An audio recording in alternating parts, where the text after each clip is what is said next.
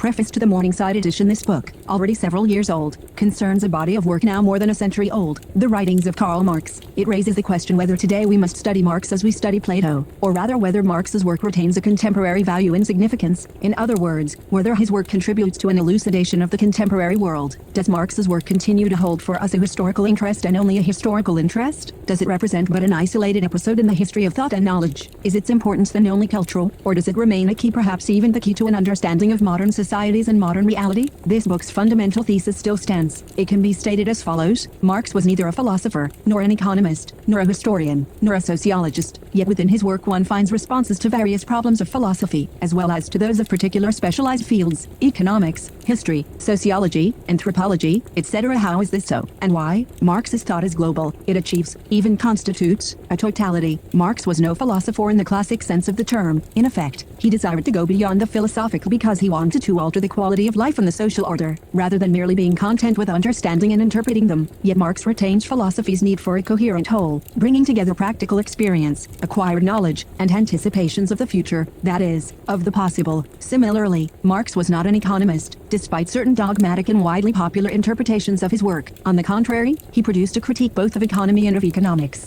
A historian, yes, in a sense, since his method first requires a return backward in time, followed by a reciprocal and inverse progression, a movement that reconstructs the origins of contemporary reality. This process, referred to as historical materialism, is too often reduced to a simplified historicism. As a concept, however, it is bound up with very general ideas concerning the role of historical conflicts and contradictions, ideas incontestably philosophical in origin but which Marx judges to be confirmed by experience. A sociologist, in analyzing the society of his era, Marx studies precisely those objective and subjective realities which are incorporated into the realm of that differentiated and specialized field of knowledge known as sociology, the family, nationality and the nation, political representations and the strategies of various class struggles, etc. He does not, however, carve out of a reality, as one does today, an epistemological field bearing the name sociology. On the contrary, Marx would repudiate any such delimitation that stands in the way of global apprehension and comprehension. The same is true for anthropology. Yet one must realize that Marx's analyses in this area date from his so-called youthful work, especially the celebrated 1844 manuscripts, somewhat disdained by Marxists of certain tendencies since these works have not always been read and studied in a larger context. One cannot, however, avoid the fact that the notion of totality is difficult to define and even more difficult to employ. Many Marxist theoreticians, including Lukács and Althusser, have failed in this undertaking because of their tendency to use this idea dogmatically. One cannot deny that Marx received this idea from Hegel and, through him, from the philosophical tradition. Marx himself does little to clarify it. The efforts of numerous commentators have obscured it more than they have explained it. Moreover, the idea has drifted toward the notion of system, but there is no Marxist system. Marxist thought does not close itself off. It remains open simultaneously to knowledge and discoveries, to practical action and political action, to the furthering and deepening of theory. An open system, in a sense, one can say so, but this label overlooks the profound originality of Marx's work, reducing his thought to considerations and definitions in which he would not recognize himself. In fact, Marx's work engages a multi-dimensional conception of time and space, of origins in the present moment, of the possible and of the future. An understanding of this, inherent in the sociology of Marx, still does not respond, however, in a totally satisfactory way, to several questions. Where today is Marx's totality evident? Might it be found in the mode of production, that is, capitalism, which has been developing for a century despite, or perhaps by means of, conflicts and contradictions? How, according to Marx's dialectical schema, can a totality contain, that is, at once conceal and recover active contradictions? Could not today's idea of the total be that of the worldwide and, foremost, the worldwide commerce for which Marx only sketched a theory?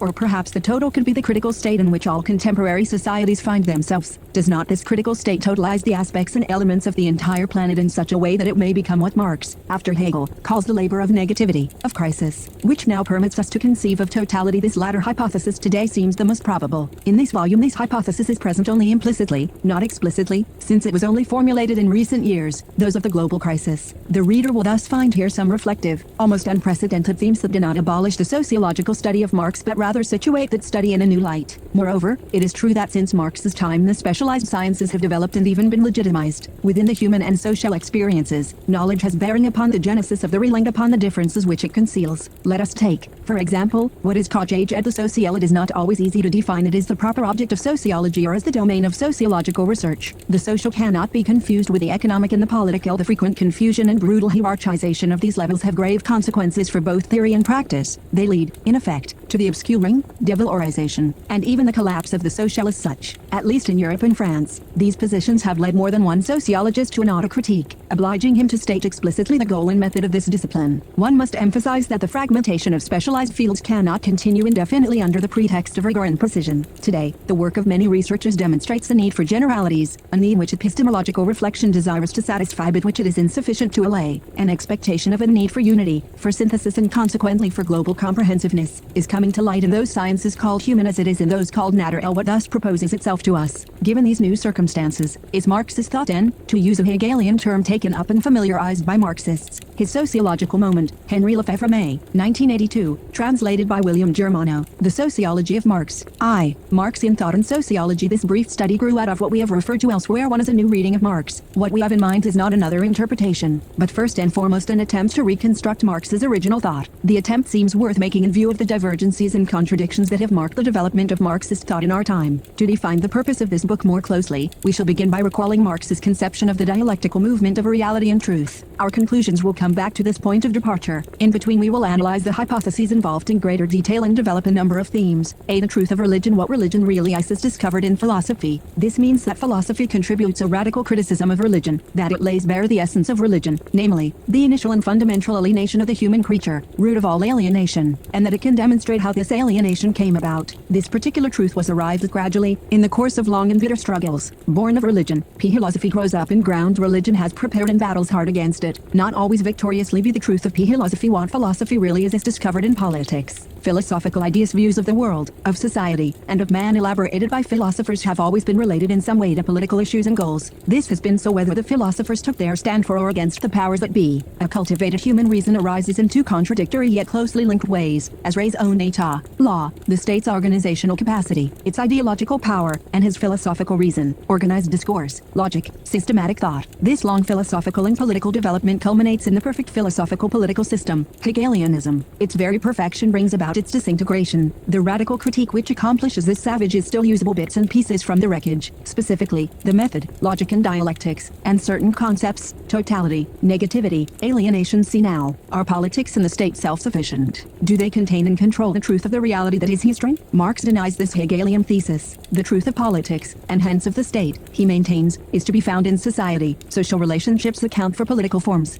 They are the living, active relationships among people, groups, classes, individuals. Contrarily to what Hegel thought, what he called civil society has more truth and more reality than political society. To be sure, these social relationships do not exist in some substantial, absolute fashion. They do not subsist in the air. They have a material foundation, the productive forces, that is to say, tools and machines. Also the way the work is organized. Tools and techniques, however, are used and are effective only within the framework of a social division of labor, are directly dependent on the social conditions of production and ownership, on the existing social groups and classes, and their conflicts. These active relationships taken as a whole make it possible to delimit the concepts of praxis, social action. This dialectical theory of truth and reality is inseparable from a given society's actual conduct of life. Both theory and practice are based upon one essential idea, that of overcoming, of going beyond. It is this that unites them because this going beyond is at once theoretical and practical, real and ideal, is determined by both past and present activity. The Marxian going beyond entails a critique of the completed Hegelian synthesis. The latter in effect eliminates dialectical movement, historical time, and practical action. Religion can and must be overcome. It has been overcome in and through philosophy. The overcoming of religion means its disappearance. Religious alienation, the root of all alienation, will be eradicated. The process of going beyond philosophy differs from the overcoming of religion. It is more complex. Against the traditional philosophies including materialism with its emphasis on the abstract thing, we must first of all rehabilitate the world of the senses, rediscover their richness and meaning. This is what is usually called Marx's materialism. The speculative, systematic, abstract aspects of philosophy are rejected, but philosophy does not just vanish as if it had never been. It leaves behind it the spirit of radical criticism, dialectical thought which grasps the ephemeral side of existence, dissolves and destroys it, the power of the negative. Besides leaving us a certain number of concepts, it opens up the possibility of a full flowering of human potentialities, reconciliation of the real and the rational, of spontaneity in thought, and the appropriation of human and extra human nature. Man has an essence, but this essence is not something given once and for all, a biological and anthropological datum going back to the earliest manifestations of humanity. It is a developing thing. More than that, it is the essential core, the quintessence of the actual process of historical development. The human species has a history, like any other reality. Generic man comes into being gradually. Philosophers have formulated the essence of man in several different ways. They have also played a part in developing it, in constituting it, by singling out certain crucial features which sum up social development. Philosophers proved incapable of realizing the his philosophical projects, which in any case was incompletely and abstractly formulated. Consequently, to go beyond philosophy means to bring this project to realization, and at the same time to put an end to philosophical alienation. In the course of its sometimes acute conflicts with the state and political society, with all the forms of alienation, each of these presenting itself as an immutable, eternal essence: religion, politics, technology, art, etc. Philosophy is brought down to earth, becomes worldly, sheds its philosophical form, it realizes itself in the world, it becomes the world's actual doing and making. Going beyond politics implies the withering away of the state and the transfer of its functions, also of the rationality it monopolizes, on which it superimposes its own interests, those of the government and the bureaucracy, to organized social relationships. More precisely, democracy holds the key to what is true about all political forms. They all lead to democracy, but democracy lives only by struggling to preserve itself, and by going beyond itself toward a society freed from the state and from political alienation. The rationality that is immanent in social relationships, despite their conflicts, or rather insofar as these conflicts are stimulating and creative, is thus salvaged. The management of things will replace the coercive power of the state over people, and so we come to a fundamental idea. Social relations, including juridical relations of ownership and property, constitute the core of the social whole. They structure it, serve as intermediary, that which mediates between the foundation or substructure, the productive forces, the division of labor, and the superstructures, institutions, ideologies. Though they do not exist substantially in the manner of things, it is they that have proved the most enduring over the ages. They render possible a future reconstruction of the individual on new foundations, so that he will no longer be negated, reduced to an abstract fiction, or driven back upon a self cut off from other selves. The immanent rationality which has been constituted and developed in the course of historical struggles between peoples, nations, classes, and groups, will be able to grow and bloom. Praxis is not confined to this rationality. In the broadest sense, praxis also includes the action of forces alien to man, those of alienation and alienated reason, i.e., ideologies. Neither the irrational nor the creative capacities that go beyond the rationality immanent in social life dare be left out of account. Nevertheless, this rationality, with its problems, its glaring gaps, and its potentialities, lies at the core of praxis. When we get to the very heart of Marx's thought, which he took over from Hegel, transforming it, what we find is a search for an overall thesis concerning the relation between human activity and its accomplishments. We recognize the philosophical problem of the relation between subject and object, freed of abstract speculative trappings. To Marx, the subject is always social man, the individual viewed in his actual relationships with groups, classes, society as a whole. The object to him is the products of nature, the productions of mankind, including techniques, ideologies, institutions, artistic and cultural works. Now, man's relations with it, which he produces by his unaided efforts, are twofold. On the one hand, he realizes himself in them. There is no activity that does not give form to some object, that does not have some issue or result which its author enjoys directly or indirectly. On the other hand, or rather, at the same time, man loses himself in his works. He loses his way among the products of his own effort, which turn against him and weight him down, become a burden. At one moment, he sets off a succession of events that carries him away. This is history. At another moment, what he has created takes on a life of its own that enslaves him. Politics and the state. Now his own invention dazzles and fascinates him. This is the power of ideology. Now the thing he has produced with his own hands, more accurately, the abstract thing, rents to turn him into a thing himself, just another commodity, an object to be bought and sold. In short, individual and social man's relation to objects is one of otherness and alienation, self-realization and loss of self. Hegel had grasped this twofold process, but incompletely and imperfectly, getting his terms round around or upside down. Marxian thought rectifies the distortion, puts human thought, human history which Hegel understood, were upside down, back on its feet. Hegel viewed the process whereby products,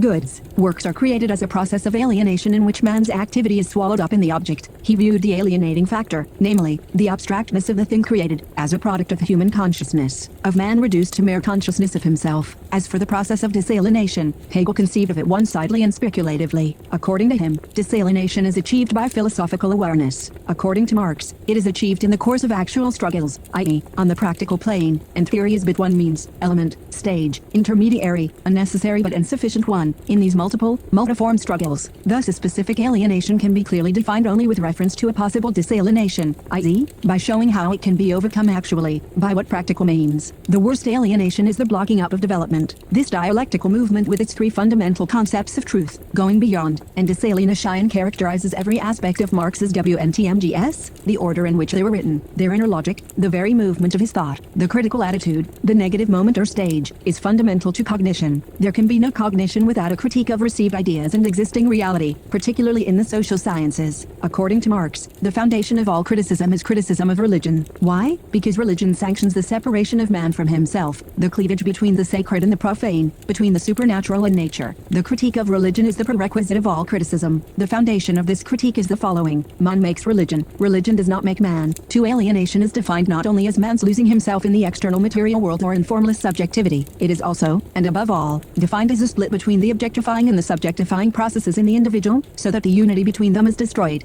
What religion is the consciousness of the man who has not found himself or who, struggling to find his essential reality, has lost it and gone astray. Such a man, however, is not some abstract being. He is social man. This state, this society produces religion, a mistaken, split, isolated consciousness and inverted world. 3. Philosophy claims to show the true nature of this world, and in a sense the claim is justified. Philosophy unmasks religion as the general theory of this inverted world, as its encyclopedic guide, its popular logic, its spiritual point d'honneur, and its moral justification. Philosophy liberates man from non-philosophy, i.e., from fantastic ideas uncritically accepted. Consequently, philosophy is the spiritual quintessence of its epoch. In his doctoral thesis, Marx had said that philosophy, essentially Promethean, rejects all heavenly and earthly gods who do not recognize that man's consciousness is the highest divinity. For all the same, philosophy is no more than theory. It comes into being as the truth about the non-philosophical world, religion, mythology, and magic, and is in turn confronted with a non-philosophical world of a different kind, a world of practical activities, ranging from the most mundane to the political. The philosopher comes into collision with these activities. He cannot affect them. He cannot organize them. He cannot transform them. He is thus led to the view that there is something intrinsically inadequate about philosophy. As he confronts the non-philosophical world, his philosophical consciousness is split, nor can he do anything to prevent this. He is driven on the one hand to this or that species of voluntarism, on the other hand to positivism. Thus two opposite tendencies arise. The first upholds the concept, the principle of philosophy. This is a theoretical tendency that attempts to derive practical energy from philosophy, the mind's power of becoming an active force in the world. The attempt comes down to one of realizing philosophy. The other tendency criticizes philosophy, stresses man's needs and aspirations, what is actually going on in history. This is an attempt to abolish philosophy. These two tendencies break up the historical process, split it in two, block its development. Both involve a fundamental error. That of the first is to suppose that philosophy can be realized without being abolished itself. That of the second is to suppose that philosophy can be abolished without being realized.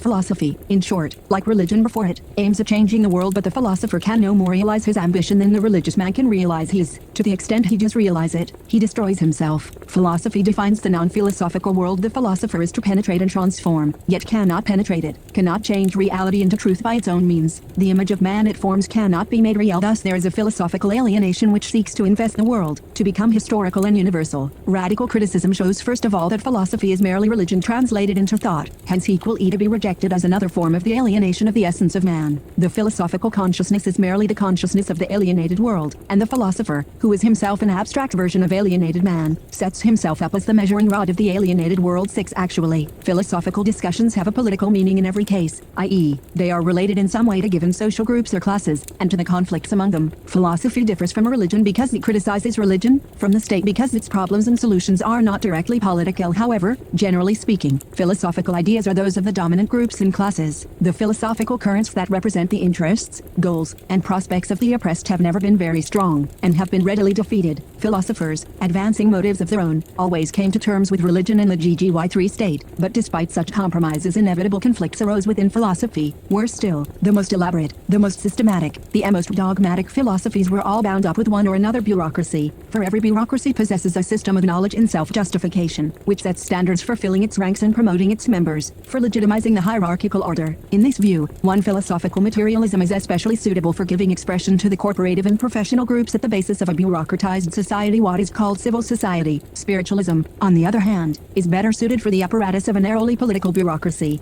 However, there are constant mutual borrowings, encroachments, and compromises between the two. Summing up, philosophy must be superseded, i.e., its projects must be realized on the one hand, and on the other hand the philosopher's alienation, philosophical abstraction, systematized dogmatism must be rejected. Where is the truth of philosophy to be found? In the history of the state, which epitomizes social struggles and social needs. The truth we are looking for is the social rough. Once historical and social reality has been unmasked, philosophy loses all claim to autonomous existence. It is no longer needed. Its place would be filled by, at most, a summary of the most overall results to be extracted from the historical development. What are these results? Let us recall them. An image of human potentialities, the methods, concepts, and spirit of a radical criticism freed of all philosophical compromises. What use, then, do they serve? They are extremely important. The philosophical heritage is not to be scorned. Thanks to it we are enabled to lay out the historical materials in a meaningful order. Philosophy bequeaths us some valuable resources, on condition we do not, like the philosophers, expect it to supply us with a recipe or schema within which to legitimize the setting up of historical epochs. 9. Philosophy takes us only to the point where the real problems arise. Exposition of the past, the present, and the possible. A correct ordering of the materials of reality. The transformation of a reality according to the potentialities it actually holds. Philosophy supplies us with some means for addressing ourselves to these problems, for formulating and solving them. In short, via the critical study of religion and the political state, it leads us as far as the social sciences. No farther. Marx is still in many quarters looked upon as an economist. He is believed to have championed a certain economic determinism, according to which the level of development of the productive forces mechanically or automatically determines the other relations and forms that constitute social life, property relations, institutions, ideas. For allegedly holding such a view he is sometimes criticized, sometimes approved, but it should hardly be necessary to point out yet another time, this interpretation overlooks the subtitle of Capital, which was a critique of political economy. After all, wasn't it capitalism that founded itself upon economic reality, commodities, money, surplus value, profit? By contrast with capitalism, in which the mediation of money changes relations between persons into the quantitative relations that obtain between abstract things, medieval society was founded on direct relations among human beings, relations between masters and serfs no doubt, GGY 5 relations of bondage, but perfectly clear ones. Once society has been transformed, human relations will again become clear and direct, only without servility. 10 is for political economy is a science. It is the study of a certain praxis, how goods in short supply are distributed among groups unequal in size, influence, function, and place in the social structure. Political economy must be superseded, is capable of surmounting itself. This should be achieved in and by a society living in abundance, making full use of its technological potentialities. The process entails the overcoming of law that aggregate of norms and rules governing the distribution of products and activities in a society that has not yet achieved abundance. Consequently, political economy is merely the science of scarcity. To be sure, every society had and still has an economic foundation or base. This base determines social relations, however, only to the extent that it limits the activities of groups and individuals. It imposes shackles on them. It arrests their potentialities by limiting them, in giving rein to their potentialities. Individuals as representatives of groups and classes undertake things on their own initiative which may or may not succeed, but which assigns the economic reality a more complex, higher, more varied place in the social whole.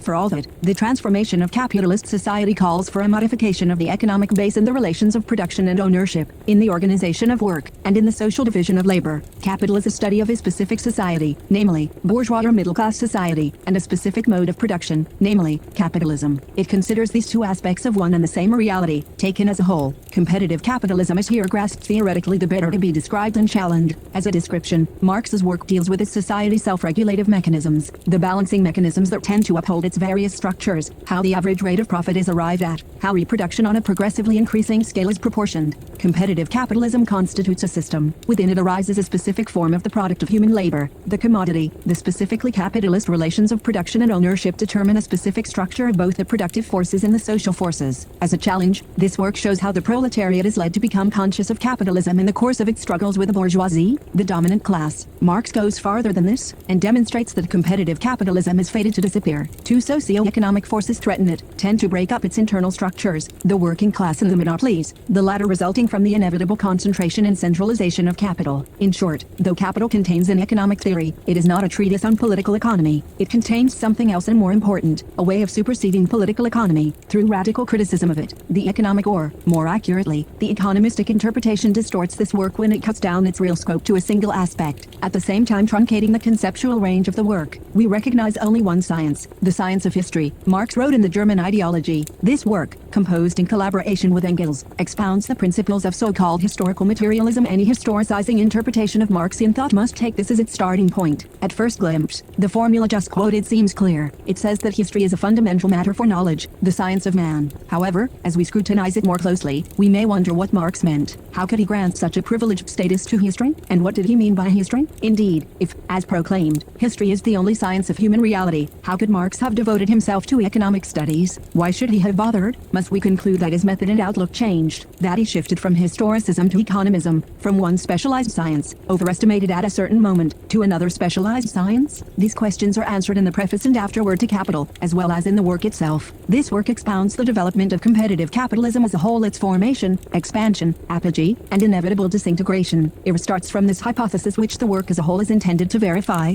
Capitalist society, like any other reality, comes into being, grows, declines, and dies. This is true of natural realities, social realities, individuals, ideas, institutions. The history of competitive capitalism unfolds on many planes and at different levels. The work contains some political economy theories of the commodity, money, rate of profit, capital accumulation, etc. Some history proper, chiefly of England, the English middle classes, and English capitalism. Some sociology pre-capitalist societies are discussed, also the bourgeois family, social classes viewed from the inside.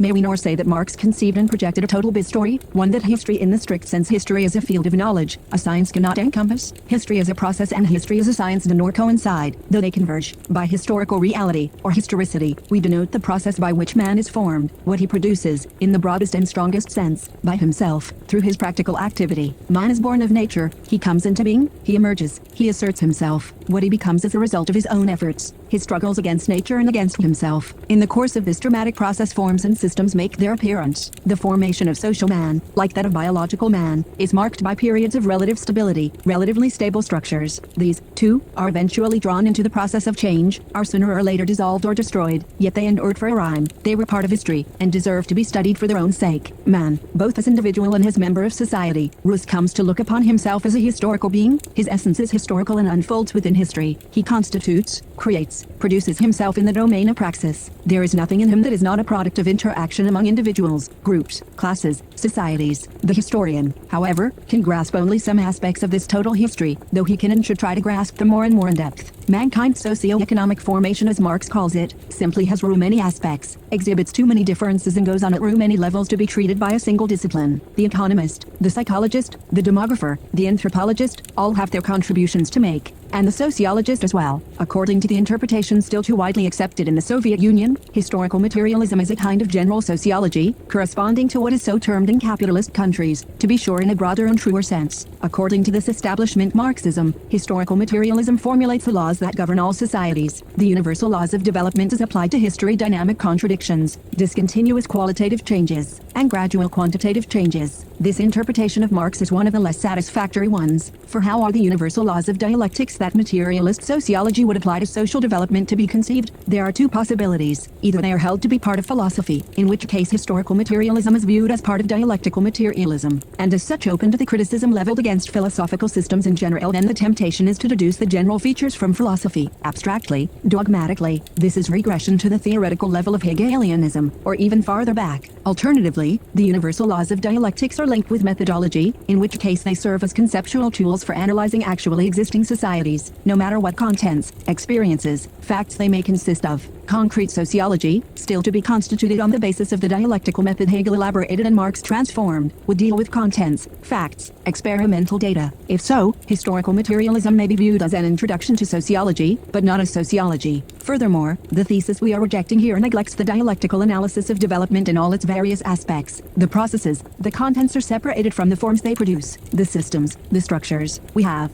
on the one hand, the process of growth, considered quantitatively, economically, in terms of material production, and, on the other hand, development, considered qualitatively, socially, in terms of the progressive complexity and richness of human relations. The idea of change or becoming remains pretty crude, well-nigh metaphysical, for all the pretentious talk about concrete history, materialism, dialectics, and stance. Marx did not formulate a philosophy of history. On this score, too, he broke with Hegelianism. His originality was to conceive, as a totality, the production of man by his own efforts, his own labor, starting from nature and from need in order to achieve enjoyment, the appropriation of his own nature. Thus Marx conceived of a historical science that would avoid the limitations of narrative and institutional history. Such a science, in collaboration with other sciences, was to consider the development of man in all its aspects, at every level of his practical activity. The term historical materialism does not designate a philosophy of history but the genesis of mankind as a totality, object of every science of human reality and goal of action. It must be emphasized that this conception of mankind's development does not come down to a history of culture, any more than to an economic history. Moreover, Marx pointedly refrains from giving a definition of the human being. He expects mankind to define itself in praxis. How can man be separated from nature with which he maintains a dialectical relationship, unity and scission, struggle and alliance? Man's destiny is to transform nature, to appropriate it as his own, both around and inside himself. Having discarded the economist and historicist interpretations of Marxism, are we to adopt a sociological interpretation? Are we to view Marx as a sociologist? Such an interpretation would be just as inadequate as the others, though it has been fairly widespread in Germany and Austria. It began by getting rid of the philosophy attributed to Marx, without,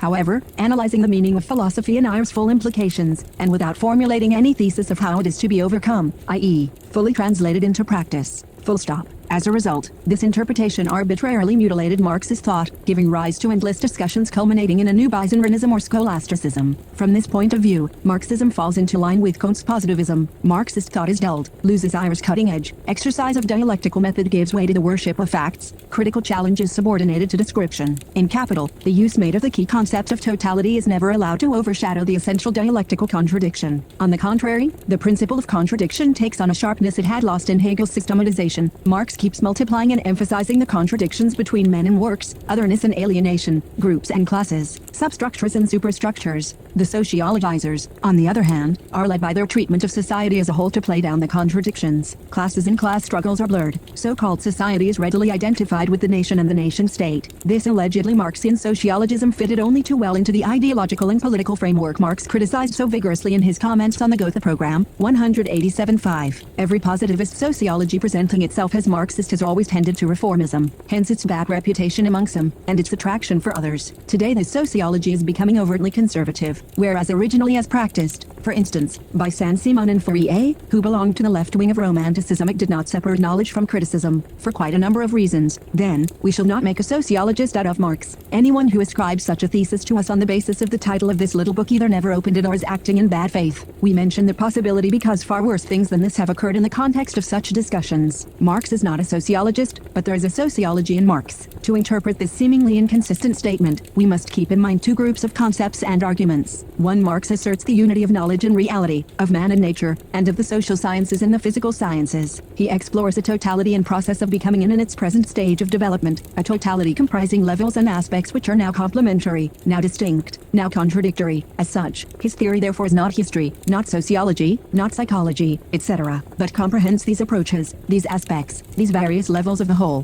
Therein lies its originality, its novelty, and its lasting interest. Since the end of the 19th century, there has been a tendency to view the writings of Marx, and Capital especially, in terms of the individual sciences. Actually, it is only since his day that they have become specialized in a system of academic compartmentalization. We may be sure Marx would have opposed Capital, which is theoretically all of a piece, has been reduced to a treatise on history, on political economy, on sociology, even on philosophy. Marxian thought is simply too broad in scope to fit into the narrow, and ever narrower categories of latter-day philosophy, political economy, history, and sociology. Nor is it correct to refer to it as interdisciplinary, a conception recently advanced not without risk of confusion, to remedy the disadvantages of a latter-day division of labor in the social sciences. Marxian investigation bears upon a differentiated totality and centers around a single theme: the dialectical interrelations between men active in society and their multifarious, contradictory accomplishments to the specialization and compartmentalization that have gone on in the sciences of humanity since Marx's exposure of competitive capitalism are not devoid of meaning. The totality of human knowledge can no longer be encompassed as it could in Marx's epoch, at once from the inside and from the outside, both as a reality and as a possibility, critically and descriptively. All the same, we cannot endorse this breaking up of the social sciences. It encourages us to forget the totality, society as a whole, the totality of human efforts. Of course, human reality is growing steadily more complex, and this mounting complexity is part of history in the broader sense. We are dealing with the broken up totality, fragments of which confront one another and sometimes separate when they do not enter into conflict: the capitalist world, the socialist world, the undeveloped world, the various cultures, the diverse forms of the state. It has even been suggested that the concepts world in the worldwide might replace the concept of totality to signify the extension of technology into a planetary scale. With such questions of terminology still pending, the indispensable presuppositions in the social sciences remain the unity of knowledge and the total character of reality. Thus it is possible to recognize in Marx's works a sociology of the family, of the city and the countryside, of subgroups, classes, and whole societies, of knowledge, of the state, etc. And this can be done at such a level of analysis and exposition as not to encroach upon the rights of the other sciences: political economy, history, demography, psychology. On the other hand, it is possible to continue Marx's own effort, starting from Capital and embracing its method, by inquiring into the genesis of so-called modern society, its fragmentations and contradictions to the Marxian concepts of praxis. Throughout his life, Marx renewed assaults on the fortress. Perhaps a better metaphor would be Kafka's cast of Hegelianism.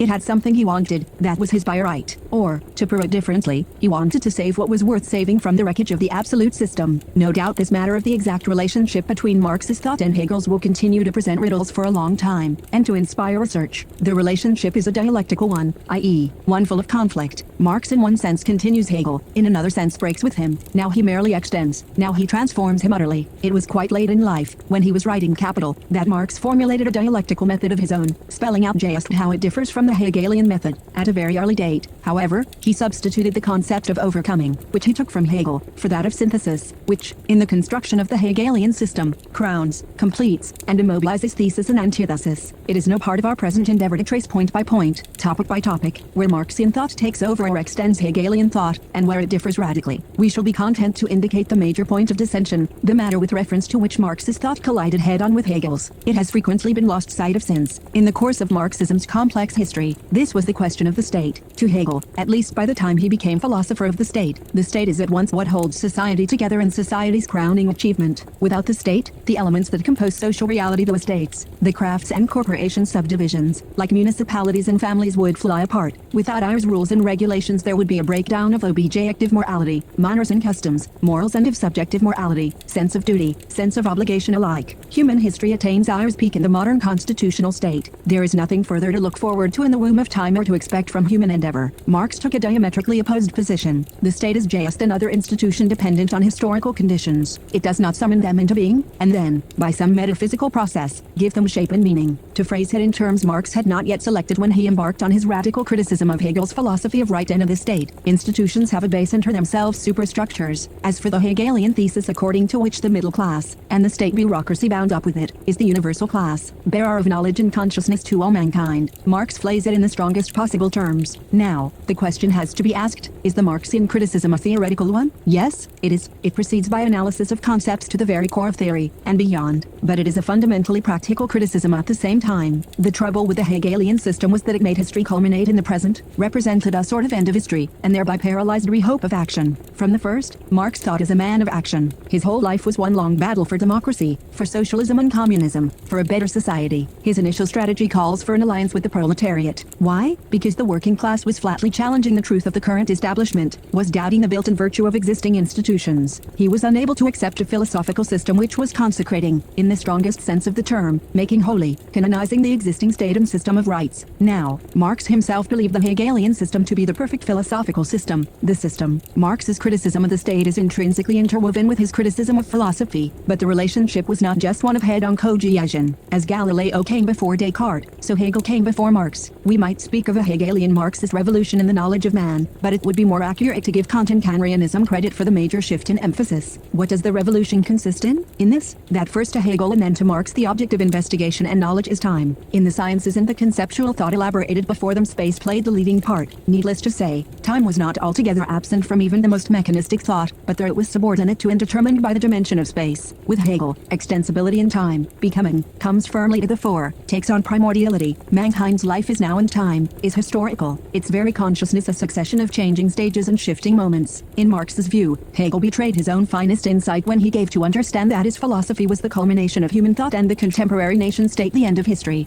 This is the legacy of Hegel's that Marx takes on his own shoulders and carries much farther. With Marx, change becomes truly universal, since both nature and history are now conceived historically. Man and all things human are from now on characterized in temporal terms. Work hours are counted, occupations are broken down and traced back to their source. Technological changes and their progressive social effects carefully noted in detail. Marx's so-called philosophical works consistently pursue this analysis in historical depth, until a point is reached where they burst the categories of philosophic systematization and challenge every formalization of human life in time that is advanced as definitive. Hegel was unable to formulate a system of freedom. His system of knowledge is therefore dangerous, and yet it was Hegel who laid the foundations of historical knowledge, and this has become the foundation of all knowledge of man. In Marx, even more explicitly than in Hegel, time has a twofold aspect. It is at once growth and development. The beings that are born into the changing world with a certain degree of stability grow slow, that is, they increase gradually in respect of certain of their characteristics. These characteristics are quantitative, and hence measurable, at the same time and are of the same process of change. New characteristics, qualitative differences, emerge. Growth and development go hand in hand. There is a connection between them, stipulated by the most general principles, laws, of dialectical thought. A being that only grew quantitatively would soon turn into a monster. And yet these two aspects of the process of change differ and sometimes separate and diverge from each other. Monstrous forms of life that exist, are not at all rare, and perhaps represent a form of decline and death.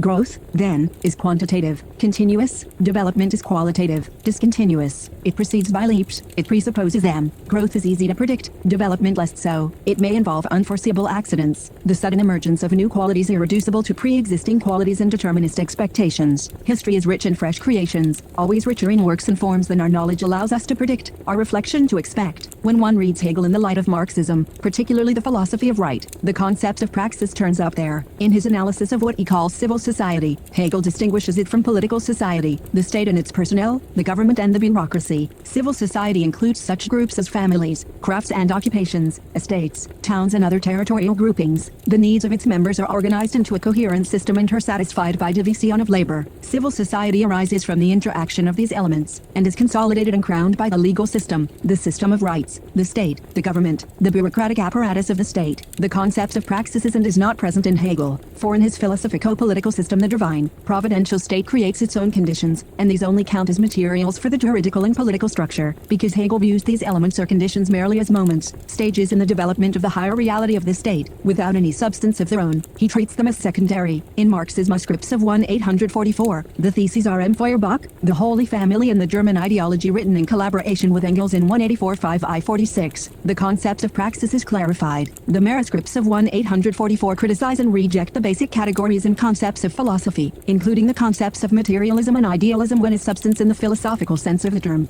It is nature in metaphysical disguise, arbitrarily separated from man. Similarly, consciousness is the human mind in metaphysical disguise arbitrarily separated from nature. Both materialism and idealism are interpretations of the world, and both are untenable in the face of revolutionary praxis. They are no longer opposed and hence neither is valid. The specificity of Marxism, its revolutionary character, and hence its class character, do not derive from any option for materialist assumptions, but from its practical character, from the fact that it goes beyond speculation, and hence beyond philosophy and materialism and idealism alike. There had been interpretations of the world in earlier thought, 18th century bourgeois thought, most notably, although it is true that materialism, generally speaking, has been the philosophy of oppressed and revolutionary classes, including the middle classes, the function of the working class is a radically new one. By clearly stressing praxis, society's actual doing and making, based on industry, which makes it possible to become conscious of all human practice in history, this class leaves behind and rejects once and for all earlier interpretations of life which correspond to obsolete stages in the class struggle. Consequently, Marxism, which theoretically clarifies the situation of the working class and gives it class consciousness at the level of theory, is not a materialist philosophy because it is not a philosophy. It is neither idealist nor materialist because it is profoundly historical. It makes explicit the historicity of knowledge. It elaborates the socio-economic formation of mankind in all its historicity. Philosophy explains nothing. It is itself explained by historical materialism. Philosophy, a contemplative attitude, accepts the existing. It does not transform the world, but only interpretations of the world. The contemplative attitude, one of the remoter consequences of the division of labor, is a mutilated, a fragmentary activity. Now, the true is a whole. Philosophy cannot lay claim to being the supreme, the total activity. The results achieved by this contemplative activity are inconsistent with empirically observed facts. There are no immobile absolutes. There is no such thing as a spiritual beyond. Every absolute is a mask justifying man's exploitation by man. Philosophical abstractions in themselves have no value, no precise meaning. The true is also the concrete. The propositions of Philosophia Perennis either are tautologies without content, or receive concrete meaning from some historical, empirically verifiable content. To rise above real-world by pure reflection is in reality to remain imprisoned in pure reflection. This position does not imply nominalist consequences. The universals are grounded in praxis, which is itself objective. Marx denies the existence of several qualitatively different types of knowledge, such as philosophical knowledge on the one hand, scientific knowledge on the other. Abstract philosophical thought is justified only as abstraction from particular scientific insights. More accurately, for summing up the most general results obtained from the study of historical development, historical materialism is justified by the aim of restoring to human thought its active strength, a strength I had in the beginning, prior to the division of labor, when I was directly linked to practice. But it is also justified by the philosophical decision not to be taken in by illusions of the epoch and to create a truly universal doctrine. This triple requirement, that thought should be efficacious, true, and universally human, at once writes finis to philosophy and yet represents Cyrus' continuation, can still be regarded as a philosophical requirement experiment. It is not fully developed in the German ideology and the Holy Family, but we find it at the heart of the subjects treated, the polemics, and the criticisms contained in texts written later. The concept of praxis comes to the fore in Marx's so-called philosophical texts. As we have just said, praxis is defined by being opposed ro philosophium to the philosopher's speculative attitude. Feuerbach,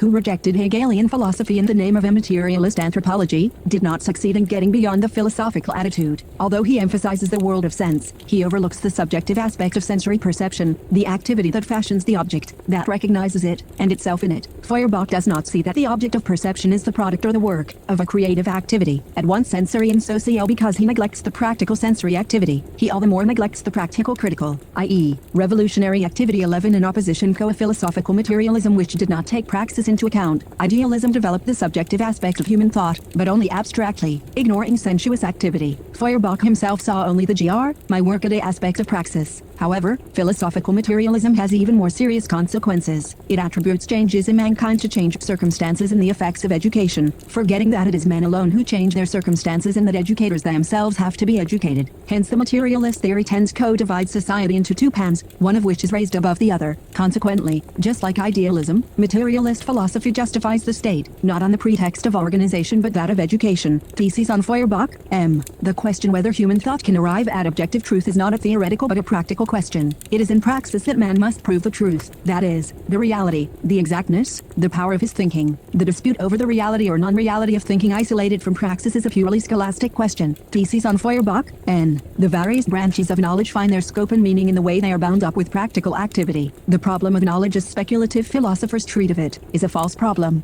Abstract logical consistency, theory divorced from social activity and practical verification, have no value whatever. The essence of man is social, and the essence of society is praxis acts, courses of action, interaction. Separated from praxis, theory vainly comes to grips with falsely formulated or insoluble problems, bogs down in mysticism and mystification. Theses on Feuerbach. VM. In these early works, praxis is defined chiefly in negative terms, as that which philosophy ignores or discards, as that which philosophy is not. This is a polemical determination, although the negative serves to bring out what is essential and positive for dialectical thought. Still, the new concept is not fully elaborated. Marx has not as yet clarified it well enough to forestall certain confusions. The criterion of practice, formulated in the second of the theses on Feuerbach, will later be interpreted as a total rejection of theory in favor of practicality, as adherence to empiricism and the cult of efficiency, as a kind of pragmatism. In the name of the critique of philosophy, the importance of philosophy will be lost sight of, as will also the fact that for Marx praxis involves going beyond philosophy. Some writers hold that the social sciences, the human or behavioral sciences, among which sociology stands in the forefront, are an adequate substitute for a philosophy on its last legs. According to them, the symbols, visions, and concepts of philosophy, which they treat as equivalent, will be supplanted by formulations of empirical fact in the fields of sociology, anthropology, cultural history, etc. These thinkers will find themselves at a loss, sooner or later, when confronted by findings specific enough but fragmentary, limited in their import, such as can take on depth and range only by a return to some sort of philosophizing, whether admitted as such or not, or else it comes to the same thing. The fragmentary techniques of the specialists will promptly impel philosophers to step in and give speculative unity to the formless mass of facts, techniques, results. There will be a tug of war between positivism and philosophism, the objective and the subjective, empiricism and voluntarism. Others maintain that Marx discovered praxis all right, and his discovery makes philosophy useless while at the same time clearing the way for realization of the philosopher's dreams. Actually, the concept of praxis is more complex than that. We have noted that it involves differences, levels, polarizations, contradictions. To analyze and expound its creative power, we must take our point of departure from the universal concepts that philosophy has elaborated. If the discovery of praxis is interpreted as the rejection of philosophy purely and simply, are we nor moving coward a philosophy of praxis, pragmatism or something like it, i.e., just another philosophy, derivative of or substitute for philosophy in the old sense? All these tendencies are to be discerned in the contemporary Marxist movement higgledy-piggledy, without elucidation of the hypotheses or their implications. Actually, for all practical purposes, official Marxism takes an empiricist, positivist attitude, under cover of a philosophical phraseology.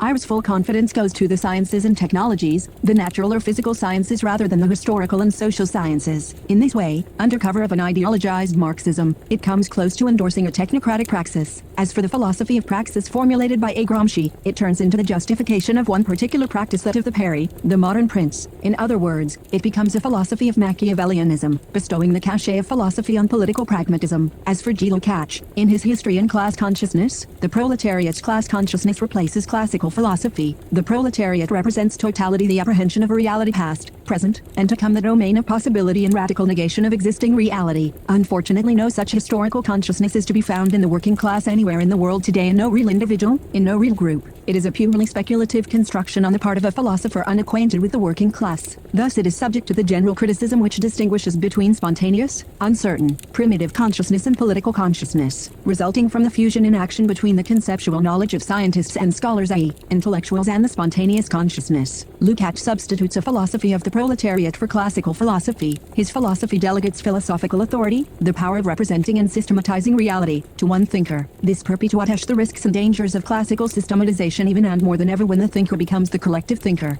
Lukács' theory of class consciousness has the same defect as the philosophy of praxis elaborated by Antonio Gramsci. Both Marxist theoreticians have conceived the end of philosophy without its realization, a very widespread error. The discovery of praxis does away with autonomous philosophy, with speculative metaphysics, but it progresses toward the realization of philosophy only to the extent that an efficacious, revolutionary praxis relegates to the past, along with the division of labor and the state, the opposition between the world of philosophy, the world of truth, and the non-philosophical world, the world of reality, for a number of reasons, some of which were present in Marx's lifetime and some of which have emerged since, but all of which are connected with the contradictory development of Marxism in our time. We believe it indispensable to provide an explication of the concepts of praxis. To do this, it is not enough to group together excerpts or quotations from Marx and Engels. We have also to clarify the concepts in the light of modern man's experience and ideals. Only a full exposition of the concept, of what it implies as well as of what it makes explicit, will show that it contains many sociological elements, a sociology of needs, of objects, of knowledge, of everyday life, of political life, etc. In the reading of Marx, we propose the successive steps are gradually integrated in an ever broader and closer conception of practical, political action. Marx never went back on his criticism of philosophy or on his concepts of praxis. To the very end of his life, he intended to write an exposition of the dialectical method, but he died without having carried out this project. Not only is Marx's work unfinished, even its most developed portions are insufficiently elaborated. This has contributed to no small extent to later misunderstandings of it. An exhaustive study of the concepts of praxis in Marx, assuming that such a study is possible, would involve the comparative analysis of a considerable number of texts. We are leaving this task to others, as also the task of redefining the relations between Hegel and Marx, and many other unsettled questions. Our sole purpose is to make certain confusions less likely, if not to prevent them entirely, and to show how Marx's concepts of praxis leaves room for sociology in the most modern sense of the term. The concept of praxis presupposes the rehabilitation of the world of sense. Restoration of the practical sensuous is called attention to above. As Feuerbach had seen, the sensuous is the foundation of all knowledge because it's the foundation of being. The sensuous is not merely rich in meaning, it is a human creation. The human world has been created by men and women in the course of their history, starting from an ordinary nature which is given to us already transformed by our own effort, tools, language, concepts, signs, wealth at once graspable and inexhaustible. The practical sensuous shows us what praxis is. It is one continuous revelation, a disclosure so unmistakable that we need only open our eyes to perceive the enormous scope of praxis in this human creation which encompasses landscapes, cities, objects of common use, and rare objects, works of art. The unity of the sensuous and the intellectual, of nature and culture, confronts us everywhere. Our senses become our theoreticians, as Marx put our, and the immediate discloses the mediations it involves. The sensuous leads us to the concept of praxis, and this concept unfolds the richness of the sensuous. Relations between human beings are part of this world of sense now rediscovered, revealed, recognized. For before becoming another consciousness for the conscious subject, a living being is merely an object. Precisely as a sensuous object, it enters into more or less rich and complex social relations, which reveal it as subject, and allow it to exercise its subjective powers. Activity, reflection, desire. Be man, the human being, is first of all a creature of need. He is this to a greater extent than animals are, for nearly all of them from birth onward possess means of survival in their own bodies and their immediate environment. Failing this, they simply die, individuals and species alike. In all human activities, need in general generically, essence itself is a condition of human life. There is nothing in human life that does not correspond to some need or does not create a need, even in the most remote reaches of culture and technology, let alone in economic life. In addition to individual needs, which are satisfied only socially, there are social needs proper and political needs, immediate needs and cultivated needs, natural needs and artificial needs. Recognition of the subjectivity of other human beings does become a human, that is, a social fact until the point is reached where the recognition of the other's needs becomes itself a conscious need.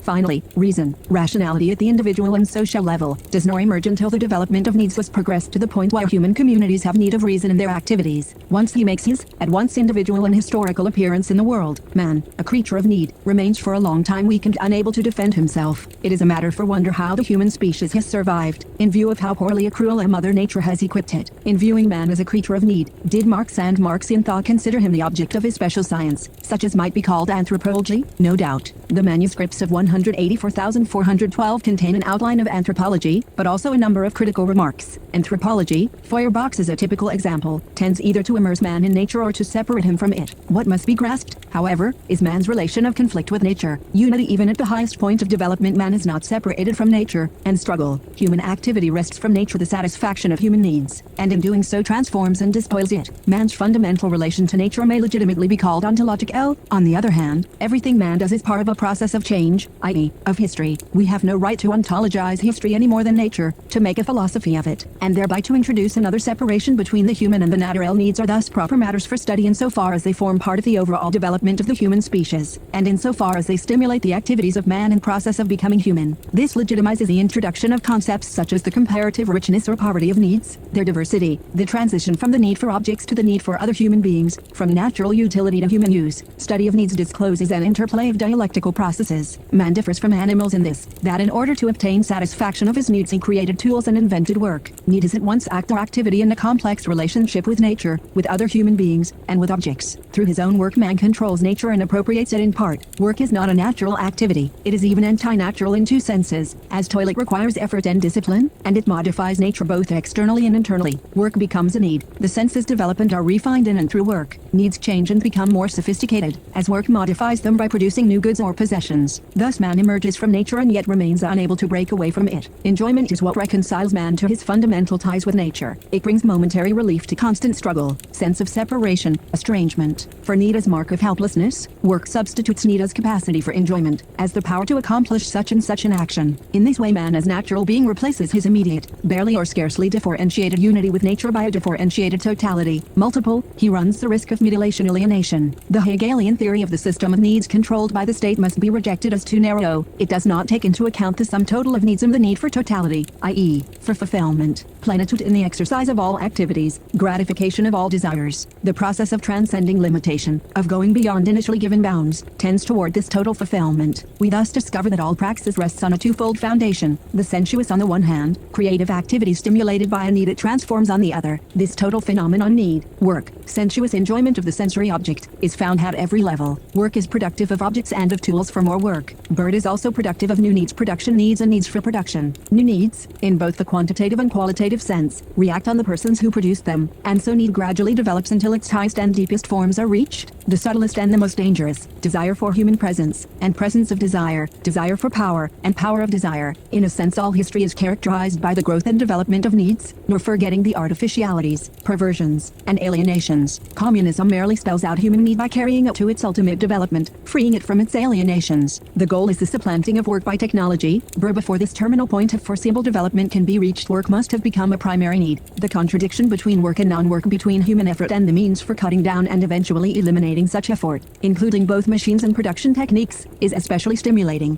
Non-work is idleness, but also spontaneity of genius, the inability to work and the reward for toil. It is need qua privation of complete enjoyment. 13. The human species progresses from the non-work of the animal to the non-work of the being powerful enough to have attained technical mastery over matter, having gone beyond the relentless and oppressed labor of the human masses in the non-work, idleness, of their exploiters. See, work is part of a dialectical process, need, work, enjoyment, within which it is one practical and historical moment or stage. In the course of this process it acquires its own determinations, and new processes interact with the earlier ones. Work gets broken up. Division of labor, biological, technological, determined by the tools, and social divisions of labor interact. Functions get split up. The separation between city and countryside goes hand in hand with that between intellectual work and physical work. The city usurps the managing functions, and the latter become more refined within the urban framework. Planning, administrative supervision, political orientation, relations with other territorial groups. For long periods, particularly within the Asiatic mode of production, the city lives parasitically upon the countryside, only performing non-productive and military, administrative, political functions. Later, especially in Western Europe, the city supplants the countryside in respect of productive work. This process is especially characteristic of the capitalist period, which accelerates it. This represents the end of a long historical development during which inequality of functions became more and more accentuated. Productive work, mainly agricultural, is devalued in relation to other functions, those of chiefs, elders, warriors, priests, and sorcerers. The various groups which had persisted for millennia before becoming working classes fight bitterly among themselves over the scanty surplus of the society's production. As yet the privileged functions are unable to free themselves from the control of the community. They must make careful use of their prestige in order to strengthen it, play imaginary roles, sacrifice themselves to the conditions of their primacy. The state in process of emergence does not yet permit them to take the common people for granted. More particularly, the privileged groups are for a long time obliged, in order to justify themselves, invent works, to build monuments, to embellish the city, to organize celebrations and festivals. At this point one of the privileged functions, the ideological function, takes on particular importance. At first performed by the priests, only much later do ever more specialized intellectuals, poets, philosophers, scientists, writers take it over. Before going into the concept of ideology, we may just call attention to the social underpinnings of all ideology in a group of specialists who elaborate ideas and present them to the larger society. We must distinguish between activities concerned with physical nature and activities concerned with human beings. The latter eyes out of the division of labor, and yet the term labor does not quite apply to them. We speak of religious, political, and cultural functions rather than of religious, political, or cultural work. Let us designate the two groups of activities by the terms poiesis and praxis, respectively. Poiesis gives human form to the sensuous. It includes man's relations with nature, his labors as a farmer, craftsman, and artist, and more generally, the appropriation of nature by human beings, both of the nature external to themselves and that which is internal to themselves. Praxis comprises interhuman relationships, managerial activities, and the functions of the state as they come into being. In a broad sense, praxis subsumes poiesis. In this strict sense, it only designates the pragmata, the matters actually deliberated by the members of society. The distinction proposed here follows the developmental sequence of language viewed as the embodiment of society's consciousness. It emphasizes the way human activities, within the unity of the social, are themselves divided against themselves, constitute a duality. Poiesis, result of a division in the body social, is in turn divided. Productive labor, agriculture, crafts, and later industry, is devalued in relation to creative activity proper, or, more accurately, the activity that is alone regarded as creative, namely, that which an individual pursues in producing a work. The thing, the product, the work come to be distinguished from one another. Similarly in praxis, in the strict sense, some activities come to enjoy specially privileged status, namely, the mediations or activities of intermediaries, the trader, the orator, the political leader. In the course of this vast process, work comes to be in conflict with itself.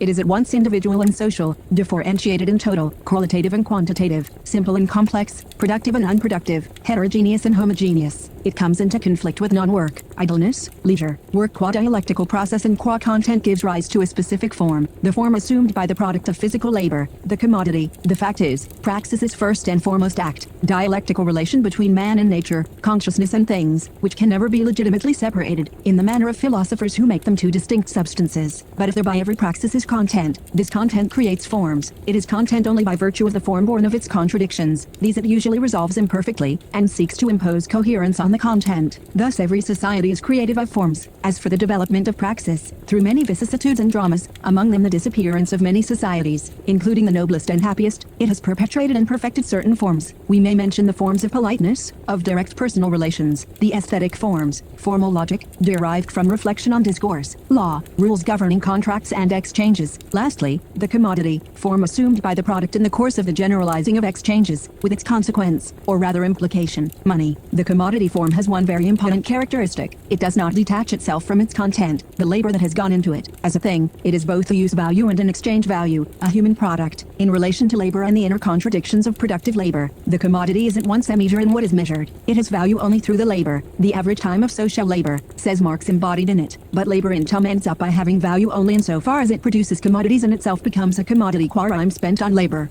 Full stop. Once launched upon its career, the commodity carries to the end the potentialities inherent in this form. With the commodity, ever greater importance is assumed in praxis by the mediator between the various types of productive labor, the trader. By the latter's activity labor is subjugated and brought into subjection, money becomes primordial, and the intermediaries become more essential than creative or productive activities. In the first 100 pages of Capital, Marx shows how a thing, a product, assumes, under certain conditions, the form of a commodity. The thing splits in two, without losing its material reality and use value. It is transmuted into an exchange value. The thing as such is subjected to a transubstantiation, whereby it passes from qualitative to quantitative status, from its separate identity to confrontation with other things, from a substantial reality to a pure form, coins, money. The form attains its perfection when every single commodity can be evaluated by one universal equivalent, money. This analysis of use value and account of its formal development are well known to Marx. The commodity form, which he traces through each successive transformation, possesses the peculiar capacity of concealing its own essence and origin from the human beings who live with it and by it. The form is fetishized. It appears to be a thing endowed with boundless powers. The form reacts upon its own content and takes possession of it. The thing turns man into its thing, disguising its own origins and the secret of its birth, namely, that it is the product of specific human interrelations. This fetishist character of commodities, money, capital, has far-reaching consequences. It generates real appearances that befog reality, praxis, the more effectively because they are part of it. Analysis must dispel this fog, cut through the veil of appearance. The fetishized form takes on these two properties. As abstract thing, it becomes autonomous, and dissimulates to real relationships. We shall be coming back to this analysis in closer detail. Man's reflections on the fawns of social life, and consequently, also, his scientific analysis of these forms, take a course directly opposite to that of their actual historical development. He begins, post festum, with the results of the process of development ready to hand before him. The characters that stamp products as commodities, and whose establishment is a necessary preliminary to the circulation of commodities, have already tacked on the stability of natural, self-understood forms of social life, before man sets out to decipher not their historical character, for in his eyes they are immutable but their meaning. 14. In other words, the form is deceptive. It induces false impressions, erroneous thinking, namely, the impression of fixity, confusion between the natural, immobile thing, and the social thing, abstract, hence formed historically,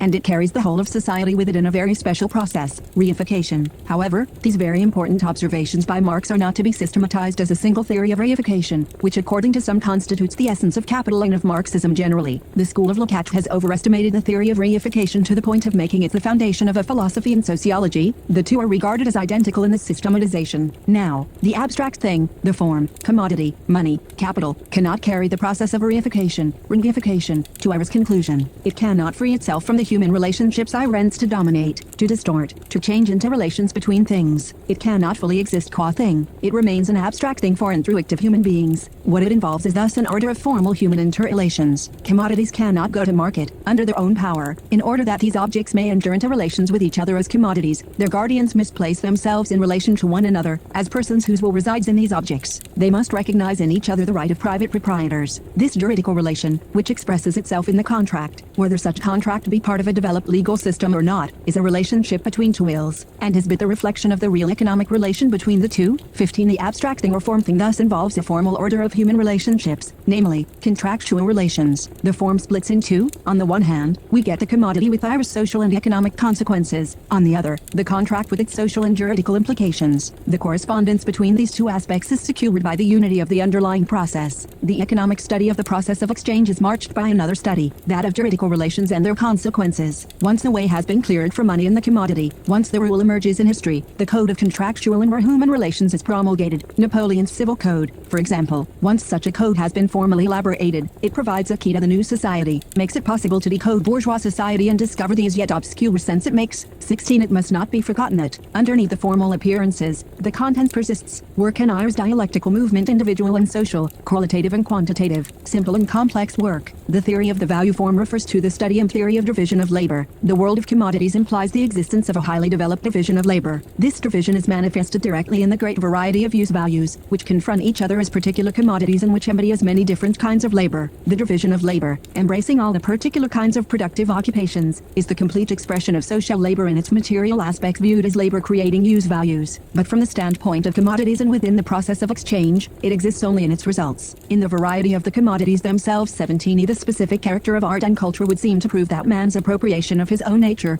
within man's sensations and sensibility, needs and desires, falls under the heading of poiesis rather than praxis. In the strict sense, it is the works that appropriate man's nature in a given culture. This thesis, however, is not to be formulated or accepted without reservations. The appropriation results from both activities, from their unity that persists even after their separation. We must distinguish between domination over nature, external nature, and appropriation of nature, within man. Control can be exercised over nature without advance in its appropriation. Some societies have stressed appropriation. Historic example, Greece. Others have stressed control over nature and domination by men of men. Historic example, Rome. The respective elements of various societies, cultures, civilizations have differed greatly on this score. We have also to distinguish between the controlled, dominated or appropriated sector and the non-controlled sector. The latter does not fall entirely within physical nature. Within man, too, there is an area man does not know and does not control, in the individual heart no less than in public, collective history, that one part of human reality, the historical and social beneficial, should be known and dominated or appropriated, while another part should be unknown and should continue to operate blindly, is a social and historical fact of major importance. Men make their society and their history, but without knowing how, in a fashion characterized by the ambivalent mixture of knowledge and ignorance, conscious action and blind compulsion. 18. The two sectors coexist, but theirs is anything but a peaceful coexistence. It is marked by bitter struggles, continually renewed. Since Marx was familiar with Greek thought, 19. We might assume that he was familiar with the well-known distinction between causes and reasons, determinisms, contingencies and accidents, human will and human choices. These three orders confront and conflict with one another in the life of actual societies. The third order tends to expand and encroach upon the two others without ever absorbing or eliminating them. One widely recognized schema distinguishes various levels of praxis: the base or foundation, productive forces, techniques, organization of labor, structures, production and property relations, superstructures, institutions, ideologies. This schema is in keeping with some of the texts by Marx. Does it cover the whole of praxis? Must we look upon it as necessary and sufficient? We do not think so. The same goes for the no less popularized scheme according to which economic life is looked upon as the anatomy of society, and sociology as its physiology. Such schemata freeze into dogmas and become fallacious. They leave out of account the mediations, the encroachments, the interactions, and above all the forms. For instance, in the first of the above-mentioned schemata, what place are we to assign to knowledge? It is closely related to techniques, hence to the base, and to ideologies, hence to the superstructures. And where do language, logic, and law belong? Both schemata tend to underestimate the importance of human activity, the living, and two-sided relations between men and their works. They leave out fundamental dialectical moments, both those relating to need and those relating to work. In short, they overlook or break down the concepts of praxis. Without rejecting analysis according to levels, we shall propose another scheme that we believe to be faithful to Marx's inspiration. There are three levels of praxis: the repetitive, the innovating, and between these two extremes, the mimetic. In repetitive praxis, the same gestures, the same acts, are performed again and again, within determined cycles. Mimetic praxis follows models. Occasionally it creates without imitating, i.e., creates without knowing how or why, but more often imitates without creating. 20 is for inventive, creative praxis. Its highest level is reached in revolutionary activity. This activity can be exercised in knowledge and culture, ideology, as well as in the field of politics. Political action, however, concentrates and condenses all partial changes in a total phenomenon, in a revolution that transforms the mode of production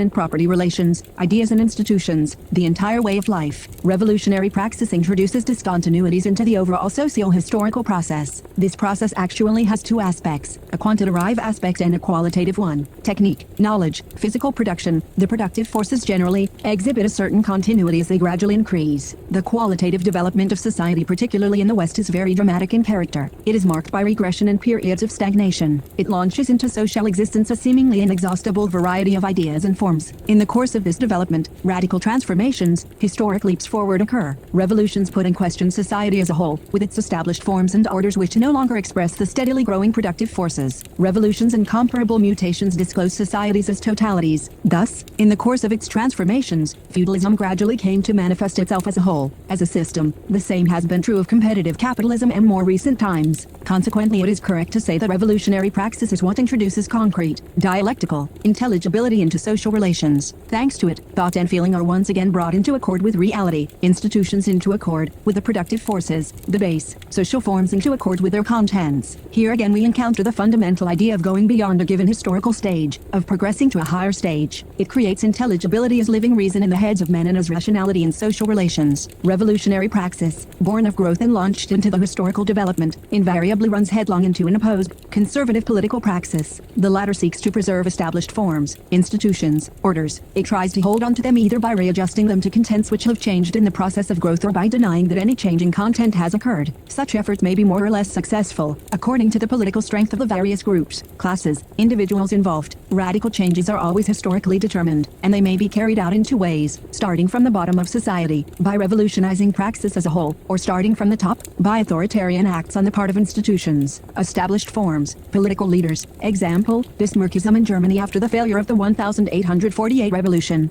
Only changes of the first kind are decisive, for only they get rid of obsolete forms. Changes of the second kind are not as far-reaching, but according to Marx they pave the way for more radical transformations. Here we are faced with another fundamental idea. Everything in society is act. The essence of the human is what it accomplishes. Even the working out of historical necessity involves recourse to action praxis if the transition from the possible to the real is to be effected, and so leaves room for human initiative. Every possibility presents mankind with two alternatives: that of greater alienation, that of disalienation. Alienation, like any other process, tends to become real. Disalienation is brought brought about by conscious struggle, progressively more conscious once the working class appears on the stage of history against alienation. Everywhere and always social man is inventive, creative. Everywhere and always he is enthralled to his own achievements. Praxis in its supreme realization, creative, revolutionary praxis, does not exclude the theory it animates and verifies. It comprises theoretical decision as well as the decision to act. It involves tactics and strategy. There is no activity without an aim in view, no act without a program, no political praxis save as the possible, the future, are envisaged. The concepts of praxis and actual praxis should by now begin to reveal the wealth of determinations they contain. We must not be misled by the Hegelian term determination. Though it is determined, praxis remains open. It always points to the domain of possibility. Dialectically, this is precisely what determination is. The negative that contains the positive, negates the past in the name of the possible, and so manifests it as totality. Every praxis has two historical coordinates. One denotes the past, that which has been accomplished. The other the future onto which praxis opens and which it will create. Determination does not signify determinism. Confusion on just this point lies at the bottom of a good many misunderstandings of Marxian thought. Determinisms are inherited from the past. They are forms, systems, structures that somehow survive more or less intact and have yet to be superseded or have as yet been only incompletely superseded. They continue to exert an active influence upon the present. Determinisms do not rule out accident, contingency, or creative efforts on the part of individuals and groups to do away with such survivals. In examining how praxis, both the reality and the concept, unfolds, we started from the biological the needs of man as a living being. We briefly surveyed the development of human needs and the levels of reality at which they manifest themselves: anthropological, historical, economic, sociological. We have noted some of the major forms generated in the course of this process. Is it possible to specify which of the concepts formulated by Marx and Marxism bear upon the special science of sociology, as it has been constituted since Marx's day? This is possible, at least viewing these concepts as hypotheses. The Marxian sociologist will study the emergence of forms, the way forms react on contents, structures on processes. The results of the processes of change illumine the latter retrospectively on the one hand, and modify them on the other, while any form, once constituted, exhausts the possibilities inherent in it, which are always determined, hence limited. Other forms, structures, and systems make their appearance. These entities born of change seek to survive, and act upon one another, in society as well as in nature. It is incumbent on the sociologist to analyze and expound all these interactions. The historian studies specific processes, hence the genesis of forms and the formation of structures, and the economist specific forms or structures taken in themselves. The interaction of forms and structures leads them to their end. Therefore the sociologist will study stable, balanced structures with reference to the elements that undermine them. He will study the established entities with reference to their ephemeral aspects, that is,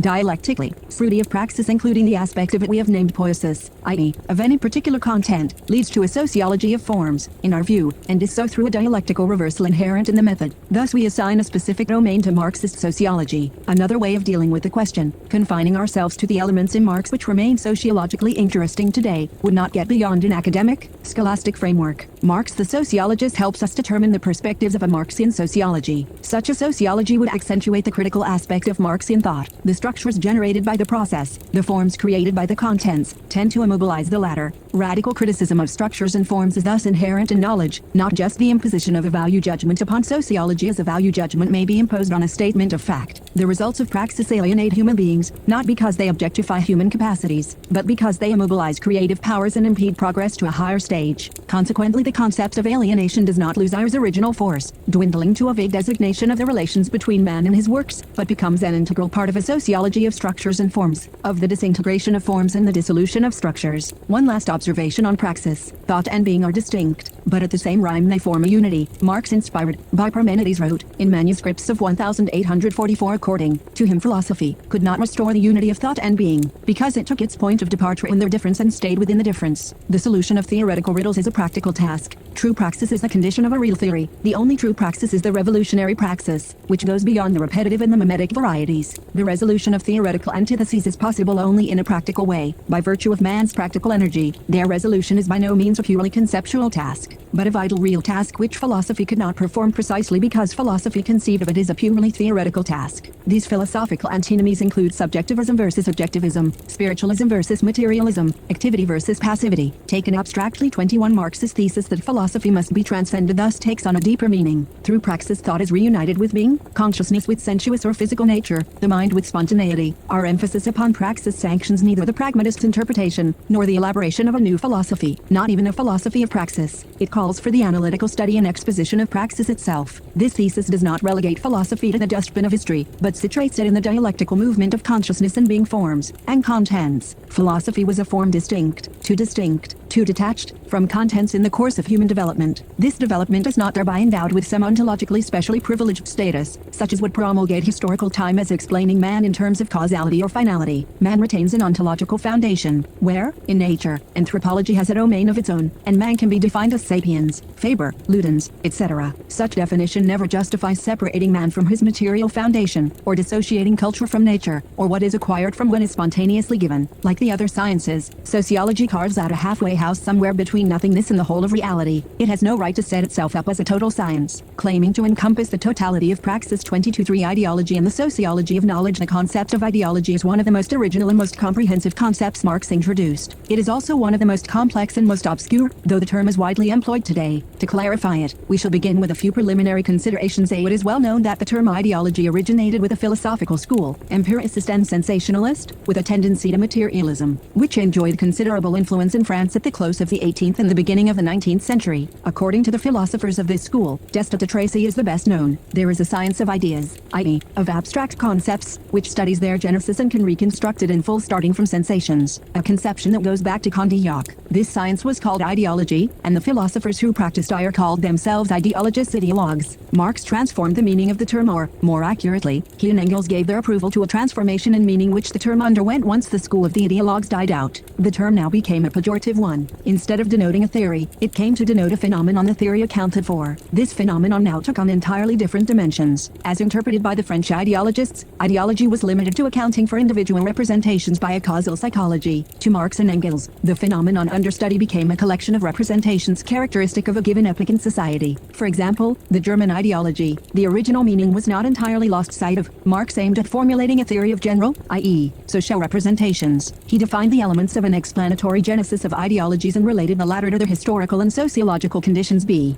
If we introduce terms such as opacity and transparency of a given society in our exposition, we may be charged with substituting images for scientific definitions. However, Marx himself uses such images and views them as elements of knowledge. Transparency stands for immediate presence or intelligibility, a quality that is not often found in representations. Since Robinson Crusoe's experiences are a favorite theme with political economists, let us take a look at him on his island. Moderate though he be, yet some few wants he has to satisfy, and must therefore do a little useful work of various sorts, such as making tools and furniture, taming goats, fishing and hunting. Of his prayers and the like we take no account, since they are a source of pleasure to him, and he looks upon them as so much recreation. All the relations between Robinson Crusoe and the objects that form this wealth of his own creation are simple and transparent. Let us now transport ourselves from Robinson's island bathed in light to the European Middle Ages shrouded in darkness. For the very reason that personal dependency forms the foundation of society. 23 There is no necessity for labor and its products to assume a form different from their reality. They take the shape of services in kind and payments in kind. Here the particular and natural form of labor, and not as in a society based on production of commodities. Its general abstract form is the immediate social form of labor. In the patriarchal industries of a peasant family that produces corn, cattle, yarn, linen, and clothing for home use, these different articles are, as regards the family, so many products of its labor, burrs between themselves. They are not commodities. Let us now picture to ourselves a community of free individuals, carrying on their work with the means of production in common, in which the labor power of all the different individuals is consciously applied as the combined labor of the community. The social relations of the individual producers, with regard both to their labor and to its products, are in this case perfectly simple and transparent, and that with regard not only to production but also to distribution. Trading nations properly so called exist only in the intermundi of the ancient world, like the gods of Epicurus or like Jews in the pores of Polish society. Those ancient social organisms of production are, as compared with bourgeois society, extremely simple and transparent, but they are founded either on the immature development of man individually, who has not yet severed the umbilical cord that unites him with his fellow man in a primitive tribal community, or upon direct relations of subjection. The life process of society, which is based on the process of material production, does not strip off its mystical veil until it is treated as production by freely associated men and is consciously regulated by them in accordance with a settled plan.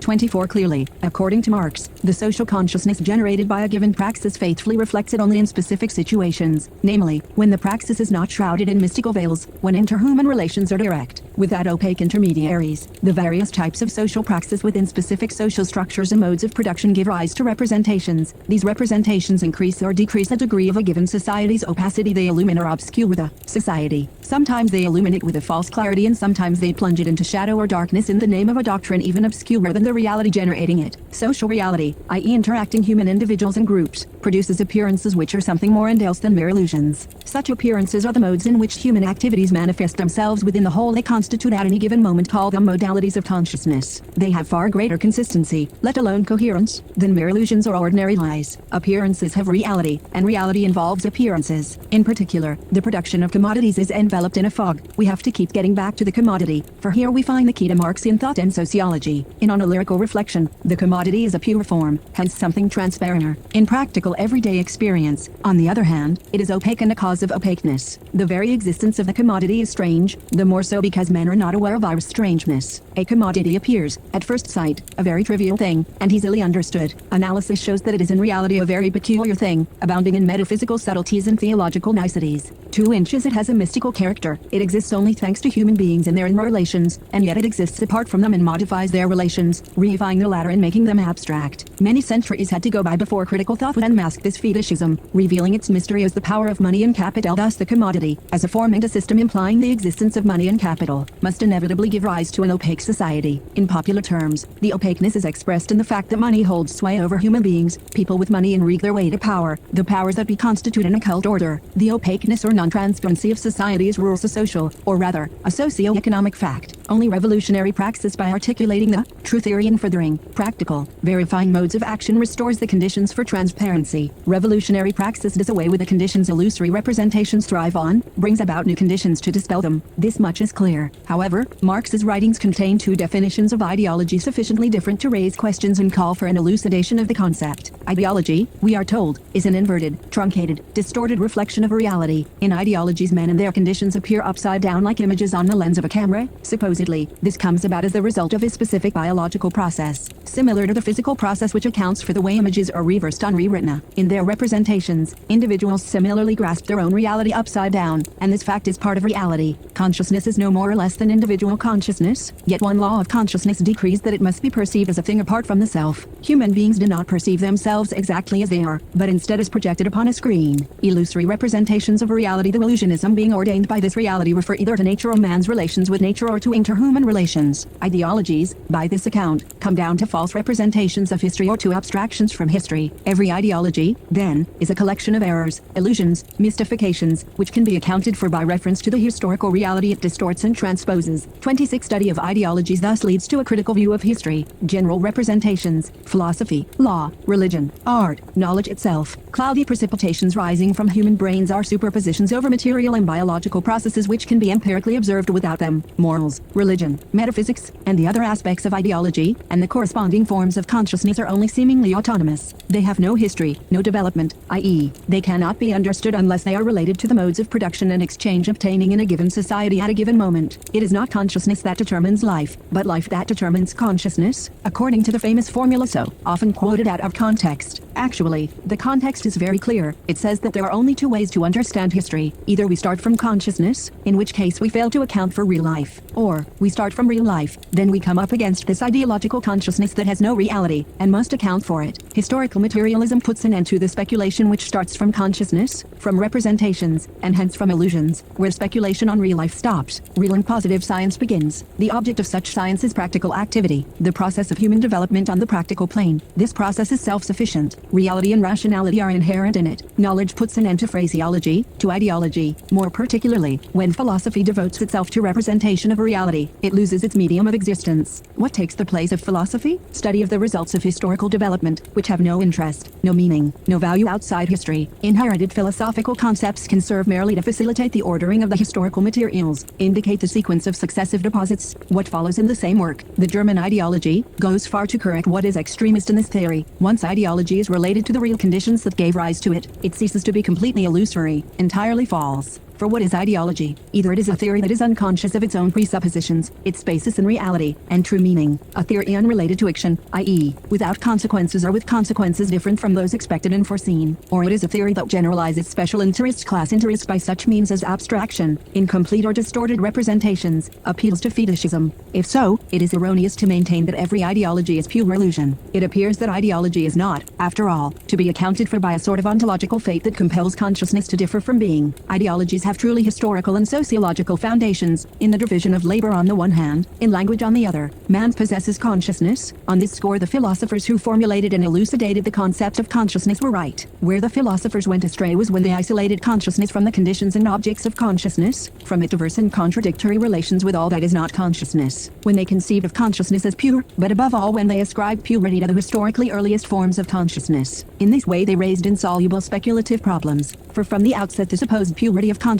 is tainted with original sin. It cannot escape the curse of being soiled with a matter that here takes the form of agitated layers of air. In short, language. Language is as old as consciousness. There is no consciousness without language, for language is the real, practical consciousness, which exists for other human beings, and hence for beings that have become conscious. Marx discovers that language is not merely the instrument of a pre-existing consciousness. It is at once the natural and the social medium of consciousness, Iris mode of existence. It comes into being with the need for communication, with human intercourse in the broadest sense. Consequently, being inseparable from language, consciousness is a social creation. It remains to note what human beings communicate to one another, what they have to say. To begin with, the objects of their communications include the sensorially perceived environment and their immediate ties with other human beings. They also refer to nature insofar as it is a hostile power before which man feels helpless. Human consciousness begins with an animal, sensuous awareness of nature, though even at this stage it is already social. This gives rise to a first misrepresentation, a religion of nature which mistakes social relations, however elementary, for natural relations, and vice versa. What we might call tribal consciousness emerges out of earlier barbarism, earlier illusions, as productivity expands, as tools are perfected, and as needs and population increase. What had hitherto been a purely biological division of labor, based on sex, age, physical strength, etc. begins to become a technological and social division of labor. A5 The society develops, it takes on ever new forms and subdivisions. City versus countryside, social versus political functions, trade versus production, not to mention the ever sharper distinction that comes to be drawn between individual and social labor, partial and overall labor, etc. So far as the development of ideologies is concerned, the most important division is that between physical and intellectual labor, between creative action, operations upon things with the aid of tools and machines, and action on human beings, by means of non-material instruments, the primary and most important of which is language. From this point forward, consciousness becomes capable of detachment from a reality, may now begin to construct abstractions, to create a pure theory. Theology supplants the religion of nature, philosophy supplants religion, morality supplants traditional manners and customs, etc. Ever more elaborate representations are built up, and overlay the direct, immediate consciousness, now felt to be at once crude and diluted, for having remained at the natural, sensorial level. When these abstract representations come into conflict with reality, i.e., with existing social relations, the social relations themselves have become contradictory, both as between themselves and between them and their social base, namely, the productive forces, the technological division and the social organization of labor.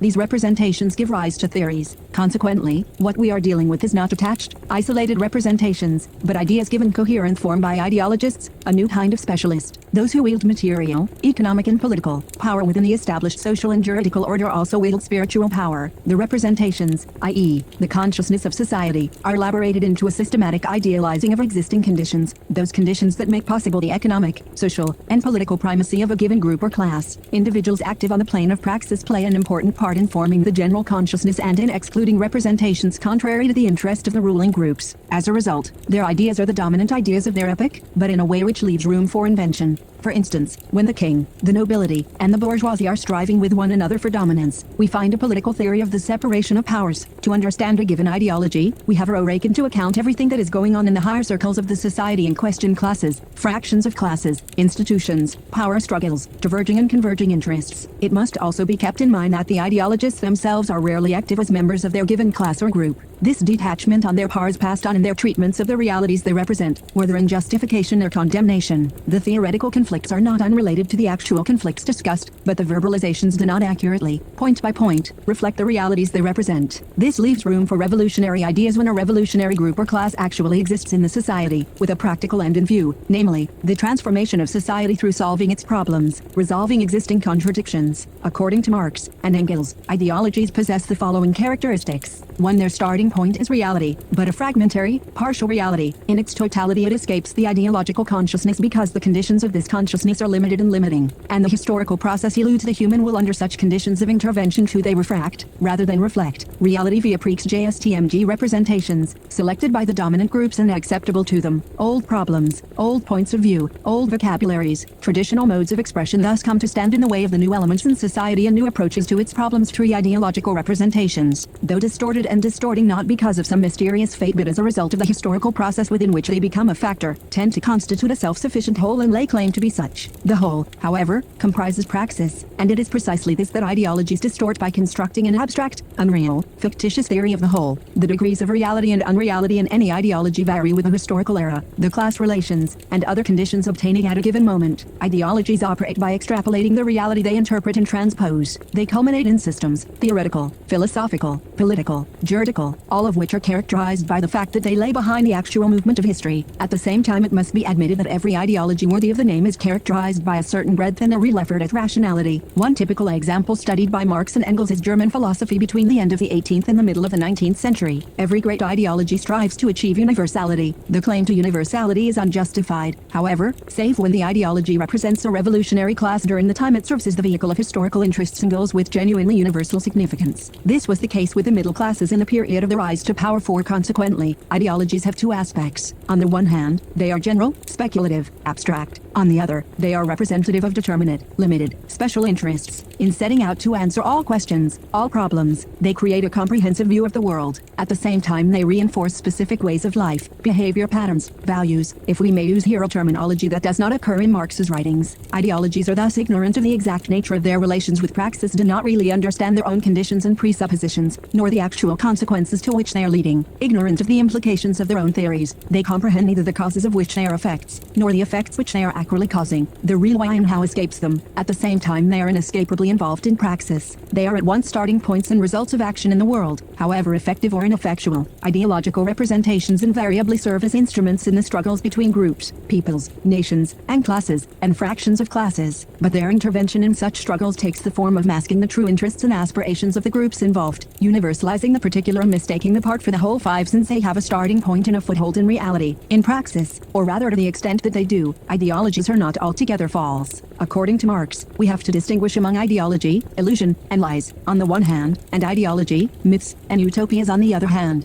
Ideologies may contain class illusions, have recourse to outright lying in political struggles, and yet be related to myths and utopias. Historically, all sorts of illusory, deceptive representations have been inextricably mixed up in ideological thinking with real concepts, i.e. scientific insights. Sometimes the ideology has served as a vehicle of sound thinking, sometimes as agent of its distortion or suppression. The evaluation of ideological thinking can only be done post facto, patiently, with the aid of some more or less radical critical thought. The typical example cited by Marx and Engels is German philosophy. Thanks to Germany's economic and social backwardness, its thinkers were capable of speculative thought in the first half of the 19th century, whereas in the same period English thinkers were creating theories of political economy. The theory of competitive capitalism and the French were operating on the plane of direct political action, making revolutions. The Germans transposed praxis to the realm of metaphysics. In their systems it is so heavily disguised as to be all but unrecognizable. This was perfectly in keeping with the actual prospects of their nation, which were at once limitless, in the abstract, and severely limited practically speaking. At the same time, however, they did give expression to some new concepts, among others, the concept of dialectical change, which were eventually integrated in scientific theory and revolutionary praxis. It is incumbent on critical thought and revolutionary action to salvage what is valid from the wreckage of collapsing systems and crumbling ideologies. 6. Thus it may be said that ideologies make room for non-scientific abstractions, whereas concepts are scientific abstractions. For instance, the concepts of use, value, and of the commodity. Such concepts do not remain forever shrouded in the mists of abstraction. As we have seen, they are integrated in praxis, though we still have to specify just how. They enter into praxis in two ways, as a constraining factor, and as a form of persuasion. Abstract ideas have no power in themselves, but people who hold power, economic or political, make use of representations in order to justify their actions. Moreover, and this is the main point, the most completely elaborated ideological representations find their way into language, become a permanent part of it. They supply vocabularies, formulations, turns of thought which are also turns of phrase. Social consciousness, awareness of how multifarious and contradictory social action can be, changes only in this way, by acquiring new terms and idioms to supplant obsolete linguistic structures. Thus it is not language that generates what people say. Language does not possess this magical power, or possesses it only fitfully and dubiously. What people say derives from praxis, from the performance of tasks, from the division of labor, arises out of real actions, real struggles in the world. What they actually do, however, enters consciousness only by way of language. By being said, ideologies mediate between praxis and consciousness, i.e., language. This mediation can also serve as a screen, as a barrier, as a break on consciousness. Consider the words, symbols, expressions that religions have created. Revolutionary theory, too, has created its own language and introduced it into the social consciousness. The most favorable conditions for this occur when a rising class is mature enough to take in new terms and assimilate new concepts. Even then we must expect to run into formidable obstacles. These are created not only by voluntary actions of contemporaries, but also by long accepted ideas reflecting contemporaries' limited horizons. An individual member of the middle class is not necessarily malicious or stupid, but he is incapable of rising above the mental horizon of his class. His outlook is formulated in the medium of language, which moreover is the language of society as a whole. Now, language, not only the language of ideologists, e.g., philosophers, but also of all those who speak, distorts practical reality. According to Marx, 27, neither thought nor language forms an autonomous domain. Language, this repository of ideas in the keeping of society as a whole, is full of errors and illusions, trivial truths as well as profound ones. There is always the problem of making the transition from the world of representations, ideas, to the real world, and this problem is none other than that of making the transition from language to life. The problem thus has multiple aspects through actually existing language, ideologies, praxis, the class situation, the struggles actually going on. When the bourgeois speaks of human rights, human conditions, etc., he actually means bourgeois conditions, bourgeois rights, etc. He does not distinguish between the two because his very language has been fashioned by the bourgeoisie.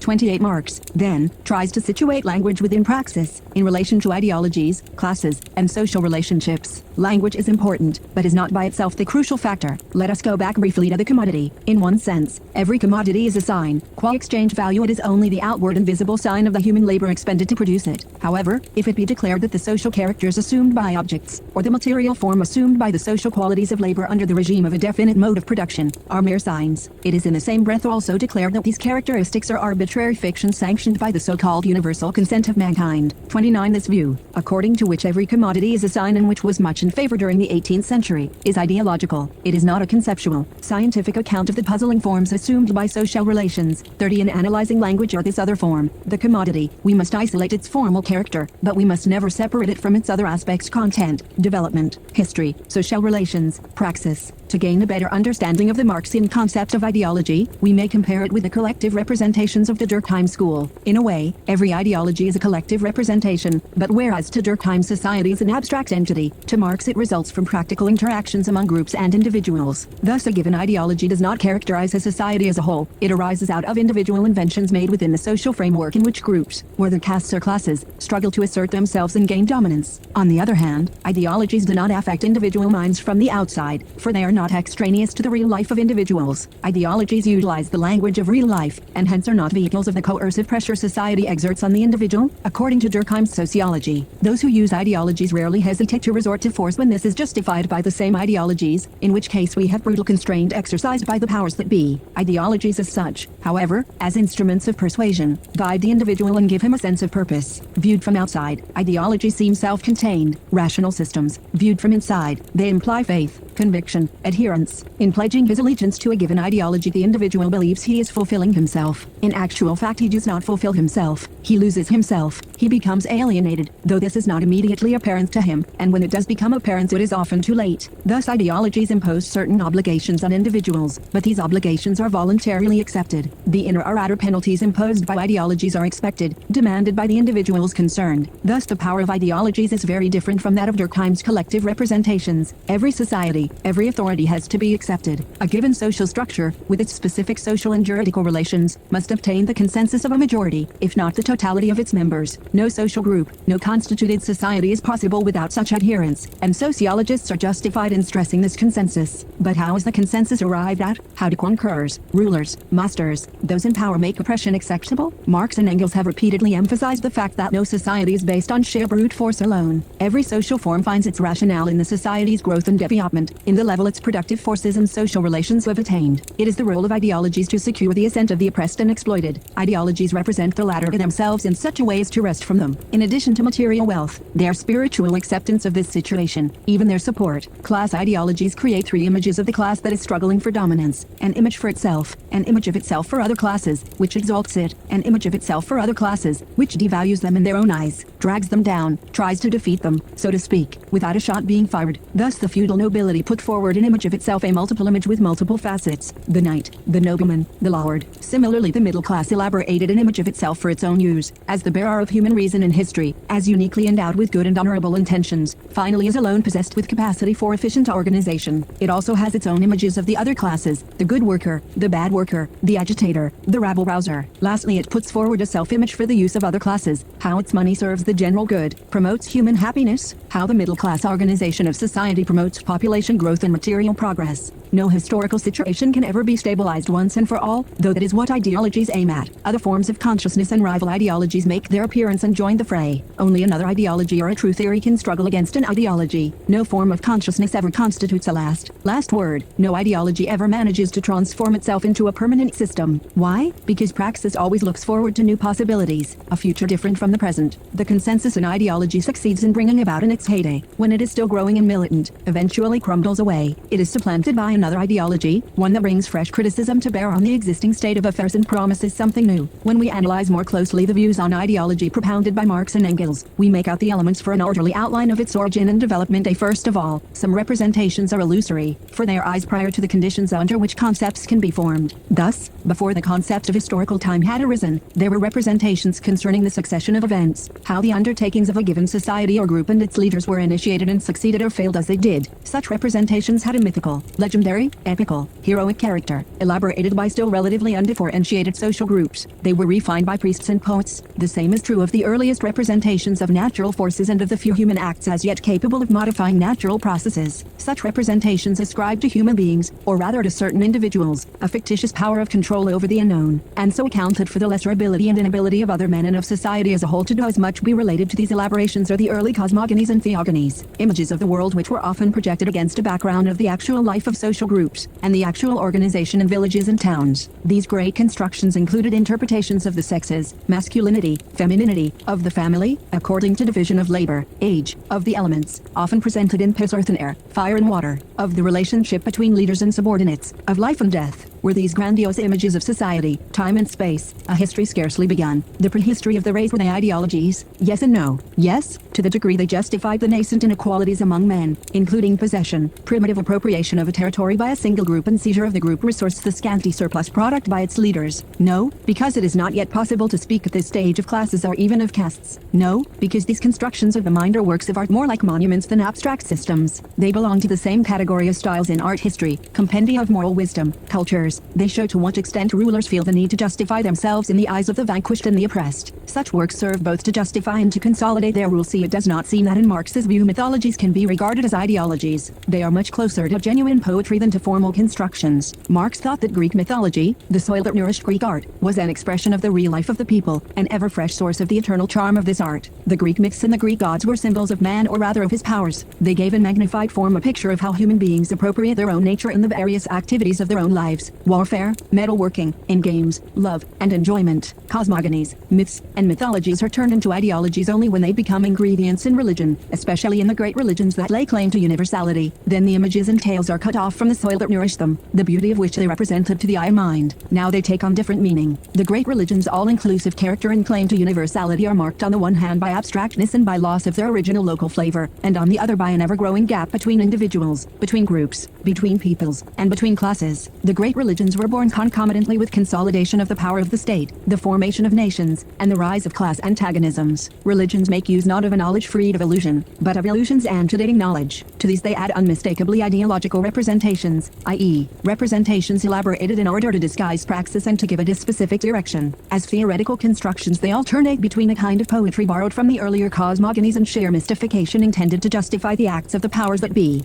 Incontestably, according to Marx, religion and general religion, to the extent it lays claim to universality, to representing the fate of mankind, of the human species, is the prototype and model of all ideology. All criticism begins and is renewed again with the criticism of religion. Radical criticism, i.e., criticism that goes to the roots, tirelessly keeps going back to the analysis of religious alienation. Summing up Marx's thought, we can now formulate the sociological features of any ideology. It deals with a segment of reality, namely, human weakness, death, suffering, helplessness. It includes interpretations of the wretched portion of reality, consciousness of which, if taken in isolation, isolation and overemphasized, acts as a brake on all creation, all progress. By virtue of their link with reality, a reality transposed and interpreted ideologies can affect reality by imposing rules and limitations on actually living men. In other words, ideologies can be part of actual experience, even though they are unreal and formal, reflect only a portion of human reality. They offer a way of seeing the world and of living, that is to say, up to a certain point, a praxis which is at once illusory and efficacious. Fictitious and real ideologies account for and justify a certain number of actions and situations which need to be accounted for and justified. The more so the wrong are and more absurd they are, i.e., in process of being surmounted and superseded. Thus every ideology represents a vision or conception of the world, a Weltanschauung based on extrapolations and interpretations. Another feature of ideologies is their perfectibility. An ideology may encounter problems, but not of a kind to shake it fundamentally. Adjustment is made, details are altered, but the essentials are left intact. This gives rise to passionate and passionately interesting discussions between conservatives and innovators, dogmatists and heretics, champions of the past and champions of the future. As a result, a given ideology becomes associated with a group, or a class, but always a group active within a class. Other groups within this class may remain ideologically passive, though they may be most active in other respects. Within the group that takes up the ideology, it serves as pretext for zealousness, sense of common purpose, and then the group tends to become a sect. Adherence to the ideology makes it possible to despise those who do not adhere to it, and, needless to say, leads to their conversion or condemnation. It becomes a pseudo-totality which closes in upon itself the moment it runs into its external or internal boundaries, whether limitations or outside resistances. In short, it becomes a system. Man has emerged from nature in the course of the historical process of production of himself and of material goods. Consciousness, as we have seen, emerges at the level of the sensuous, and then rises above it without being cut off from it. This practical relationship, which is essentially and initially based upon labor, is consequently broadened to include the entire praxis of a society in which the various kinds of labor become differentiated and unequal at this point. Objects, situations, actions acquire specific meanings in relation to the overall meaning of social life in the course that follows. However, the human groups assigned to perform productive physical labor were unable for many a long century to elaborate a conception adequate to their situation, to the part they actually played in social praxis, which is the essence of their activity. Multiple conflicts are caused by the scarcity of goods, poverty, and bitter struggles over the tiny surplus of wealth produced. In the course of these conflicts, the conditions that made possible production of a surplus, however small, and sometimes production itself, were destroyed. In pieces in war, the interests of the productive groups were sacrificed. On the symbolic plane of ideology, these sacrifices were given an aura of ideality and spirituality. In actual fact, there was nothing mysterious about the sacrifice. The oppressed were sacrificed to the oppressors, and the oppressors to the very conditions of oppression, the gods, the fairs, the goals of their political actions. As a result, products and works acquired a transcendent significance, which amounted to an ideological and symbolic negation of their actual significance. All this served to justify the actions of the ruling groups and classes seeking to control the means of production and lay hands on the surplus product. Man's appropriation of nature took place within the framework of ownership, that is, the privative appropriation of the social surplus by privileged groups, to the exclusion of other groups, whether within the given society or outside it, and so gave rise to endless tension and struggle. Religion expressed this general attitude of the privileged groups and classes, which was broadened into an ideology that held out to other groups and classes the hope either of oppression eventually coming to an end one day or of being allowed to share in the advantages of oppression themselves. The features we have just stressed in religion, or, more accurately, in religions which have theoretical systems, are also to be found in philosophy, though there are certain differences. The philosophers elaborate the incomplete rationality which is present in social praxis and confusedly expressed in language, the logos. Thus philosophy breaks off in turn from religion, from poetry, from politics, and finally from scientific knowledge, and as against these more or less specialized domains, claims to express totality. But religion, the state, and even art and science make the same claim. The difference is that, whereas the latter merely use the concept of totality for their own purposes, philosophy also refines it. Unlike the other ideological activities, philosophy contains a self-transcending principle. Philosophical systems reflect human aspirations. They aim at rigorous demonstrations. They express symbols of human reality. The systems eventually disintegrate, but the problems they raised, the concepts they formulated, the themes they treated do not disappear. They endure into culture, affect all thought, in short, become part of consciousness. The relationship between philosophy and praxis, including the consciousness of praxis, is thus more complex and far more fruitful than that between religion or the state and the same praxis. Among the philosophical attempts at totality, i.e., at achieving a system at once closed and encompassing all existence, the systems of morals are the most ideological in character. They set themselves above praxis, promulgating absolute principles and eternal ethical truths. They prescribe sacrifice for the oppressed, promising them compensations. They also prescribe sacrifice for the oppressors, when the conditions of their dominance are threatened. Consequently, every morality is dictated by the ruling class, according to its needs and interests in a given situation. The generality it claims is dubious, its universality illusory. It is not on the moral, ethical, plane that the universal is concretely realized. Morality substitutes fictitious conscious needs and aspirations reflecting the constant pressure of the ruling class for the real needs and aspirations of the oppressed. More particularly, under capitalism human needs diverge sharply into highly refined, abstract needs on the one hand, and crude, grossly simplified needs on the other. This dissociation is sanctioned and consecrated by the bourgeois moralities. The latter go so far as to justify the state of non-having, the situation of man separated from objects and works which are meaningful themselves and give concrete, practical meaning to life. The state of non-having is the extremist form of spiritualism, a state in which man is totally unreal and inhumanity totally real. It is a state of very positive having, the having of hunger, cold, sickness, crime,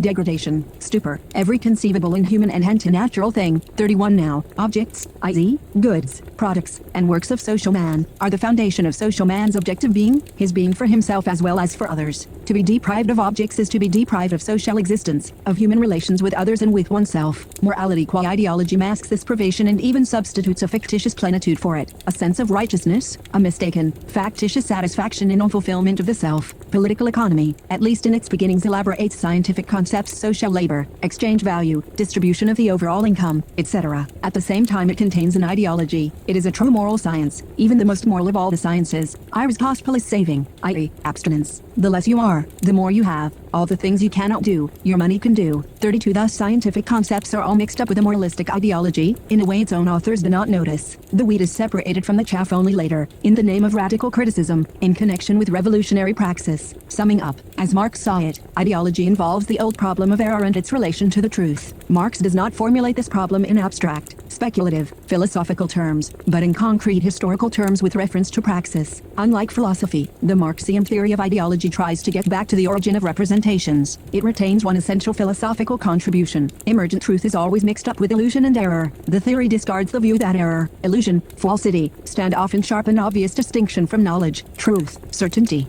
There is continual two-way dialectical movement between the true and the false, which transcends the historical situation that gave rise to these representations. As Hegel had seen, error and illusion are moments of knowledge, out of which the truth emerges. But truth does not reside in the Hegelian spirit. It does not precede its historical and social conditions, even though it may be anticipated. Thus Hegel's philosophical, i.e., speculative, abstract theory is transformed into a historical and sociological theory, a continuation of philosophy in the sense that it preserves the latter's universal character. The representations men form of the world, of society, of groups and individuals, remain illusory as long as the conditions for real representation have not ripened. One notable example is how time was represented, a sense of society, of the city-state, as existing in time prior to the emergence of fully elaborated concepts of history and historical knowledge. These last are rooted in an active social consciousness of the changes taking place within the praxis. While the mists surrounding natural phenomenon are being dispelled, the mystery, the opacity of social life keeps thickening. While increasing human control over nature, technology, the division of labor, makes it possible to elaborate non-ideological concepts of physical nature, the actions of the ruling classes throw a veil of obscurity over social life. Praxis expands in scope, grows more complex and harder to grasp, while consciousness and science play an increasingly effective part in it. Thus it has been possible for illusory representations, mythologies, cosmogonies, to become an integral part of styles in cultures including Greek culture. They must now give way to knowledge. Revolutionary praxis in Marxism qua knowledge away with the ideologies.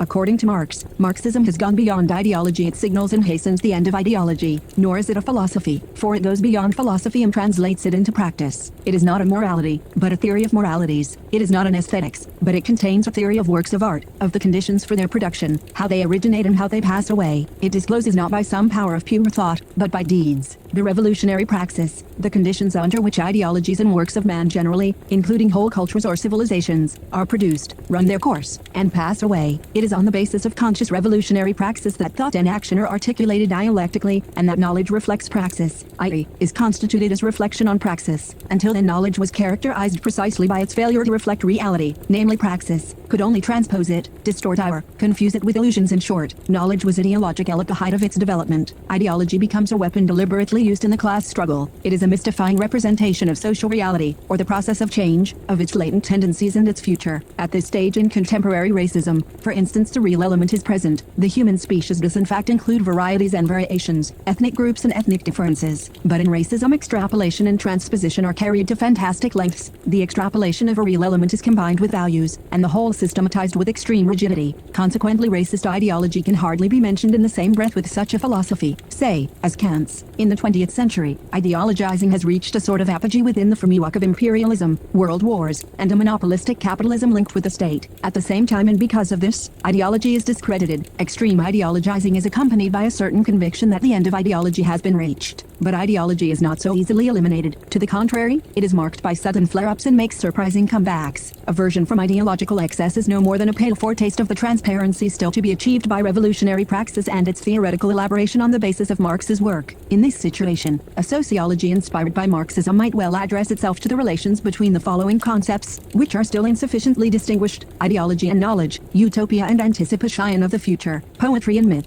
Such a critical study needs to be taken up again in our changing world. Here is a choice theme for the sociologist, one with plenty of scope both for critical thought and for the most positive findings: the distance between ideology and practice, between current representations of reality and the reality itself. For sociology and social classes, capitalism has displayed a vitality and elasticity Marx could not foresee, and yet Marx's predictions, let us not hesitate to keep repeating this, have come true. On the basis of an analysis at once minute and bearing upon the phenomenon as a whole, he predicted the end of competitive capitalism under the combined effect of two forces: the working class on the one hand, the increasing concentration and centralization of capital on the other hand. And indeed, because of the continuous, contradictory action of these two forces, competitive capitalism did in fact come to an end. The social and political forces did in fact between them destroy the monolithic unity of 19th century capitalism and its ruling class, the bourgeoisie. What happened was that the world, more accurately, the world marker, split into three sectors: monopoly capitalism, state socialism, and the third world, i.e., the backward countries whose economy is, in non-Marxian terminology, still at the starting point, or, as Marx put it, at the stage of primitive accumulation. Monopoly capitalism, born of the concentration of capital, the great capitalist organism produced by this concentration being linked more or less permanently in various ways in different countries, giving rise to different types of states controlled by the still dominant or threatened middle classes. Monopoly capitalism, too, has displayed unforeseen powers of survival and adaptation. This is not the place to analyze this development. Among its many causes, or reasons that may account for it, we shall mention only the challenge of two mutually opposed social and political systems facing each other, the stepped-up pace of technological change, and the Second World War. The upheaval caused by this war ended forever the untroubled complacency of a Malthusian-minded middle class huddled over its investments. Over such a long period, the class structure of capitalist society was bound to undergo many changes. New classes and configurations of classes made their appearance while others disappeared. Some class lines became blurred, others more clear-cut. The process varied according to the different countries involved, their level of economic growth, their political structure, and the circumstances that affected this structure. The very concept of class and its corollary concepts, class consciousness, class psychology, etc., were modified, obscured, shifted, and given new kinds of emphasis. We shall set aside all these questions and, instead, examine the concept of class as treated by Marx, i.e., within the framework of competitive capitalism. Here, as in respect of other matters, we believe that the concepts elaborated by Marx are still necessary but insufficient to understand the human reality of a century later. This is not the place to verify this assertion with reference to our case. The task must be left to other works and other researches. Why did we not begin with the theory of classes and of the class struggle? Calling attention to the sociological aspects of this theory, an approach to Marxian thought from this angle is perfectly conceivable. Actually, it is not possible to treat our theme Marxist sociology without making repeated reference to the concept of class, the theory of classes and class conflicts. And yet, according to Marx, any society in which polarization into antagonistic classes becomes essential is, historically speaking, a late society, chronologically the last before socialism, namely, capitalist society. Prior to it, every society, each successive stage of socio-economic development, has exhibited splits, oppositions, contrasts, conflicts. Wherever such contradictions fail to manifest themselves, society is stagnating or regressing.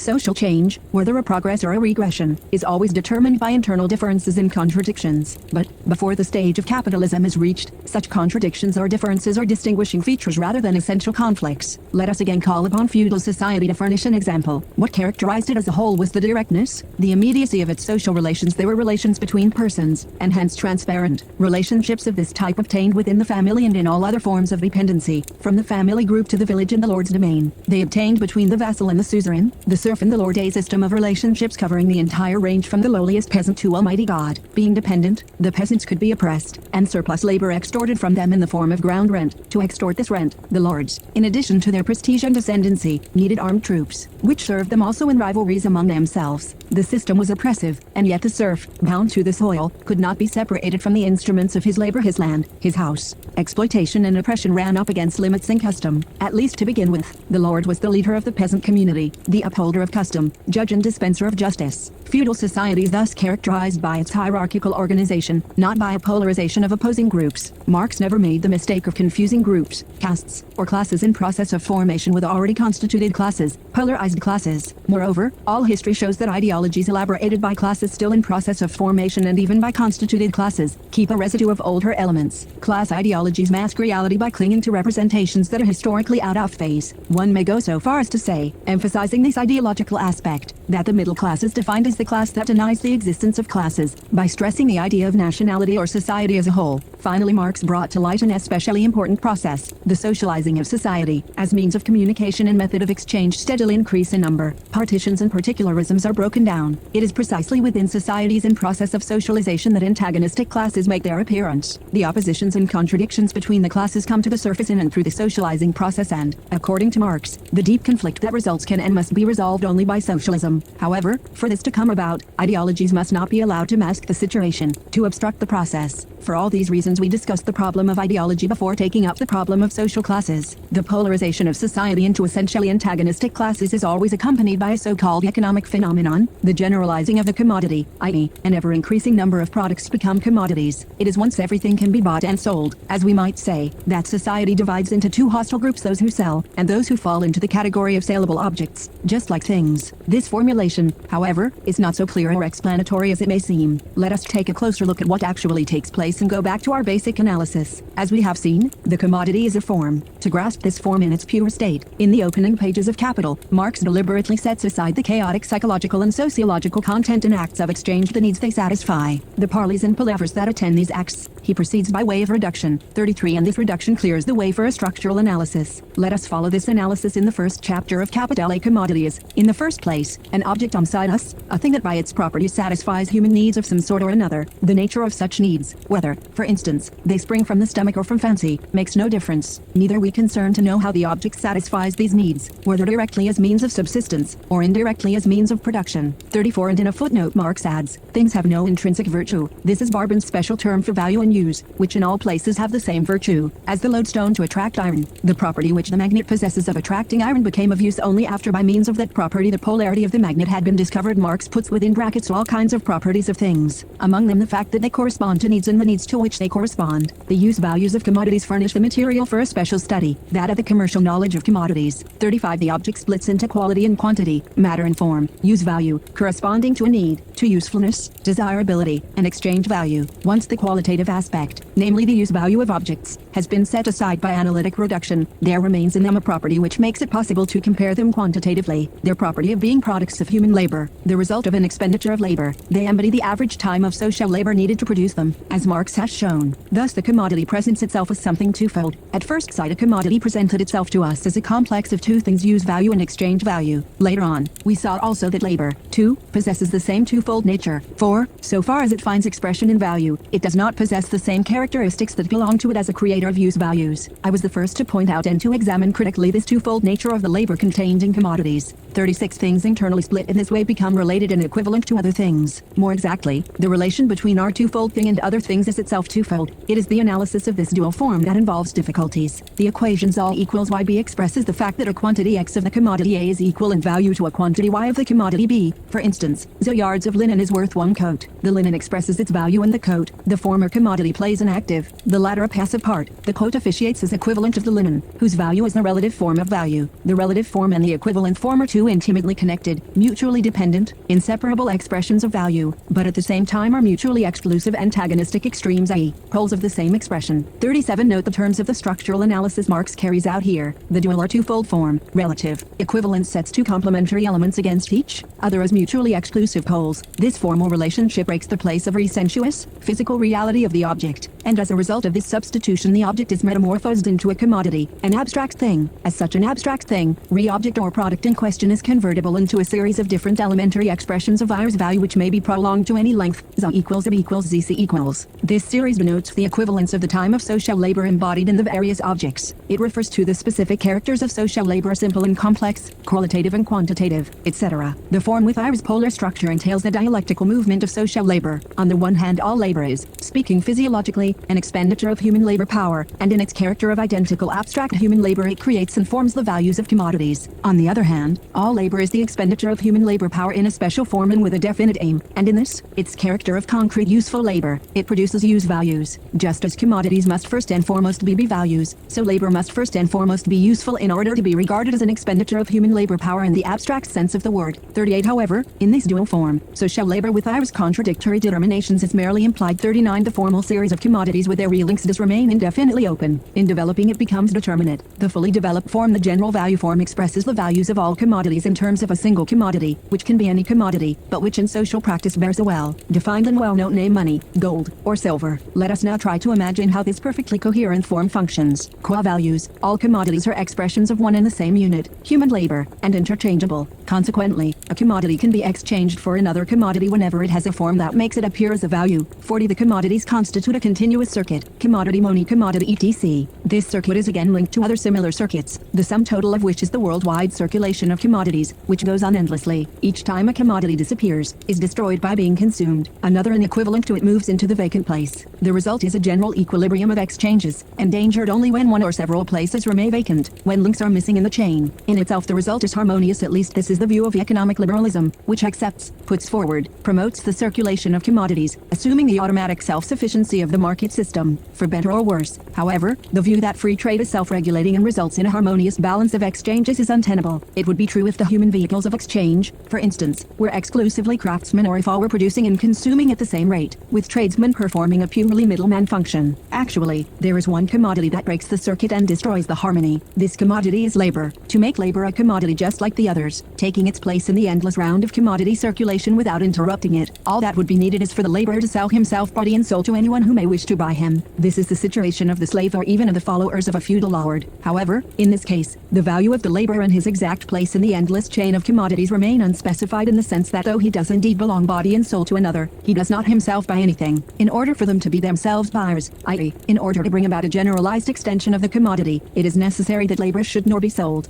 What has the laborer to sell as a commodity? Nor himself, not his person, only his labor time, his labor power. Then he remains free and can become part of the continuous circulation of commodities. More exactly, he becomes a part of this continuous circulation as seller and buyer on the one hand, and, on the other hand, as an element in the contractual relationships linking the owners and exchangers of commodities, which add their juridical form to the formal sum of exchange values. Those who have nothing but their labor to dispose of thus become links in this two-way endless circuit in two capacities, as producers and buyers on the one hand, and as sellers and contracting parties on the other. In short, commodities do not assert themselves qua things, but rather qua a kind of logic. It is the form that confers upon them its total character, or, if you will, totalizes their capacity to permeate and swallow up everything. It is only by virtue of their form that commodities function as things, as economic fetishes. Commodities, gold and silver, capital and influence human beings. The products of labor become commodities, social things whose qualities are at the same time perceptible and imperceptible by the senses. But the existence of the things qua commodities and the value relation of the products of labor which stamps them as commodities have absolutely no connection with their physical properties and with the material relations arising therefrom. A definite social relation between men assumes, in their eyes, the fantastic form of a relation between things. In order, therefore, to find an analogy, we must have recourse to the most enveloped regions of the religious world. In that world the productions of the human brain appear as independent beings endowed with life, and entering into relation both with one another and with the human race. So it is in the world of commodities with the products of man's hands. This I call the fetishism which attaches itself to the products of labor, as soon as they are produced as commodities, and which is therefore inseparable from the production of commodities. 41 The thesis of reification. 42 misinterprets the essential meaning of the socio-economic theory expounded in Capital. The fetishes that take on a life of their own, become autonomous, and impose their laws on interhuman relationships, can function only as abstract things by reducing human beings to the status of abstract things, by relegating them to the world of forms, reducing them to these forms, to their structures and functions. There is a logic immanent in commodities qua forms, a logic which tends to constitute a world of its own, the world of commodities. Because this world is formal, it is related to the formal aspects of language and rational action, to the logos and logic in the strict sense. It can be conveyed without distorting current language, and it gives rise to a particular type of rationalitoid or calculating, quantifying type. But is it not possible that as language functions, it leaves its mark on other forms, including the commodity form? The world of commodities makes its way into praxis, penetrating it if not taking it over entirely. Human beings do not become things. This takes place only under slavery, which precedes and remains outside the gradual formation and expansion of the world of commodities, and in prostitution, which has played an important part in the rise of the market economy but is not a distinctive feature of it. What is more likely is that human beings would be turned into animated abstractions, living, breathing, suffering fictions, did they not put up dramatic resistance to this process. The logic of commodities, however, for all its encroachments upon praxis and its complex interactions with other forms of society and consciousness, does not succeed in forming a permanent, closed system. With its complex determinations, human labor is not entirely taken over by this form, does not become an inherent element of its content. Once set in motion, the endless circuit of exchanges cannot be closed. It gives rise to a movement that sweeps it along, a historical, dialectical movement. Paradoxically, the commodity form can become all-embracing only by giving rise to something else that transcends it. The movement overflows the form with the emergence of men deprived of everything save their labor power, laborers, workers. The commodity they throw on the market is very different from other commodities. It has one uniquely distinctive property, although it can be exchanged, although its value is determined in the market circulation of the commodities by the quantity of social labor needed to produce and reproduce it, yet it creates a value greater than its own in the process of being consumed, in being used.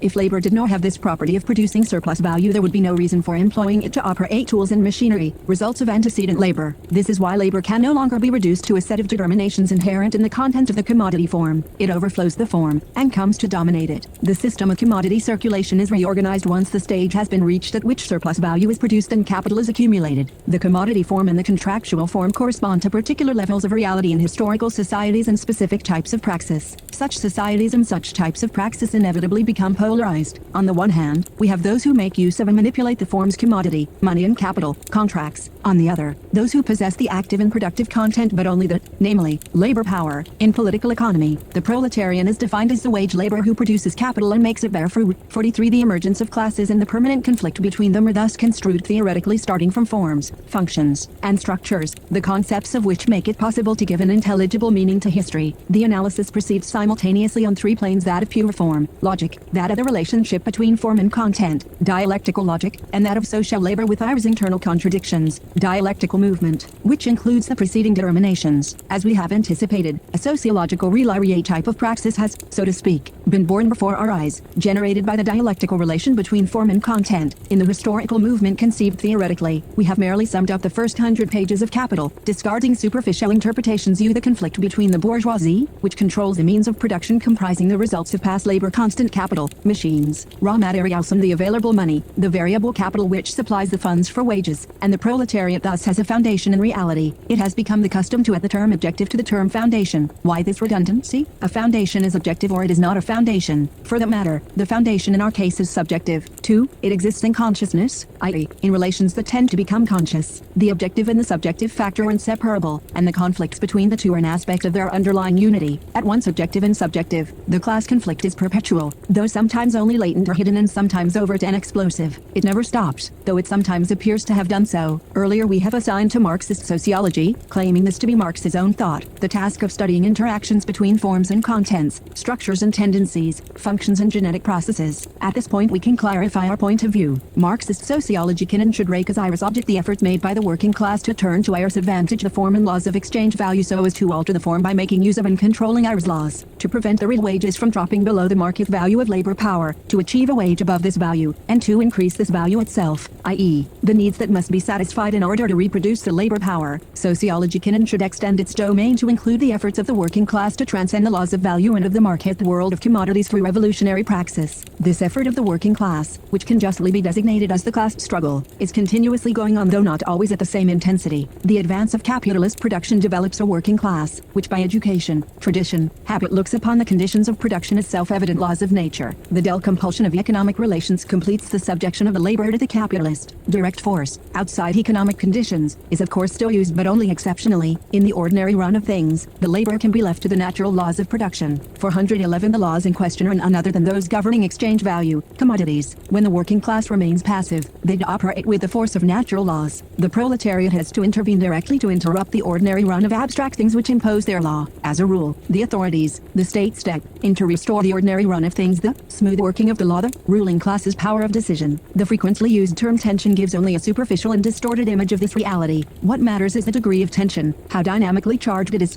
By itself the term mistakes effect for cause, and masks the realities underlying identifying the observable phenomena, when this is used instead of such a term as contradiction, conflict, or antagonism. The point of view is deliberately reformist. Such reformism ignores periods of acute struggle, turns its back on the aspiration to transform existing social relations. It may be useful to recall here that classes and class struggles can be studied at several levels. A. The level of productive forces and production relations. The working class is a productive force. This essential feature is discovered in the production unit, the enterprise. To hold the working class down to this level is to mutilate its reality and its potentialities. The working class is, among other things, a social and political force, to the scale of society as a whole. But first of all it has a production function, which results from the division of labor. As for the bourgeoisie, it endures only by continually unsettling the conditions of production. The moment it stops doing so, the society it dominates is threatened by stagnation, disintegration, parasitism. What characterizes the bourgeois epoch is the continual transformation of production, the continual unsettling of all social conditions, insecurity and agitation, says the CM1nist manifesto. Thus the bourgeoisie swings wildly between a Malthusianism that aims at preserving the status quo just as it is, and the furthering of technological innovation. Malthusianism is its ideology in periods of depression, of retreat. When it is on the defensive, technological snobbery becomes its ideology in periods of expansion, animation, prosperity. Both ideologies reflect the current level of the productive forces. The organization of labor is inseparable from tools, machinery, equipment, techniques. If it is necessary to distinguish between a technical and a social division of labor, this would be in order to understand how the one generates the other under given conditions, what distinguishes and what unites them in any well-functioning organization of labor. It entails study of the overall forms of the division of labor, in each country of the world market and within the given national groups, between agriculture and industry, etc., without forgetting the special, even singular forms peculiar to a particular workshop.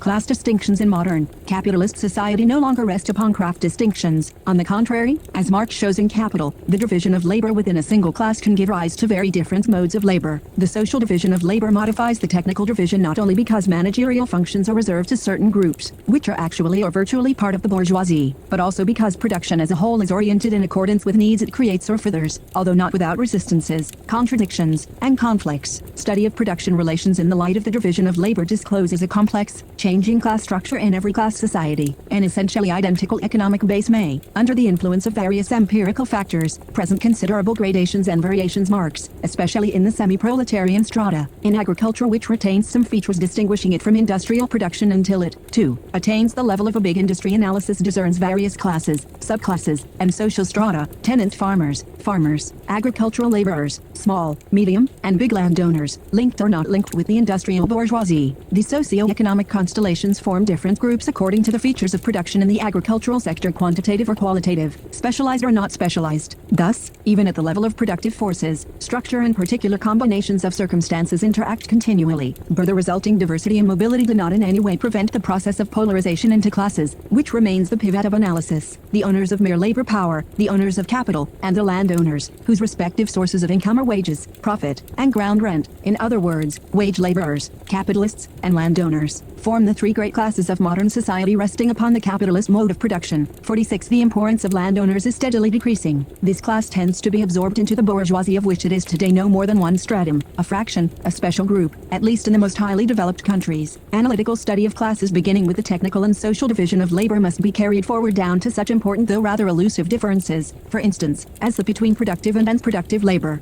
In discussing Adam Smith, Marx devoted a number of passages to this distinction, most of them little known. Smith applied a narrow, strictly economic criterion to social labor and deliberately confined himself to considering materially productive labor. As for other actions and functions, he tended to assign them to a vague category of services, falling somewhere outside social labor. According to Marx, 47, the question is far more delicate and complex. Every society, whatever its structure or mode of production, distributes its productive forces including its labor power and overall productivity in a specific way. It satisfies in a specific way the individual and social needs of its members, needs which it influences, at once creating and setting limits to them. So long as abundance and equality in abundance have not been achieved, socially the labors of the teacher, the physician, the actor, dispensers of information, newspapermen, and entertainers are as indispensable as those of masons and metalworkers, and yet they are not productive of tangible, consumable, material goods. They are necessary necessary for production and yet unproductive. On the other hand, the capitalist mode of production in bourgeois society do not directly pursue the satisfaction of needs, above all, not of social needs. They satisfy needs only indirectly, through the mediation of the market, and only to the extent that the goods to be consumed pass through the commodity stage. More than that, the goal of capitalist production is not production of commodities as such, but profits. In this society, labor is productive only to the extent it creates profits for capital and the capitalists. It follows that in this society dominated by the bourgeoisie, the labor performed by the artist, the writer, the architect qua artist is nor, by contrast with the Middle Ages and the Renaissance, regarded as social labor. What determines the value of works of art is a matter of psychological chance, the money at the disposal of those who happen to feel a special need for distraction, amusement, escape. For all that, a theater, for instance, remains an enterprise in which capital is invested and which is expected to yield profits. The spectators are offered a sort of goods which they consume and pay for with income derived from overall production and surplus value. Another paradox, the production of armaments is classified as productive labor. The distinction between productive and unproductive labor, a distinction that does not lead to any formal separation, does not coincide with a division between physical or manual labor and intellectual labor. In order to labor productively, it is no longer necessary for you to do manual work yourself. Enough, if you are an organ of the collective labor and perform one of its subordinate functions. 48. In other words, it is indeed the division of labor we must look to, both in its technical aspect, relatively independent of the mode of production, and in its social aspect, linked to the mode of production, the overall features of a given society, its class structure, the activity of the ruling class, and its ideologies. In capitalist society, the collective laborer is the aggregate of the production units, the capitalist enterprises, organized for the purpose of producing material goods and, above all, profits. It follows that, in Marx's view, the nature of the collective labor changes with the overall character of the given society, with its mode of production. The analysis of various types of labor and of the division of labor in a capitalist society must be modified when we deal with a socialist society. This is especially true in respect of the differences between productive and unproductive labor, socially necessary and socially unnecessary labor. Technicians such as engineers are productive workers. Agriculture, fishing, the mining industry, the processing industries, the construction and maintenance industry, are all productive activities. Also the commercial activities dealing with the preserving, warehousing, and shipping of consumer goods. Other commercial activities, such as advertising, are unproductive. The same goes for material and cultural services, such as education and scientific research, as well as for the apparatus of government, banking, the armed forces, the police, the bureaucracy, etc. Without transition and without laying down any criterion for the distinction, we have passed from productive to unproductive labor, and from the socially necessary to unnecessary labor, even to leisured unemployment and social parasitism, unless we assume that every activity or function is justified by virtue of the mere fact that it exists. In other words, the distinction Marx made is hard to apply, and yet it is indispensable. It drives analysis into a corner, so to speak, and confronts it with difficult sociological problems. A study both critical and concrete of functions, services of, the social mobility that shifts individuals from one category to another, etc.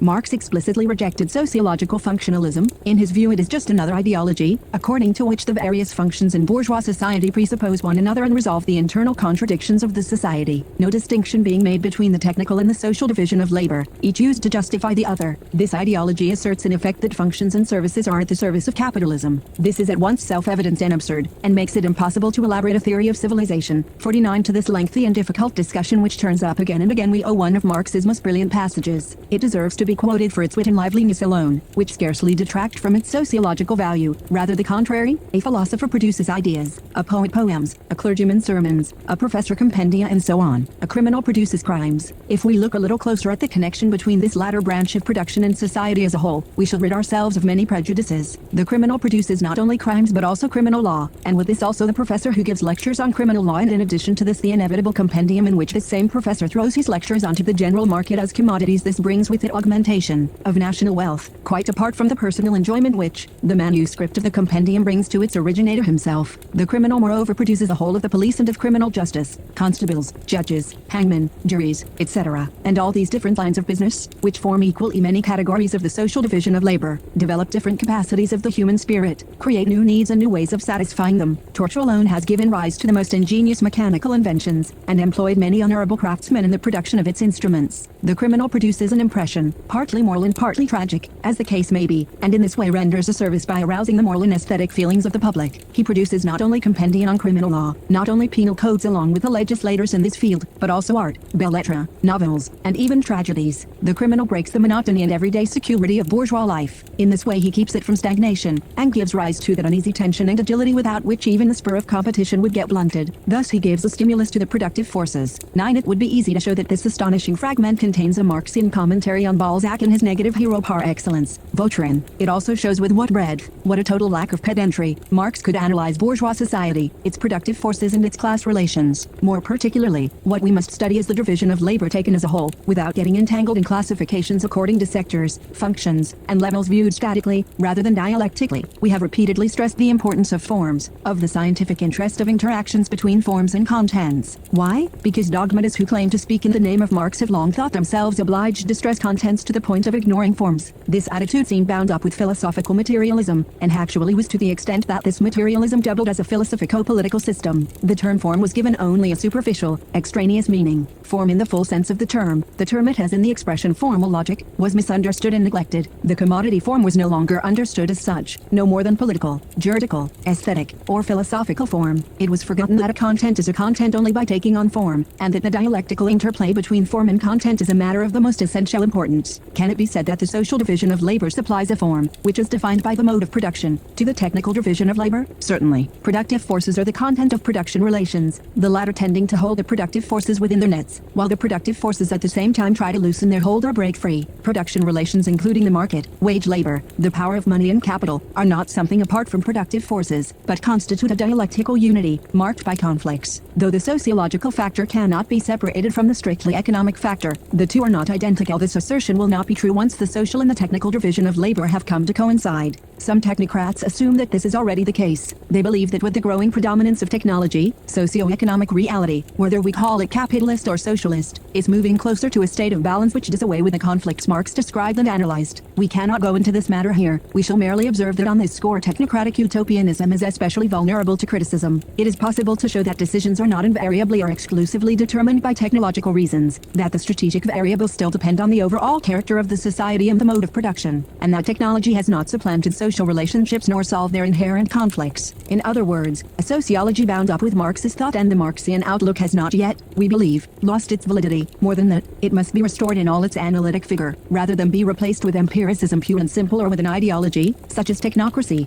B. The level of property and juridical relations. No society is a mere aggregate of functions. Over and above the social and economic functions in the form they take as a whole, another set of forms is required to keep them in existence and regularize them: rules, norms, values, juridical principles. This is true of every society, but especially of capitalist society. The rule of commodities has its counterpart in the rule of contracts. The multiple contractual bonds between the members of this society, including the labor contract, are in contrast with the multiple conflicts that characterize it. More than any other, such a society needs a legal code, or codes plus subsidiary codes. The rise of the bourgeoisie and the formation of capitalism are thus reflected in the elaboration and promulgation of the Napoleonic Code Civil. This code formalizes, institutionalizes the property relations inherent in existing production relations. Inspired by Roman law, the code analyzes and gives coherent, quasi-logical form to aspects of the contract. Bourgeois society is asserted and confirmed in it only in a disguised fashion, implicit in the form. The world of commodities appears in it only in its counterpart, the endless chain of interlocking contractual relations. Marx and Engels put great emphasis on the importance of Roman law. It has persisted not without modifications and adjustments through a number of modes of production, a number of society: slavery, feudalism, capitalism, and even socialism, thus showing that it cannot be classified as a mere superstructure or institution.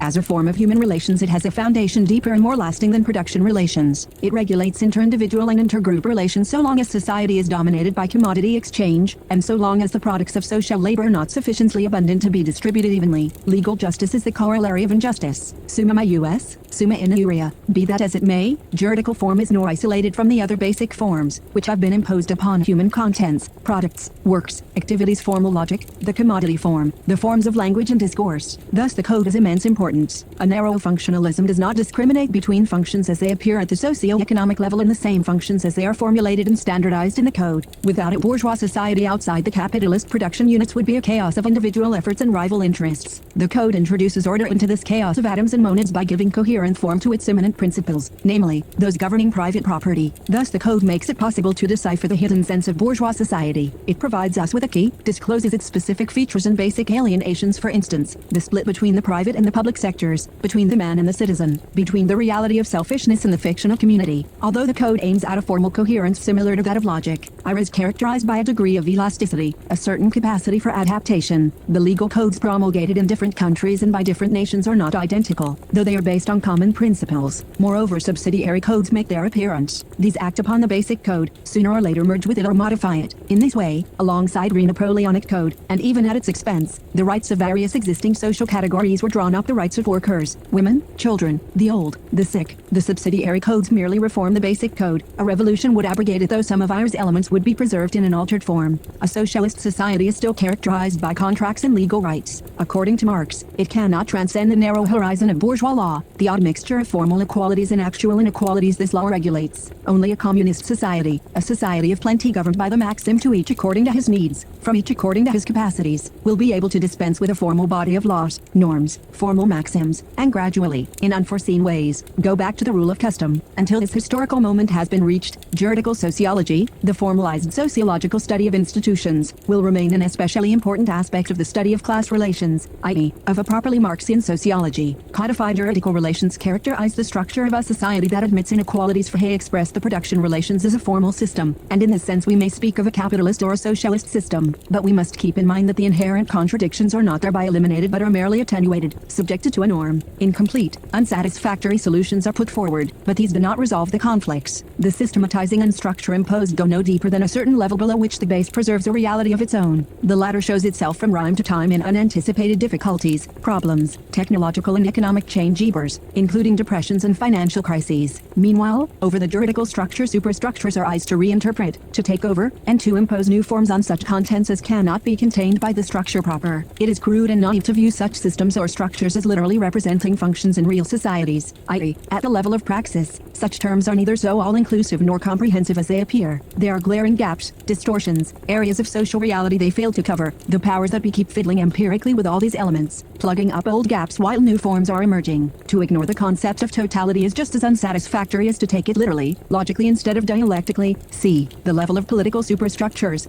I merely mention this point here. It will be treated in the next chapter on Marxian political sociology, i.e., the theory of the state. D. The ideological L. Here, following Marx, we shall develop one specific example, the ideology of individualism. The individual capitalist sees himself as the personal owner of his capital, where the cause consists of money, control over means of production, constant capital, machines, raw materials or variable capital, funds for paying wages and salaries. He sees his enterprise as the result of his own efforts, his own flair for business. Now, if this were really the case, society could not function for a moment. It would break up into separate pieces, or rather would never emerge from chaos in the first place, would remain a formless aggregate of atoms, of monads. Marxian analysis shows how and why general laws and even overall self-regulatory mechanisms result from the interactions between separate efforts of private individuals, the formation of an average rate of profit, the more or less brutal elimination of enterprises unable to compete, progressive capital accumulation, interrupted by depressions and slumps which purge the system of its surpluses. What, then, does individualism signify? A mixture of reality and illusion. It is hard for capitalists to grasp the actual results of what they do. Even calling upon the resources of knowledge and power, they find it hard to explore the market, and even harder to master it. Individualism is illusory. It is a concomitant to individual failure no less than to the dubious success of a few in accumulating money and capital, and yet individualism is not pointless in bourgeois society. It stimulates energies. It plugs up existing gaps in reality, life, culture. It gives confidence. It conceals intolerable aspects of reality and exalts aspects acceptable to the bourgeois. It enables the bourgeois to stand on their dignity, to believe themselves human amid the inhumanity they profit from and sustain. It has a great many ethical and aesthetic advantages. Moreover, it outlines a general form of individual fulfillment, a form which in bourgeois society remains purely potential and without content. Only another kind of society can realize the individuality anticipated, conceived of, dreamed of by the bourgeois epoch. Finally, and this is not the least important feat,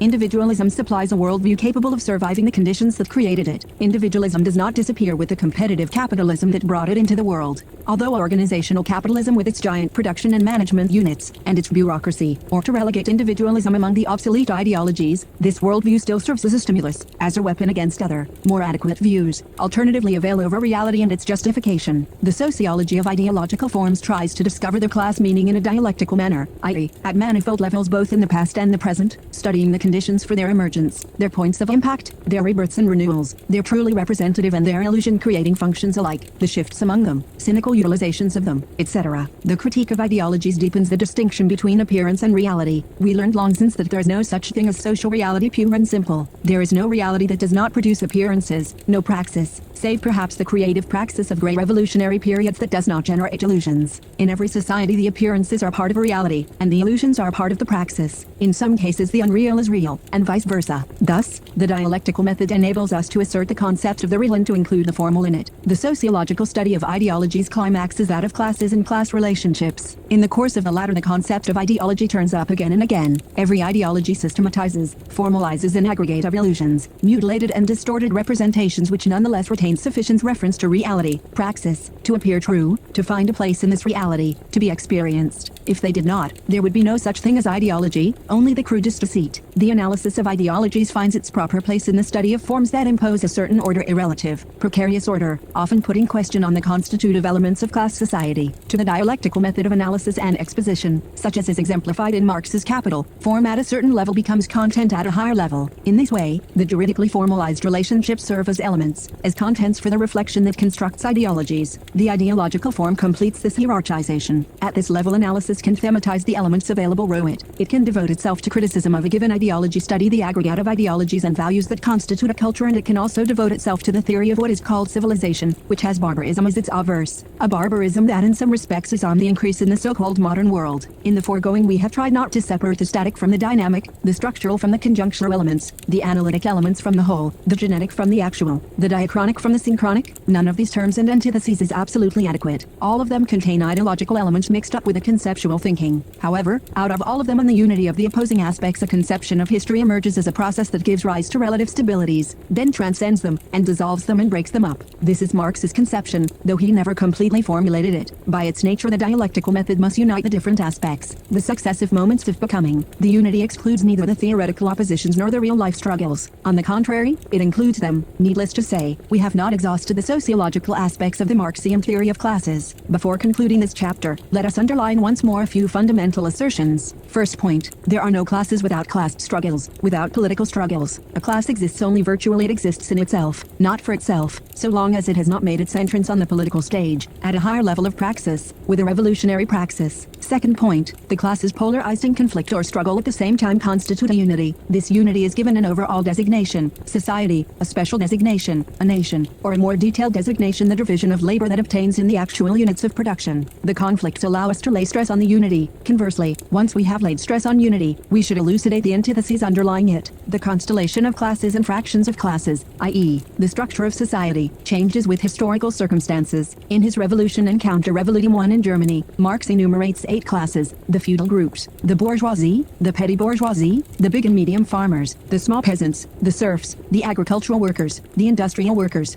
In his class struggles in France, however, he considers 7 classes: the financial bourgeoisie, the industrial bourgeoisie, the mercantile bourgeoisie, the petty bourgeoisie, the peasants, the proletariat, the lumpen proletariat. In other words, in about the same period the social structures of 2 unequally developed societies, yet both on the road to capitalism, exhibited notable differences. Structural analysis must leave scope for the march of events, constantly changing circumstances. A revolution is the consequence of a structure, but the revolutionary event depends on a conjunction of circumstances. The classes Marx described and analyzed as essential to competitive capitalism, namely, landowners, industrial capitalists, and workers, draw their incomes from 3 sources: ground rent, profits, wages. However, not every landowner's income is produced by his farmers, tenant farmers, and agricultural laborers any more than every capitalist is produced by his own workers. The aggregate of surplus value produced falls within a larger category, the national income as a whole. Marx intended to conclude his major work, Capital, with a theory of income and the way it is distributed. Production and property relationships as they actually obtain in society are technical devices comparable to pumps for sucking in as great a part as possible of the overall surplus product. The process of distribution is determined by the nature of society as a whole. The notion that the capitalist exploits his workers is crude and naive.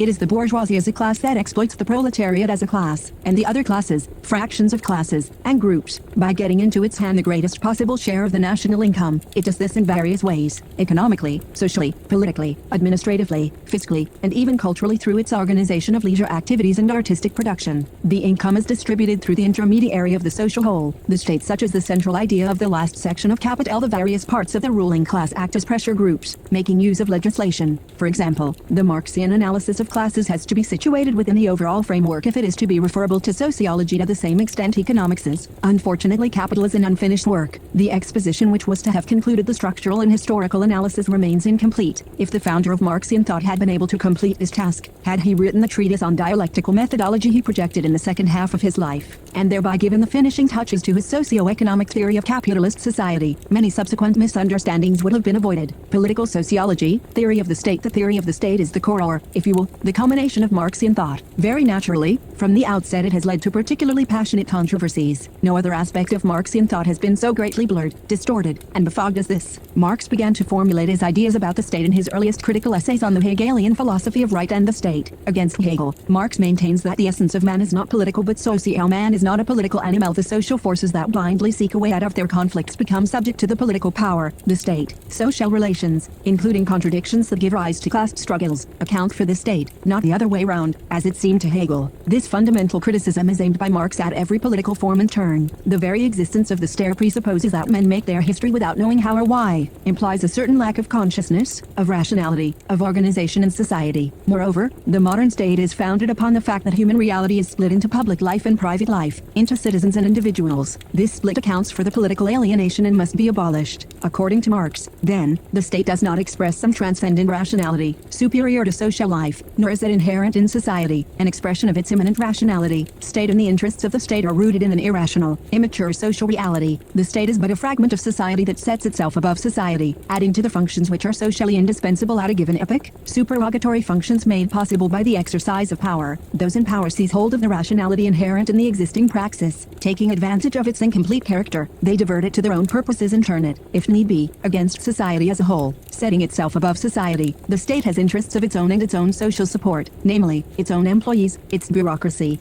It holds multiple powers: organization, ideology, constraint, political decision, but it cannot be entirely separated from the actual society on which it is based, the classes and their struggles. It has a distinct reality, but this reality is not autonomous. Though it tends to autonomy, its reality depends on the existing social relationships. Consequently, although the state apparatus tends to set itself above classes, it cannot remain aloof from them in their struggles. It serves the ruling class or classes, and at the same time acts as arbiter of the rivalries whenever they threaten the society's existence. Thus it is at once political battleground and the victor spoils. Though Marx did not make fully explicit his ideas on this score, in his view the separation of powers characteristic of the modern state corresponds merely to a specific stage of the division of labor and social functions generally. More exactly, it is an aspect of the division of labor, which is superimposed over the technological division, and which modifies and transforms the latter. Human unity, dissociated at the individual, social, economic, and political levels, will be restored only when society as a whole, transformed by revolutionary action, has absorbed the state, organized economic life, and enabled the individual to reconstruct himself on new foundations, without legal systems or other external constraints. Economy, society, politics are thus aspects, levels, elements or moments of reality. These moments are distinct, though they are not separate entities. None of these levels can lay claim to eternal truth. The social level, however, can lay claim to a historically founded priority. In respect of the state, the revolutionary movement which guides the working class will have three inseparable objectives: development of democracy, dictatorship of the proletariat, withering away of the state. The dictatorship of the proletariat means concrete democracy, i.e., the coercive power of a majority over a minority. The working class must destroy the machinery of the existing state, but its own state is to last only for a transitional period during which the state functions of organization and management are taken over by new social forces. Existing state authorities replace rational organization with coercion, negate human freedom by their very nature. The justification and legitimacy of such coercion will disappear, and the state will begin to wither away when a truly rational organization of production becomes possible. In short, Marxian thought is fundamentally antistor. The theory of state socialism, according to which the state is the manager of economic life and the higher principle of society, was advanced by a man against whom Marx fought bitterly, Ferdinand Lassalle. It is well known that Lassalle negotiated with Bismarck, and that they were in agreement concerning their long-range objectives, namely, to get the state recognized recognized by the working class, to integrate the latter in the state, and to limit the working class's social and political activity. In a sense we may say that Bismarck along with Lenin but at the opposite pole was the greatest political genius of recent modern times. Authoritarian but efficient regimes, which seek to carry out what Marx and Engels called revolution from above, are closer to Bismarckism than raw French Bonapartism. Given the importance of the question, let us take it up from the beginning. Let us reread the early works of Marx, the so-called philosophical works, which actually contain a radical criticism of philosophy and politics. Both were intimately linked in the Hegelian system. In the essay entitled A Critique of the Hegelian Philosophy of Right, Marx writes, the criticism of German juridical and political philosophy, which has received through Hegel its most consistent, most ample, and most recent shape, is at once critical analysis of the modern state and of the actual at which is seen acted therewith. 50 No question about it. What we have here is the critical analysis of the modern state, not merely of Hegelian philosophy, though the latter represents its most elaborate theorization. Marx began his career with this criticism of political reality. In addition, this criticism is a decisive repudiation of the entire previous mode of the German political and juridical consciousness, whose principal and most universal expression, elevated to the level of a science, is speculative jurisprudence itself, while, on the one hand, speculative jurisprudence, this abstract and exuberant thought process of the modern state, is possible only in Germany. On the other hand, the German conception of the modern state, making abstraction of real men, was only possible because and insofar as the modern state itself makes abstraction of real men or only satisfies the whole of man in an imaginary manner.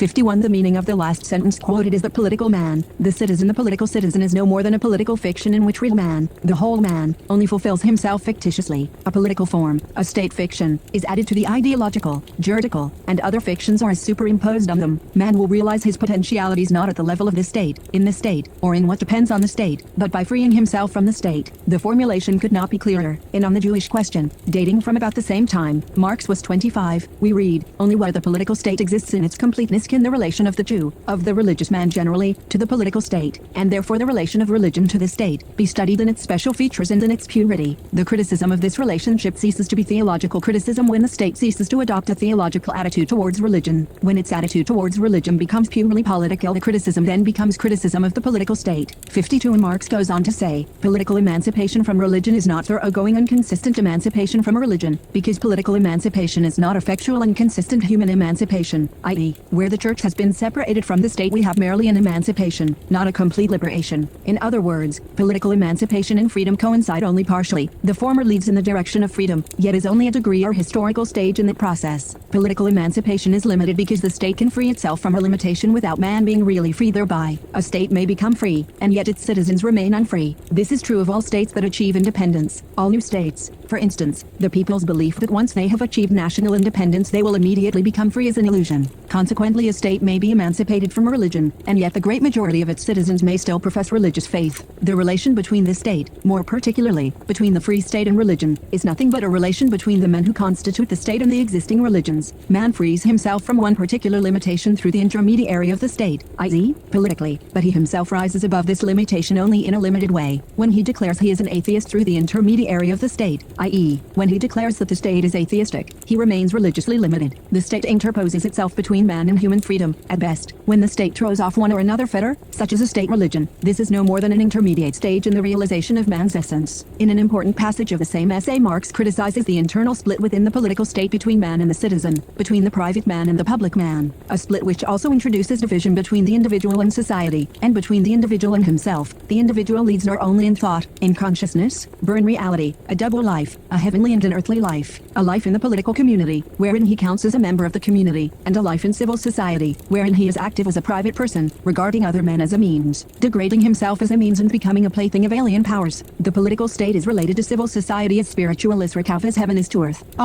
This applies to the political state which has attained its complete development, i.e., the most modern, the most democratic state. The state is essentially of the same nature as religion even when it has set itself apart from a religion and fights against it. There is a state religiosity inseparable from the very existence of the state because the state is in the same relation to real life as heaven to earth. It is above real life. It soars or seems to soar above it. It subdues real life in the same way as religion overcomes the limitations of the profane world. Man in his outermost reality, in civil society, is a profane being. Here, where he is a real individual for himself and others, he is an untrue phenomenon. In the state, on the other hand, where the individual is a generic being, he is the imaginary member of an imagined sovereignty. He is robbed of his real individual life and filled with an unreal universality. 64 Marx criticizes the splitting up of rights into the rights of man and the rights of the citizen. Man and his consciousness are thereby torn between all-embracing political, juridical, and philosophical fictions on the one hand, and narrow, limited realities on the other. The rights of the citizen are abstract, fictitious. All they grant the individual is an imaginary sovereignty within an unreal universality. As for the rights of man, they are in effect the rights of the selfish individual, and, in bourgeois society, they come down to the right of ownership of private property. In the moments of heightened consciousness, the political life seeks to suppress its fundamental conditions, civil society and its elements, and to constitute itself as the real and uncontradictory generic life of the individual. It is, however, only enabled to do this by a flagrant violation of its conditions of life, by declaring the revolution to be permanent. 55. Political life crushes everyday life, economic life, the life of real individuals. It destroys its own conditions when it seems to become more intense, when it sets itself above ordinary everyday life. It negates its own prerequisites by declaring the revolution to be permanent. The permanent revolution ends inevitably in the restoration of religion, private property, and the elements of civil society, just as war ends in peace. Marx obviously was thinking of Jacobinism here, but what is in question is of far wider relevance. The concept of permanent or total revolution preoccupies, even obsesses Marx. He sometimes acclaims and proclaims it, sometimes distrusts it. The text quoted here is directed against the state. Politics is such. History has known periods in which political life was so intense that it destroyed its own conditions of existence, when permanent revolution led to restoration of the status quo and into politicalization. The members of the political state are religious by virtue of the dualism between individual life and the generic life, between the life of civil society and the political life. They are religious to the extent that the individual regards as his true life the political life beyond his real individuality. G6. Marx's critique is directed against political life itself. Religion is here the spirit of civil society, the expression of the separation and the alienation of man from man. The political democracy is Christian to the extent that it regards every individual as the sovereign, the supreme being, but this really signifies the individual in his uncultivated, unsocial aspect, the individual in his fortuitous existence, the individual just as he is, the individual as he is destroyed, lost, and alienated through the whole organization of our society, as he is given under the dominance of inhuman conditions and elements. In a word, the individual who is not yet a real generic being, the sovereignty of the individual, as an alien being distinguished from the real individual, which is the chimera, the dream, and the postulate of Christianity, is under democracy sensuous reality, the present, and the secular maximum. On several occasions Marx developed the thesis according to which democracy is to other forms of the state as Christianity is to other religions. Christianity places man at the summit, but this man is alienated. Similarly, democracy places man at the summit, but this man is alienated. True, not the real, fully developed man. Why? Because democracy is a political state. Marx's criticism of the rights of man rakes a similar line. The rights of man, he observes, are distinguished from the rights of the citizen. But what is man as distinguished from the citizen? Nothing other than a member of civil society. Why is the member of civil society called man pure and simple? And why are his rights called the rights of man? What can account for this? The so-called rights of man, as distinguished from the rights of the citizen, are nothing else than the rights of the member of civil society, that is, of the egoistic individual, of man separated from man in the community. The freedom in question is the freedom of the individual as an isolated atom thrown back upon himself. The right of man to freedom is not based upon the connection of man with man, but rather on the separation of man from man. It is the right to this separation, the right of the individual limited to himself. 118. The practical application of the right of man to freedom, Marx goes on to say, is his right to private property, and hence, the right to enjoy and dispose of his property at will, without regard for others, independently of society. It is the right of self-interest. Individual freedom in this sense is the basis of civil society. As a result, every man finds in other men not the realization but rather the limitation of his freedom. In short, none of the so-called rights of man goes beyond the egoistic individual. Political man is only the abstract, artificial individual. The individual is an allegorical, moral person. All emancipation leads back to the human world, to human relationships, to men themselves.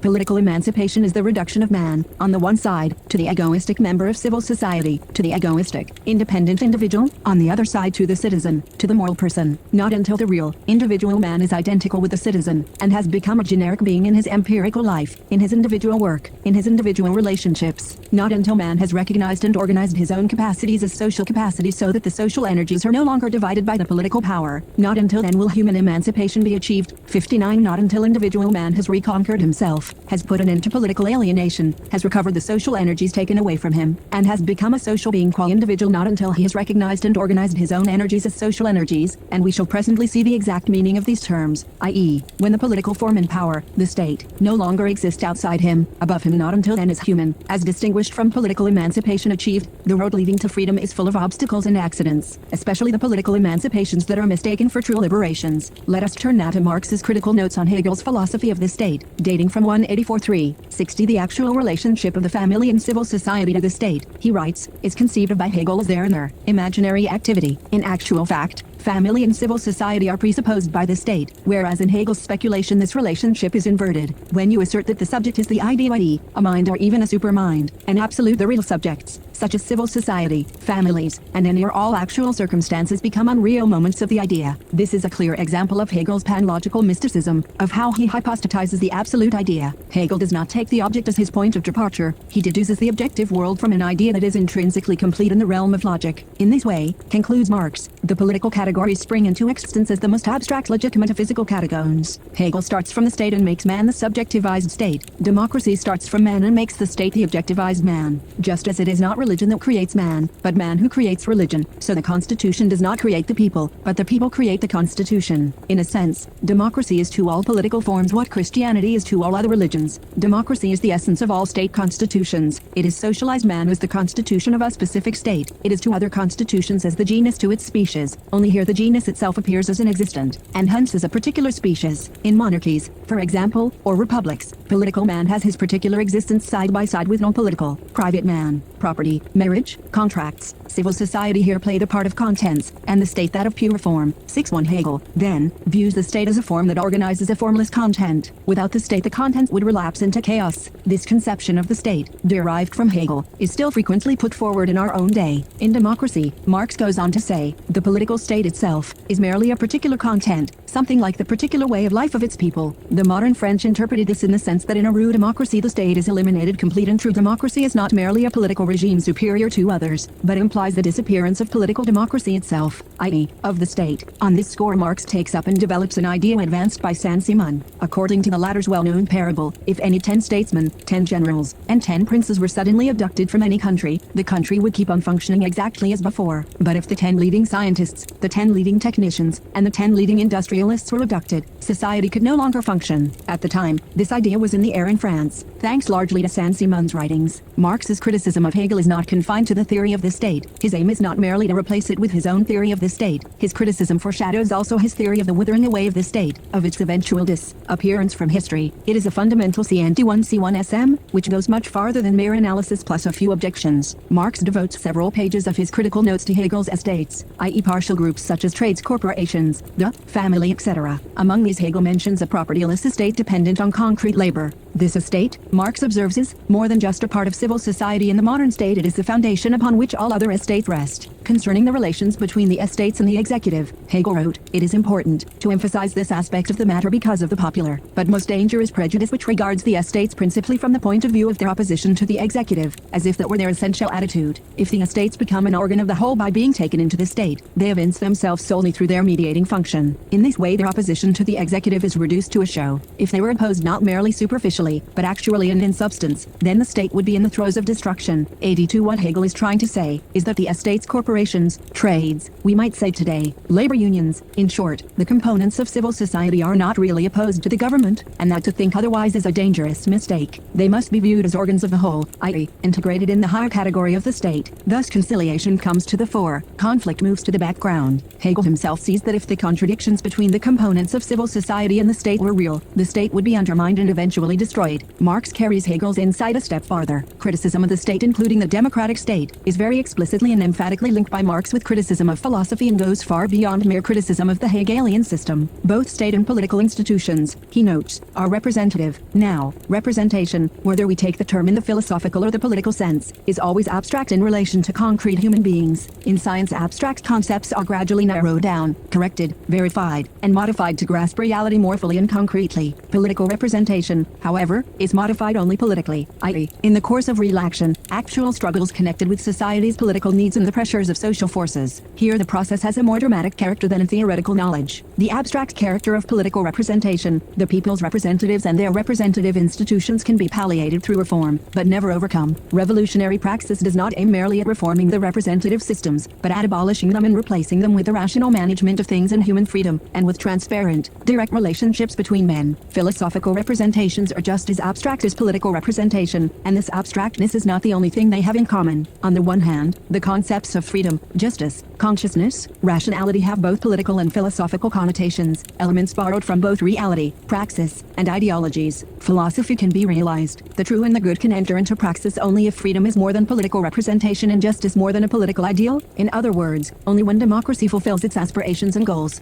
going beyond its own political institutions. On the other hand, philosophical representations have always always been bound up with political groups. It is in this sense that philosophy is ideological. More particularly, the great bureaucracies, those of the church as well as those of the state, have given rise to systems. A bureaucracy needs an ontology. Materialism and its opposite, spiritualism, were the expression of, and served as the justification for, machineries of state which required the elaboration of a metaphysics. 63. Thus the theory of the abolition, i.e., realization, of philosophy is closely connected with the theory of the abolition of the supreme political abstraction, the withering away of the state. According to Marx, there is no such thing as true democracy. To him the sense of democracy is that it discloses the truth of politics. He sees it not as a system but as a process which comes down essentially to a struggle for democracy. The latter is never completed because democracy can always be carried forward or forced back. The purpose of the struggle is to go beyond democracy and beyond the democratic state, to build a society without state power. Of special interest to political sociology today are Marx's notes on bureaucracy. Max Weber is frequently credited with having first drawn attention to the importance of bureaucracy and having initiated its analysis. And indeed his achievement is the more impressive for the fact that he did not know Marx's critical notes on Hegel's philosophy of the state. Marx did anticipate Weber. He was the first to subject bureaucracy to a critical study, taking as his point of departure Hegel's praise of it. According to Hegel, the civil servants and the members of the executive constitute the greater part of the middle class, the class in which the consciousness of right and the developed intelligence of the mass of the people is found.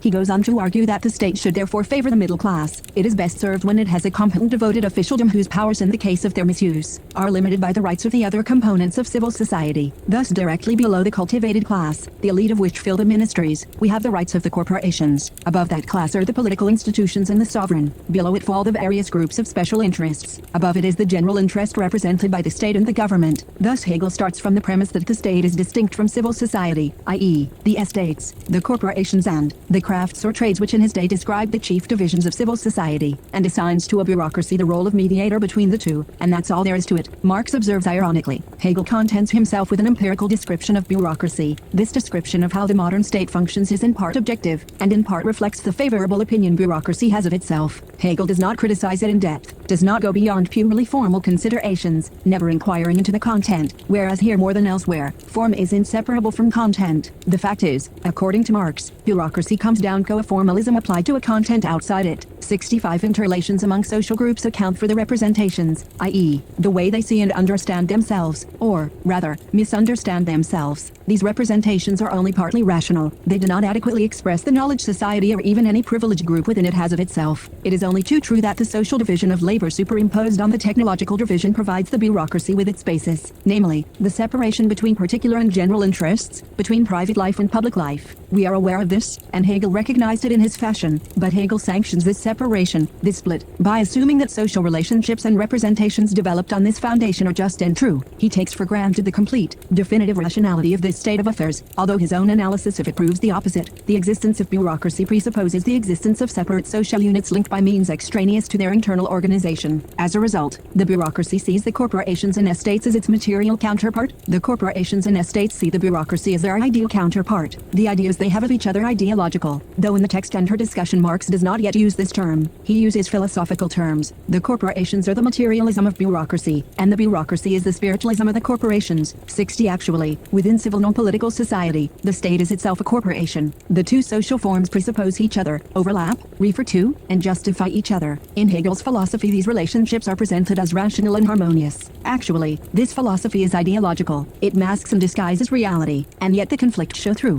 Where a bureaucracy is set, the state interest, represented by this bureaucracy, becomes a distinct entity which encompasses both the special interests of the corporations and the other social bodies in the so-called general interest, i.e., that of society as a whole. That is how, according to Hegel, the state and the bureaucracy inseparable from it become actualized. Although bureaucracy presupposes the existence of special groups, it is led to struggle against them in the course of defending its own interests. Let us now suppose that as a result of overall processes of growth organic bonds have begun to form between the various partial groups, and that society seeks to abolish the corporative structure which impedes its development. If this takes place, the bureaucracy will work very hard to preserve this structure. Why? Because the bureaucracy, a civil society within a political society, the state, would crumble away if the corporative structure, i.e., a state within civil society, were eliminated. From this situation derive the complex tactics and strategy of the bureaucrats, the crumbling away of the civil society within the political society, i.e., the bureaucracy, and of the political society within the civil society, the corporations and the corporative spirit, would mark the end of spiritualism and its opposite, materialism. 6. Philosophical representations and political representation would lose their foundation, their reason for existence. Philosophy, with its ideological corollaries and implications, would disappear. The definitive rationality Hegel ascribes to society and the state turns out to be peculiarly limited, spirit rather than reason, a metaphysical transposition, an absolutizing of the actually existing limitations which impede progress. In a society whose highest expression is the state, the limitations are experienced as transcendent in philosophy, religion, and other manifestations of the spirit, the same spirit which creates corporations within society and the bureaucracy within the state. The corporative spirit and the bureaucratic spirit are occasionally in conflict, but form a defensive alliance whenever their existence is threatened by a movement of society as a whole. Bureaucracy is a form, then, the form of a society dominated by the state, the actual content of which Hegel does not discuss, confining himself to the form of bureaucracy and asserting its rationality. Bureaucracy has this particular feature, that it tends to separate itself from its own content. It does not confine itself to formally organizing, to imposing its own form on that content. It becomes a formalism, and qua formalism it presents itself a superior consciousness, the will of the state, the actual state power. Thus a particular interest, bureaucracy's own, lays claim to universality while the general interest is reduced thereby to the status of a special interest. The bureaucracy, the apparatus of the state, profits from the very confusion it creates and feeds. It protects the imaginary universality of the special interest. 68 namely, its own spirit. The bureaucracy recognizes the components of civil society only at this fictitious level. This clever transposition may be successful, for although each particular component turns its special interest against the bureaucracy, it accepts the bureaucracy and even supports it, using it as a weapon against the other particular components and special interests. As a result, the bureaucracy qua the perfect corporation is victorious over the corporation qua imperfect bureaucracy. 69 It reduces the corporations to a mere appearance, but it wants this appearance to exist and to believe in its own existence in order to preserve its own conditions of existence as mere conditions, subordinate to it. Consequently, while every corporation tends to form a kind of little state within civil society, the bureaucracy is nothing but the state transmuted into a kind of civil, i.e., non-political society. In the course of this transmutation, state formalism, i.e., the state qua formalism, becomes a reality. It constitutes itself as actual power. It gives itself a content. This means that the bureaucracy is a tissue of practical illusions. It is a sort of praxis but one shot through with illusions about itself, its place in the whole, its importance, and iris competence. Realities, fictions, illusions are all mixed up together in the actual exercise of its functions. The bureaucracy embodies and furthers the illusion that the state is indispensable and rational. The bureaucratic spirit is entirely Jesuitic, theological. The bureaucrats are the Jesuits and theologians of politics. The bureaucracy is a république preter. Once again analysis obliges us to reject Hegel's identification of the real and the rational. Being and knowing, or consciousness, seen in its actual density, reality turns out to be full of gaps and disguises woven out of actually experienced illusions and illusions born of illusion. The state bureaucracy embodies a certain rationality, but it is an incomplete, deceptive, and even mendacious rationality, that it seems to be complete and definitive, that it usurps rights and powers which could belong only to an organically unified society which has overcome its contradictions. These facts are part of the illusions, deceptions, and lies. The very need for an ideology, a systematized philosophic representation, to conceal the gaps and disguises of the bureaucratic system shows that this bureaucratic political construction has no rational necessity whatever. What consequences may be traced from the fact that bureaucracy, the embodiment of the state spirit, has interests and objectives of its own, distinct from those of the state? The bureaucracy sets its goal and its spirit against those of the state, some of the time if not all the time. Qua formal spirit of the state, it finds that the state is actually devoid of spirit. In trying to supply this lack it conceives of its mission as a formal duty, a categorical imperative in the Kantian sense. Its effort to amend the state only confirm its belief that it is the goal and the supreme meaning of the state.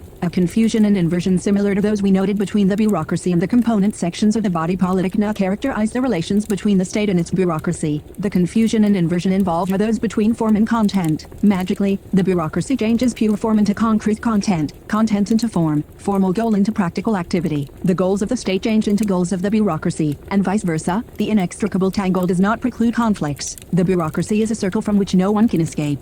But the metaphor of the magic circle is misleading. This circle, too, is a hierarchy of circles, the lower ones determining the others. Marx in this passage seems to have been thinking of Dante's hell. This hierarchy is built upon and justified by knowledge or know-how. Let us examine this bureaucratic knowledge, then, the scope of the offices and the competence of the expert who run them. This knowledge has several distinctive features. It constitutes or seeks to constitute a coherent whole, a system. This systematic character, confirmed by philosophy, is supposed to guarantee the veracity of the bureaucrats, to make the bureaucracy the criterion of truth, ruling out illusions and appearances. It cannot resist criticism. To begin with, the system of knowledge is itself expressed as a hierarchy of knowledge. The head knows more than the lower limbs but relies on them in matters of detail. The lower limbs, meanwhile, believe the head is perfectly capable of a rational grasp of the overall situation. In this way they delude each other. Knowledge is split into working details on the one hand, overall issues on the other, the empirical and the rational, reality and illusion, the material and the spiritual. just as in philosophy, all that is known or believed to be known is split in two. Everything takes on two meanings, one real and practical, the other bureaucratic,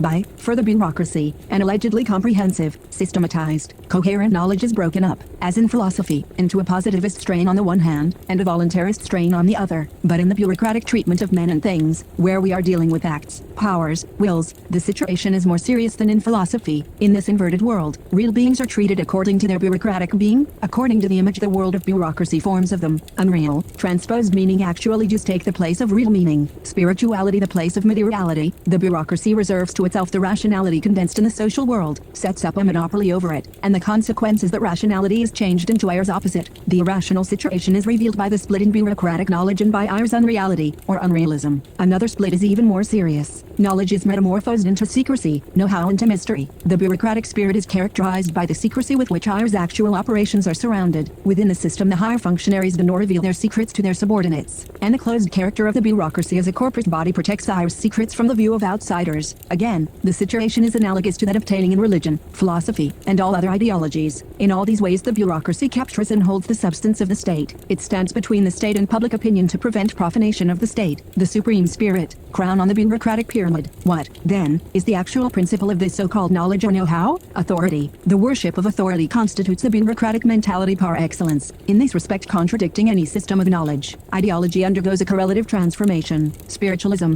the idealized representation of the higher spheres of reality, the illusory representation of real being, becomes crude materialism, the materialism of passive obedience, blind faith, fixed, mechanical, routine duties. To the bureaucratized individual, the higher goals of the state become his private goal, the pretext for his career, because his existence is the existence of his particular branch of bureaucracy. The state exists for him only in one frozen form. The only bond between bureaucratic minds is passive obedience to the next higher rank in the hierarchy. Real knowledge becomes empty. Real life appears only as dead, since the false knowledge and imaginary life of the working bureaucracy at its various levels are mistaken for the truth. Though the bureaucracy changes Ayer's ideology to one of crass materialism, it nonetheless clings to a crude spiritualism. Its dangerous idealism. It wants to take care of everything. It tends to make will, its own will, the first cause, the absolute. The bureaucrat feels the need to prove his existence by what he does. To him the whole world becomes something to work on. Marx's radical criticism uncovers the social truth contained in Hegel's philosophico-political approach to re-state. Hegel treats bureaucracy as an essence, an embodiment of the idea. But this essence, this idea incarnate, turns out to be full of contradictions. Like the Hegelian system as a whole, like philosophy and ideology generally, Hegel makes use of empirical data relative to the Prussian state and the modern state in general, treating them by the method of formal logic. He subsumes them under a general category, ignoring their specific features. By doing this, he gives the lie to his own dialectical method. Instead of formulating the logic of political bodies, he simply introduces a political body into his fantastic logic, thereby making it an integral part of his philosophico-political system. He gets into a tangle every time he comes to grip with a specific problem. For instance, that of the administrative relations between the various components of civil society and the government. Are the administrators to be elected or to be appointed by the authorities? Hegel suggests a mixture election plus investiture by the government. This hybrid solution reflects the duality of the Hegelian system as a whole. Hegel seems unaware of the actual mechanism of the state he includes in his system. He does not discuss the functioning of the courts, the police, or the representative bodies. In actual fact, because the state is alien to, outside and above civil society, the delegates and representatives it appoints or approves take Ayer's side against civil society. The police, the courts, the civil service do not act in the interests of civil society. They are state agencies which serve the interests of the state first and foremost. We hardly need to show that Marx's radical criticism of political philosophy, the state, and bureaucracy, a criticism accompanying a sociological analysis of these rational irrationalities, implies the objective of revolutionary praxis, namely, democratic self-management, without bureaucracy or state. Bureaucracy can be dispensed with when the general interest becomes in fact not fictitiously, not at the level of speculative abstraction identical with the particular interests, and this cannot come about until the particular interest is actually raised to the level of the general interest, the interest common to all estates, to the whole of civil society. This is the conclusion to which we are led by Marx's analysis, a conclusion of capital importance. For Ayer's the first definition of communism such as the organic unity to be achieved, marking a higher stage than political democracy, i.e., than the democratic state viewed as a political system. It is true that to Hegel, and to bureaucracy, society as it is already rational, and even democratic in a way. After all, every citizen can become an official according to Hegel. This guarantees the identity between political and civil society, between the state and the bureaucracy on the one hand, and the citizenship on the other. Similarly, Marx ironizes, every Catholic can become a priest. and every soldier can desert and join the enemy. 72. The bureaucratic system of knowledge is expressed on the practical plane by a system of competitive examinations on the basis of which officials are recruited. If the Hegelian state were really rational, examinations to become a cobbler would make more sense. In actual fact, in this allegedly rational state, examinations are a formality. They mark the recognition of bureaucratic knowledge as the privilege of a kind of Freemasonry. Examinations do not reflect an objective bond between the individual and the government, do not express their unity. Rather, they stress the need for a dual knowledge, one required for life in civil society, and one required for life in the state. The examination is merely a baptism into bureaucratic knowledge, official recognition of the transubstantiation of secular into sacred knowledge. 73. Of empirical and practical knowledge gained by experience of working in the division of labor into the knowledge possessed by the bureaucracy in the state, a mixture of competence and secrecy. The Hegelian theory of the state becomes slightly comical when the philosopher deduces the salaries paid to officials. The job demands sacrifices. It imposes on one the feeling of duty. The state is secure only if it has an ethics of public office, but the office necessarily becomes just another occupation. An occupation presupposes a salary, and hence it is the government official's salary, not the ethics, which secures the stability of modern societies. The philosopher becomes positively disquieting when he asserts that the security of the state and its subjects against the misuse of power by ministers and their officials lies directly in their hierarchical organization and their answerability, but it lies too in the authority given to societies and corporations, because in itself this is a barrier against the intrusion of subjective caprice into the power entrusted to a civil servant, and it completes from below the state control which does not reach down as far as the conduct of individuals. 74. True. Marx replies, the bureaucrat is tied hand and foot, but even though he is a hammer in relation to those below him and an anvil in relation to those above him, this can hardly reassure anyone. 4. Marx asks, what will protect us against the hierarchy? The lesser evil is to be eliminated by the greater evil. 75. It is also true, Marx goes on to say, that the conflict, the unresolved conflict between the bureaucracy and the corporations, the fact that civil society, the estates, can oppose the state and its bureaucracy, therein lies the security. But Marx is rather skeptical about the official's humane demeanor, which, according to Hegel, is a mental counterpoise to the mechanical activity involved in acquiring administrative knowledge, business training, and in the actual work done. However, as Marx observes, his job is the official's substance, his daily bread. With his moral counterpoise, the official's humaneness is supposed to protect him against himself. What a unity, exclaims Marx. Mental counterpoise. What a dualist category. Hegel, he adds, describes the bureaucratic spirit more accurately when he uses such terms as business routine and the horizon of a restricted sphere. 76. Sociological analysis of bureaucracy leads to an indictment of every bureaucracy, especially every government bureaucracy. Bureaucratic rationality is not to be taken at its face value, still less regarded as an absolute.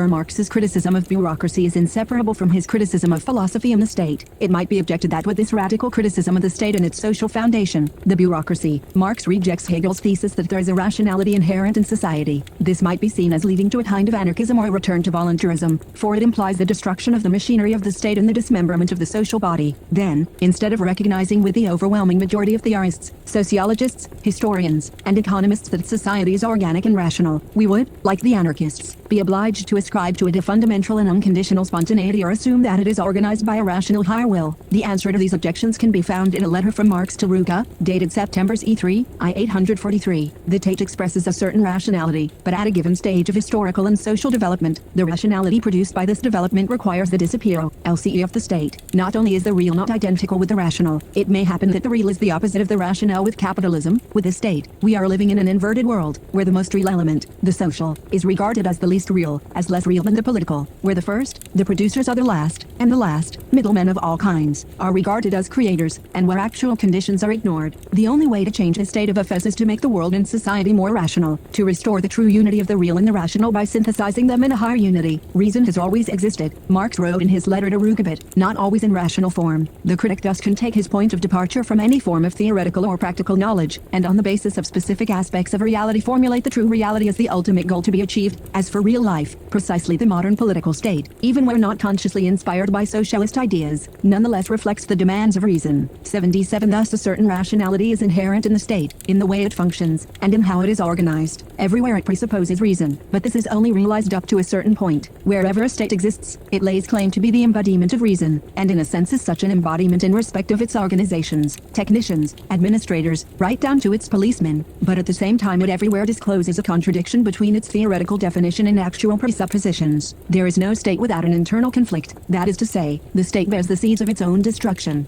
Consequently, the social truth can be elicited everywhere. Just as religion is the compendium of mankind's theoretical struggles, so the political state is the compendium of mankind's practical struggles. In its form, the political state expresses all the actual social struggles, social needs, and social truths sub specie re publici. Although ultimately the state must be transformed or abolished, it is essential to choose the proper means to this end. The state must be scrutinized closely as a compendium of social needs, social struggles, social truths. Criticism from the state must stand from the fact that it contains a truth, though in disguised, concealed form, and theoretical analysis lays bare this truth. There is social truth in politics just as there is social truth in philosophy. In the course of its development, the working class will replace civil society with an association which will abolish classes and their antagonisms. There will no longer be political power in the strict sense, for political power is merely the official resume of the antagonism within civil society. 78 Marx's critical analysis of bureaucracy might suggest that he had made a close study of the institutions and constitutions of the various states. This was not the case. He is not concerned with the state in itself but with the relations between society and the state. His political analysis does not essentially deal with the political situation within the state, a matter of tactics, but with the situation of the state within society. As he sees it, political sociology is a political act. Why, then, bother to study such and such a state in itself, as a thing apart? It must be noted that in discussing the relations between society and the state, Marx had the example of England in mind, then the leading industrial country, where the state was not interfering too much with social development or the democratic process, and the proletariat was forging ahead slowly but without encountering insurmountable obstacles. It was clear to Marx that no state, even one founded on brute force, for instance, on conquest, could survive unless it had a social foundation and performed indispensable functions. In order to defend the common interests, society created special organisms, originally by simple division of labor. These organisms, the highest of which is state authority, eventually began to serve their own interests, and gradually the servants of society became its masters. This was how Marx characterized the state after the Paris Commune when he declared that as a result of it, the struggle of the working class against the capitalist class and its state has entered a new phase. Although the state is born of the social division of labor, it ends up setting itself above society. That France has just such a state is only too obvious. This executive power, with its enormous bureaucratic and military organization, with its ingenious state machinery, with a host of officials numbering 500,000, besides an army of another 500,000, this appalling parasitic body, which enmeshes the body of French society like a net and chokes all its pores, sprang up in the days of the absolute monarchy with the decay of the feudal system which it helped to hasten. The seigneurial privileges of the landowners and towns were transformed into so many attributes of the state power, the feudal dignitaries into paid officials, and the motley pattern of conflicting medieval plenary powers into the regulated plan of a state authority whose work is divided and centralized as in a factory. The first French Revolution, with its task of breaking all separate local, territorial, municipal, and provincial powers, in order to create the civil unity of the nation, was bound to develop what the absolute monarchy had begun, centralization, but at the same time the extent, the attributes, and the agents of governmental power. Napoleon perfected this state machinery. The legitimist monarchy and the July monarchy did nothing but a greater division of labor, growing in the same measure as the division of labor within bourgeois society created new groups of interest, and hence new material for state administration. Every common interest was straightway severed from society. Counterpoised to it is a higher, general interest, snatched from the activity of society's members themselves and made an object of government activity, from a bridge, a schoolhouse, and the communal property of a village community to the railways, the national wealth, and the National University of France. Upon what foundation was this vast structure built, which successive revolutions perfected instead of demolishing, and which the various parties struggling for power looked upon as the spoils rightfully belonging to the victor? Why, upon the most populous class in French society, the small-holding peasants.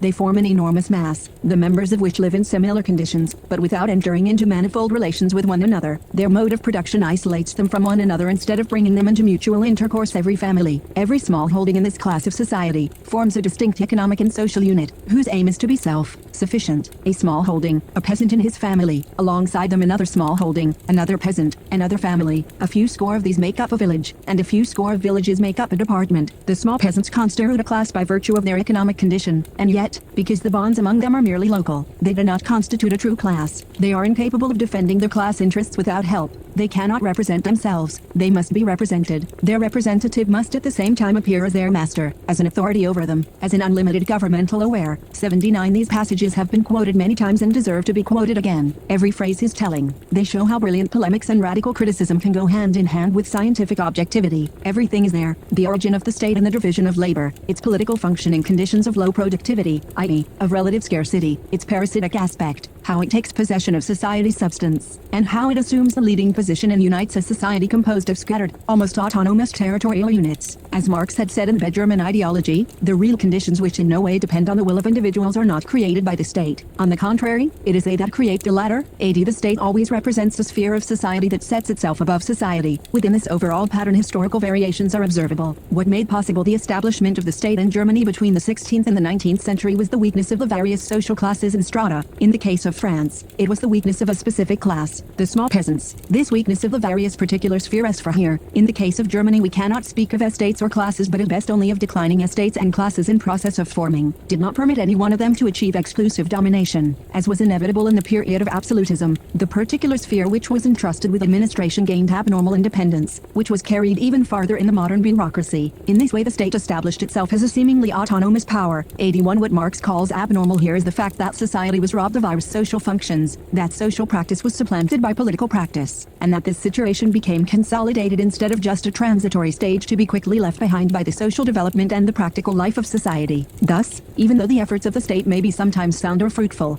for instance, in respect of encouragement to economic growth, the fact remains that civil society lets itself be dispossessed of its own initiative. Out of weakness or under duress society has surrendered the task of managing the common interest to the apparatus of government. The latter runs things in its own way, under the name of the general interest, subordinating the actual interests of society to the interests of ruling groups and government bodies. Marx has often been criticized for inconsistency when he discusses the role of government in the modern state, sometimes ascribing real and positive functions to it, sometimes viewing it as a parasitic growth upon the body social. In fact, when Marx analyzes the Asiatic mode of production, he stresses the efficiency of government in its economic functions. Only a great administrative body such as the state could carry out irrigation projects, drain swamps, control the course of rivers, etc. And such projects are indispensable to agriculture and trade. The elementary need for water resources to be regulated for the common good induced private entrepreneurs to form associations. In Italy and the Low Countries, for example, whereas in the East state intervention was required, because the level of civilization was too low and the territories too vast to make possible associations of this kind. In those vast stretches of territory, peasant communes, agricultural, pastoral or village communities have remained unchanged for thousands of years. The cities, relatively unproductive islands in the midst of farmland, served as administrative and military centers. The monarch and the agents of his government acquired ownership of the land and appropriated the social surplus product. The state was so important in these Asiatic empires, says Marx, that agriculture could degenerate under one government and come back to life under another. Such has been the case in Egypt from the earliest times, also in India and China. 82 It would seem, then, that Marxian thought on this score is, if not inconsistent, at least ambiguous. However, we may observe that this alleged ambiguity has hardly been dispelled today, but merely supplanted by the dogmatism of official Marxists. Some have overlooked the Asiatic mode of production entirely, because for various reasons it embarrasses them. Others have schematized history to such a point that we are told we have already passed through the successive stages of Asiatic mode of production, slavery, feudalism, and capitalism. Each is supposed to have been built on the ruins of the preceding stage, after liquidating it more or less completely. The mist of ambiguity is dispelled if we recognize that Marx admitted several possibilities of historical development, did not subscribe to any straight-line dogma. The historical possibilities Europe realized were not exactly paralleled in the history of the other continents. This hypothesis was formulated in the course of the recent discussion. To the extent that history exhibits apparent inconsistencies, i.e., diversities, they are accounted for by the fact that history is richer and more complex than Marxist dogmatism allows. So far as we are concerned, it has been established that critical analysis of the state in any Marxian sense must be based on specific studies of every known mode of production, every historical phase, every country, and this in terms of both the structural aspect, classes, and the conjunctural aspect, conquests, domination, characteristics of the conquerors and their armies, etc. Governments reveal the particularities of the society they administer and set themselves above. They sum up, as we have seen, its struggles and conflicts. Conversely, specific sociological and historical studies help us understand governments by taking into account the multiple conditions under which one or another state was formed. For Marx, just as for Hegel, truth is always concrete, specific, particular, and yet has its place within the whole or totality. However, in this connection as in others, Marx put the Hegelian formulations back on their feet. The concrete is social, not political. It is not hard to pick out in Marx's works many concrete analyses worthy of being called sociological. We have already cited several. Here is one that is not very well known, though it could serve as a model of the kind. The superstition that used to ascribe revolutions to the ugly intentions of agitators is a thing of the past. Today everyone knows that whenever a revolutionary upheaval takes place, its source lies in some social need that outdated institutions are not meeting. The need may not be felt strongly enough or widely enough to obtain immediate success, but any attempt at brutal repression will only make it more powerful. Our task consists in studying the causes of the recent uprising and finding out why it was defeated. The movements of February-March 1848 were not the work of individuals acting on their own, but a irresistible spontaneous manifestations of needs. 83. This is followed by an analysis of the class situation and social needs in Germany in 1848. Our brief survey of Marx's political sociology would be incomplete, misleading even, if we stopped here. It would appear a purely speculative, contemplative knowledge, which amounts to saying it is a contradiction in terms. According to Marx, speculation and contemplation bar access to the concrete, and hence to knowledge. Marxian thought is not merely oriented toward action. It is a theory of action, reflection on praxis, i.e., on what is possible, what impossible. Understanding of the state and the bureaucracy of government is inseparable from the revolutionary activity that is trying to go beyond them. We know to what extent knowledge implies radical criticism, the negative moment, and at the same time underwrites such criticism. Yet the meaning and scope of critical thought is realized only in practical revolutionary action, in deeds not words. The transition from political criticism to political action raises a closely connected questions, that of the revolutionary movement, and that of its strategy. In Marx's view, the historical process is fundamental, irreplaceable. It is not inevitable in a deterministic sense. It is infinitely complex, although it can be broken down into levels, periods, particular and specific histories, of technology, economy, law, philosophy, etc. Its partial aspects are finite. The fundamental process as such is not. It reflects human experience as a whole, a collection not of factual data, but of their underlying meanings. It leaves room for human choices without being completely controlled. Control of nature and history is an ultimate goal which is never completely achieved. The process of history generates the unforeseen, otherwise no creation would be possible. At the level under discussion, the level of the state, the social forces and the political determinisms that make up the motive forces of history are supplied by the revolutionary movement represented by the working class. Nothing happens in existing societies dominated by the modern state without it, whether latent or manifest. The pressure of the proletariat causes historical changiance. That is, the proletariat has emerged as a political force, i.e., as soon as it constitutes itself as a social class and exists as such. The pressure may grow stronger or weaker. The rate of change is now slow, now fast, depending on the overall historical situation and the socio-political structures within the different countries. It cannot stop.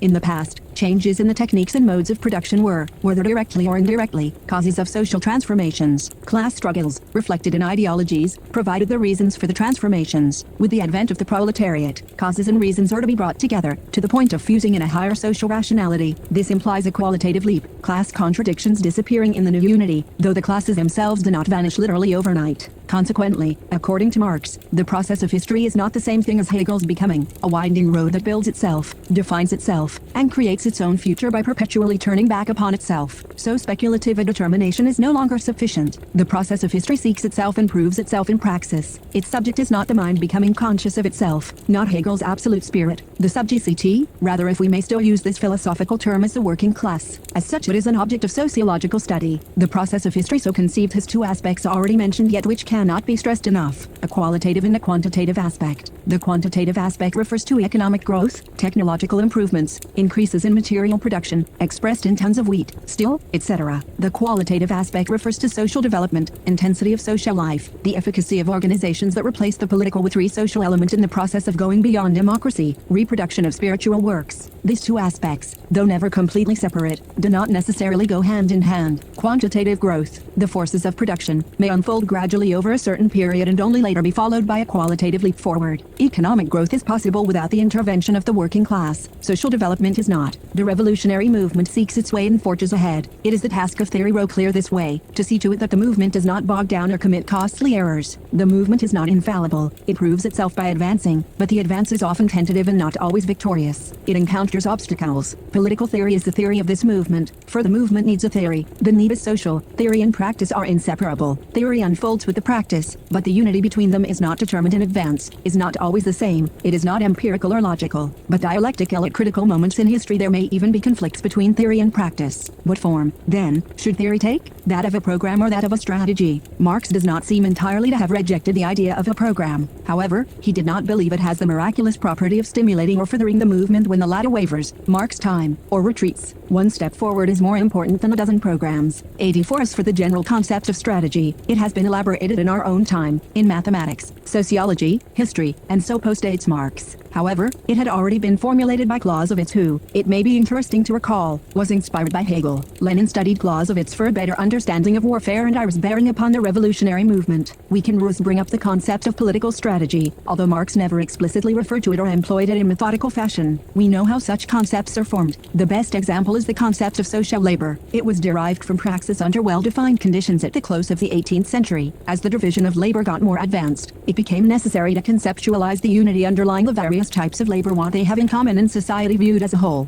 Continuing technological improvements, moreover, including the introduction of automated machines in industry, have opened up the prospect of manual labor being one day outmoded entirely. The concept of social labor was elaborated at the economic level by economists Adam Smith, Ricardo, and Marx himself. Later it reacted, as it were, on history. Thanks to it we began to understand how societies which did not have this concept worked and produced, and how their activities were reflected ideologically. We may suppose that something similar applies to the concept of strategy. Long before the concept was formulated, there had been military and political strategies. Machiavelli first formulated the concept, Clausewitz elaborated it. Since then it has been refined in games theory, operational and symbolic logic, etc. It leads us to look differently at the past. Many passages in Marx's writings reflect concern with the political strategy of the working class movement. Use of the term strategy is justified in this connection provided we bear in mind that to Marx, the objective that determines every tactical move is the strengthening of the international working class movement, and 2. The ultimate political goal of the movement is the abolition of politics, the withering away of the state once its functions have been taken over by society. The second point is of major importance. To leave it out of consideration is to make Marx a Machiavellian, or Machiavelli a precursor of Marx, to view politics or the state as an eternal, supertemporal essence. We know that for a long time after the I-848 revolution Marx looked upon Russia as the main enemy of the workers' movement. He repeatedly referred to the Tsar and his autocratic government as the policeman of Europe, the watchdog of private property, and maintained that the regime would collapse if a vigorously conducted war were waged against him. During the Crimean War he sharply criticized Palmerston, the British minister, for merely trying to keep the Tsar out of the Balkan Peninsula but otherwise sparing him. Similarly, in I-87 Marx was anti-French because Napoleon III's policy was directed against German unification. However, on September 4, 1870, his attitude changed abruptly because German unification under Bismarck was now threatening the French Republic. In each case his position was determined by what he thought was in the best interests of the movement. It is only too easy to impute to Marx in his political sociology inconsistencies, contradictions, anti-French, anti-German, anti-English positions, etc. Once the distinction between strategy and tactics is lost sight of. In his political WNTMGS Marx displayed extraordinary brilliance and vigor. These pieces of political analysis achieve real style. They are often dismissed as purely occasional pieces, their theoretical importance in the light they cast on his personality neglected. Here is a sample of concrete political sociology. Marx's portrait of Palmerston, although a septuagenarian who since 1807 has occupied the public stage almost without interruption, he continued to remain a novelty, and to evoke all the hopes that used to center upon untried and promising youth. With one foot in the grave, he is supposed not to have begun his true career. If he were to die tomorrow, all England would be surprised to learn that he had been Secretary of State for half a century. If not a good statesman of all work, he is a good actor of all work. He succeeds in the comic as in the heroic, in pathos as in familiarity, in tragedy as in farce, although the latter may be more congenial to his feelings. He is not a first-class orator, but an accomplished debater, possessed of a wonderful memory, of great experience, of consummate tact, of never-failing presence of mind, of gentlemanlike variety of talent, of the most minute knowledge of parliamentary tricks, intrigues, parties, and men. He handles difficult cases in an admirable manner, and with a pleasant volatility, sticking to the prejudices and the susceptibilities of his audience, secured from any surprise by his cynic impudence,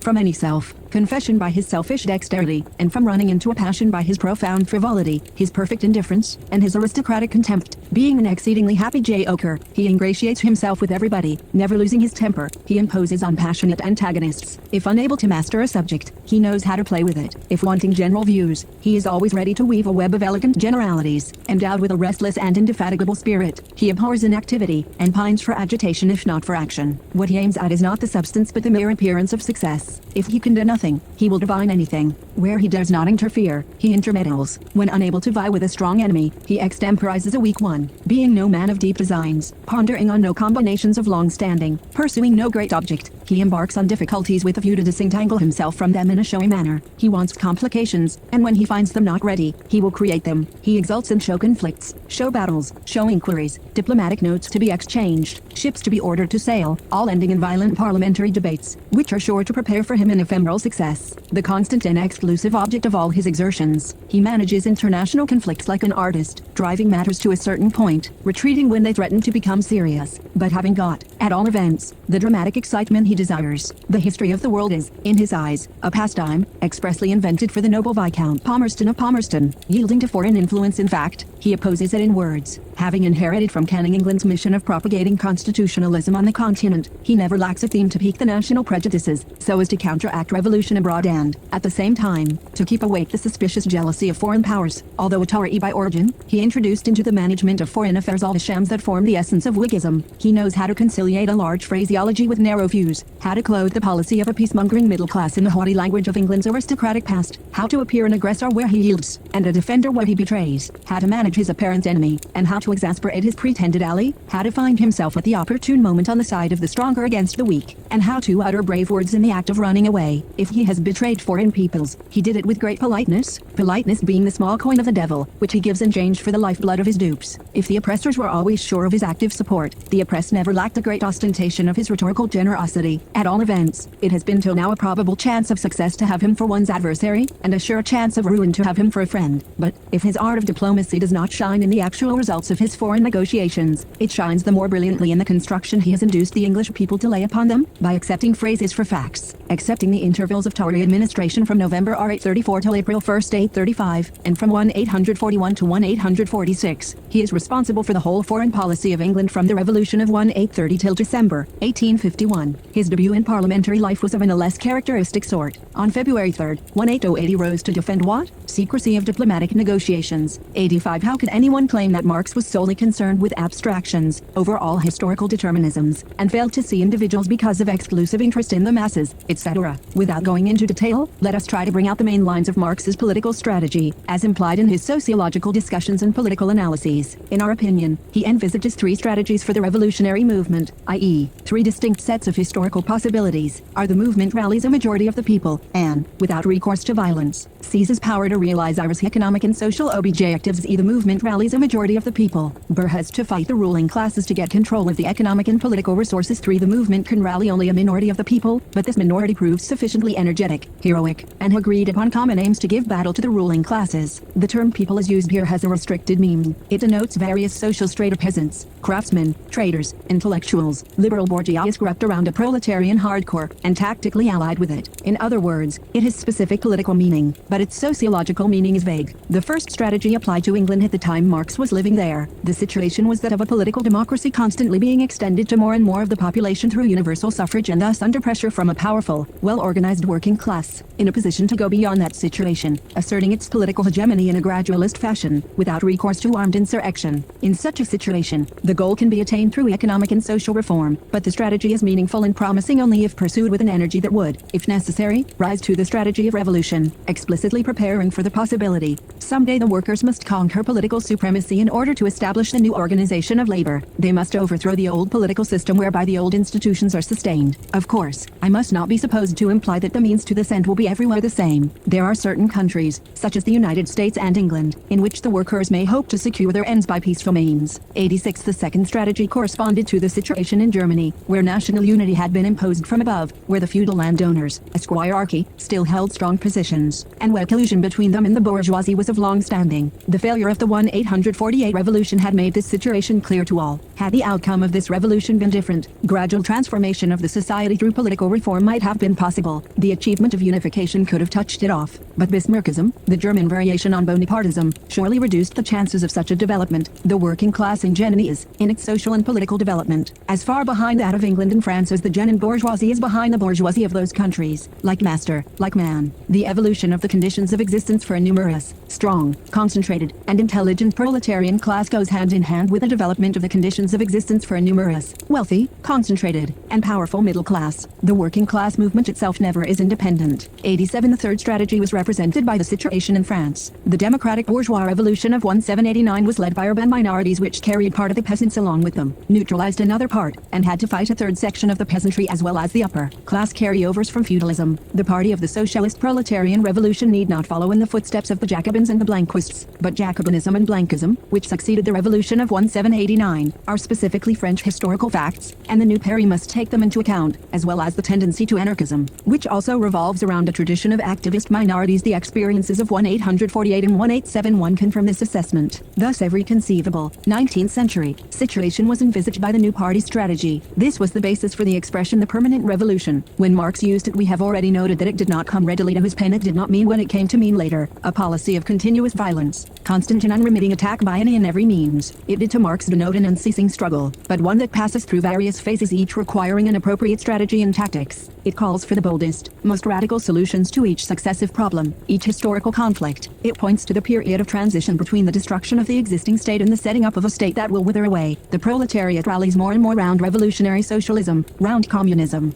for which the bourgeoisie has invented the name of blanqui. This socialism is a declaration of the permanence of the revolution. The class dictatorship of the proletariat is a necessary transit point to the abolition of class distinctions generally, to the abolition of all the relations of production on which they rest. Are the criteria for deciding upon one strategy rather than another are analysis of the social structure, classes and fractions of classes, evaluation of the tactical opportunities available at a given moment, and critical study of the government in power. When the ruling classes have a powerful bureaucratic and military establishment, the odds are that revolutionary violence will be touched off and that the movement will be obliged to resort to an armed uprising. Gradual transition to socialism by way of political, economic, and social reforms seems possible to Marx only where the state qua instrument of the ruling classes is undermined by internal contradictions. Questions concerning the nature of the movement and the strategy to be followed lead us to another important question, that of the nation. How seriously are the facts of nationality and the system of nation-states to be taken? In his writings, Marx frequently discussed specific national situations, but he treated them at the level of strategy rather than general theory. He seems to have believed that even in his day the workers' movement had transcended national boundaries. Although the world market created by capitalism has cleared the way toward abolition of national boundaries, the bourgeoisie has its particular interests in each country, he wrote, and since its interests are its supreme value, it cannot transcend nationality.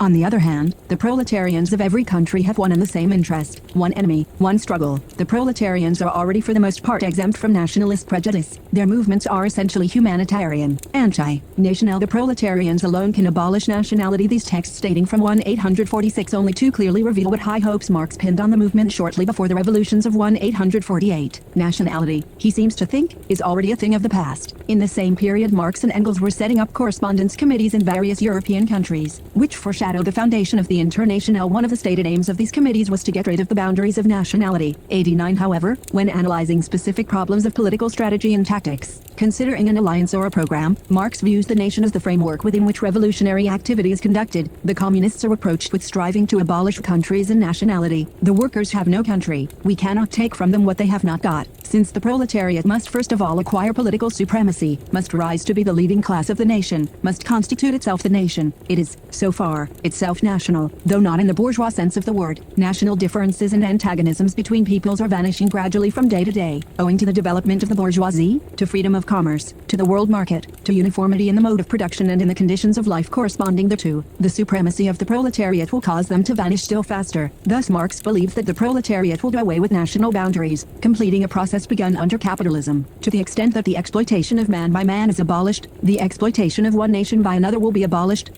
Hostility between nations will disappear together with class antagonisms within the nation. Although the struggle waged by the proletariat against the bourgeoisie is not national in respect of content, historical, social, practical, it is national in respect of form, political. This basic thesis is also expressed in Marx's political last will and testament, his critique of the Gotha program. Why not admit frankly that to some extent these famous texts are puzzling to us today? The emphasis here laid on form confirms what we have said above. Study of the form seems to fall under the heading of sociology, and yet these same texts disclose a certain ambiguity. If form is inseparable from content, and theory from practice, ought not the nation-state and nationality be defined, conceptually formulated, clarified theoretically rather than regarded as already a thing of the past? When Marx studies modes of production, he believes that it is possible to go beyond them. He starts from this assumption, which implies that socio-economic relations constitute a historical whole subject to radical critical negation, and the revolutionary practice thereby attains a higher theoretical level.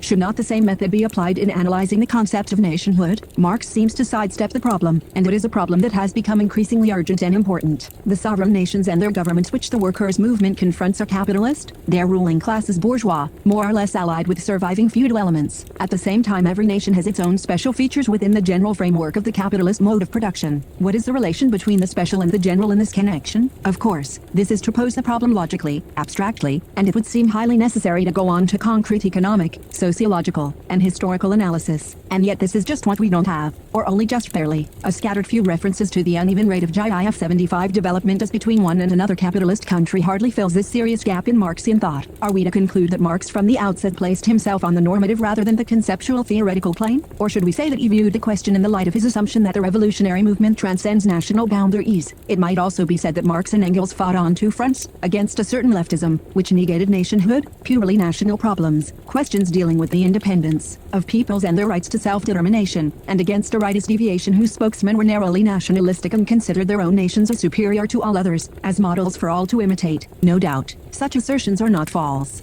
However, they are not relevant to the concepts involved, only to the strategy or even the internal tactics of the movement. Is this to downgrade or upgrade Marxian theory? That is the question. It would seem that the concepts have failed to provide guidance to the movement, that the movement obeys laws of its own splits, for instance, into tendencies leftism, sectarianism, rightism, opportunism, centrism, which gives leeway for maneuvering. Does this mean that practice has come to be set above theory? If this has, in fact, happened, then doesn't theory degenerate into tactical expertise? Isn't this to replace political sociology with a sociology of political tendencies? On the other hand, these tendencies were less clear-cut in Marx's lifetime than they have been or seem to have been in our own day. Lassalle, though leftist in one sense, Lassalle's brazen law of wages, was also a German nationalist, an inveterate champion of the Reich. As for the Proudhonian rightists, they maintained that their ideas on the role of cooperatives, people's banks, etc. were applicable to all countries, and took no note of national peculiarities. In the period of the First International, reformers took a philosophical line rather opposed to nationalism, while extremists were inclined to accept the idea of the nation-state as a fundamental datum of politics, all of which hardly simplifies the problem. Can we find an answer to our questions in Marx's critique of the Gotha program, his last major political writing, composed almost 30 years after the Communist Manifesto and never intended for publication? The movement had now become a party embodying the hopes and promises of the revolution, and it claimed to be inspired by Marx. Though weakened by illness, Marx was still alive and felt he had to condemn its program. His critique is a solemn warning to the party leaders that their program was not consistent with Marxian theory, both in the sense that their thinking was not scientific and in the sense that their political practice came down to a string of compromises. What is at issue? The state, the concept of the state, and the related question of nationality. The nation-state as a fact of life. Against whom is Marx fighting? Against the ghost of Lassalle, 10 years dead but still haunting the movement. Lassallism, a body of thought very different from Marxism, was having much more influence upon political practice than Marx's own thinking. Lassalle was no theoretician, Marx claimed. He did not know what the nature of wages is or what the state really is. He relied on his imagination, his feelings, his impressions. He mixed radical phraseology with a political empiricism that took for granted the existing framework of society, the modern state, and even their governments. Despite real talents, he was a demagogue rather than a revolutionary, who had from the earliest day of the movement managed to steer it along a disastrous course. Lassalle advocated dubious tactics and strategy dressed up in radical language. When the program stipulates, in contemporary society the means of labor the monopoly of the capitalist class, he is eluding the question of land. Such a formulation is only too easy to account for today, Marx observes, alluding to the dealings Lassalle had with Bismarck. Lassalle never attacked the landowners. He did not stop at falsifying the Communist Manifesto, though he knew it by heart, so as to cover up the alliance he had made with the feudal elements in Germany against the bourgeoisie. He was a shrewd politician, too shrewd by far. He had completely failed to grasp the theory of wages and the Marxian concepts of value and surplus value. The program demanded an equitable distribution of the proceeds of labor. Now, what is an equitable distribution, Marx asks? The bourgeois ideologists maintain that it can be achieved, even that it has already been achieved, on the basis of the existing mode of production. Lassalle's brazen law, a noble term he borrowed from Goethe, who had spoken of great brazen laws, masks the real nature of wages, the social and historical laws governing them, and thereby the future of the workers' struggle. The lofty phrase about equitable distribution of the proceeds of labor, giving all members of society an equal right in the latter, fails to allow for needs in the transitional period of revolutionary dictatorship.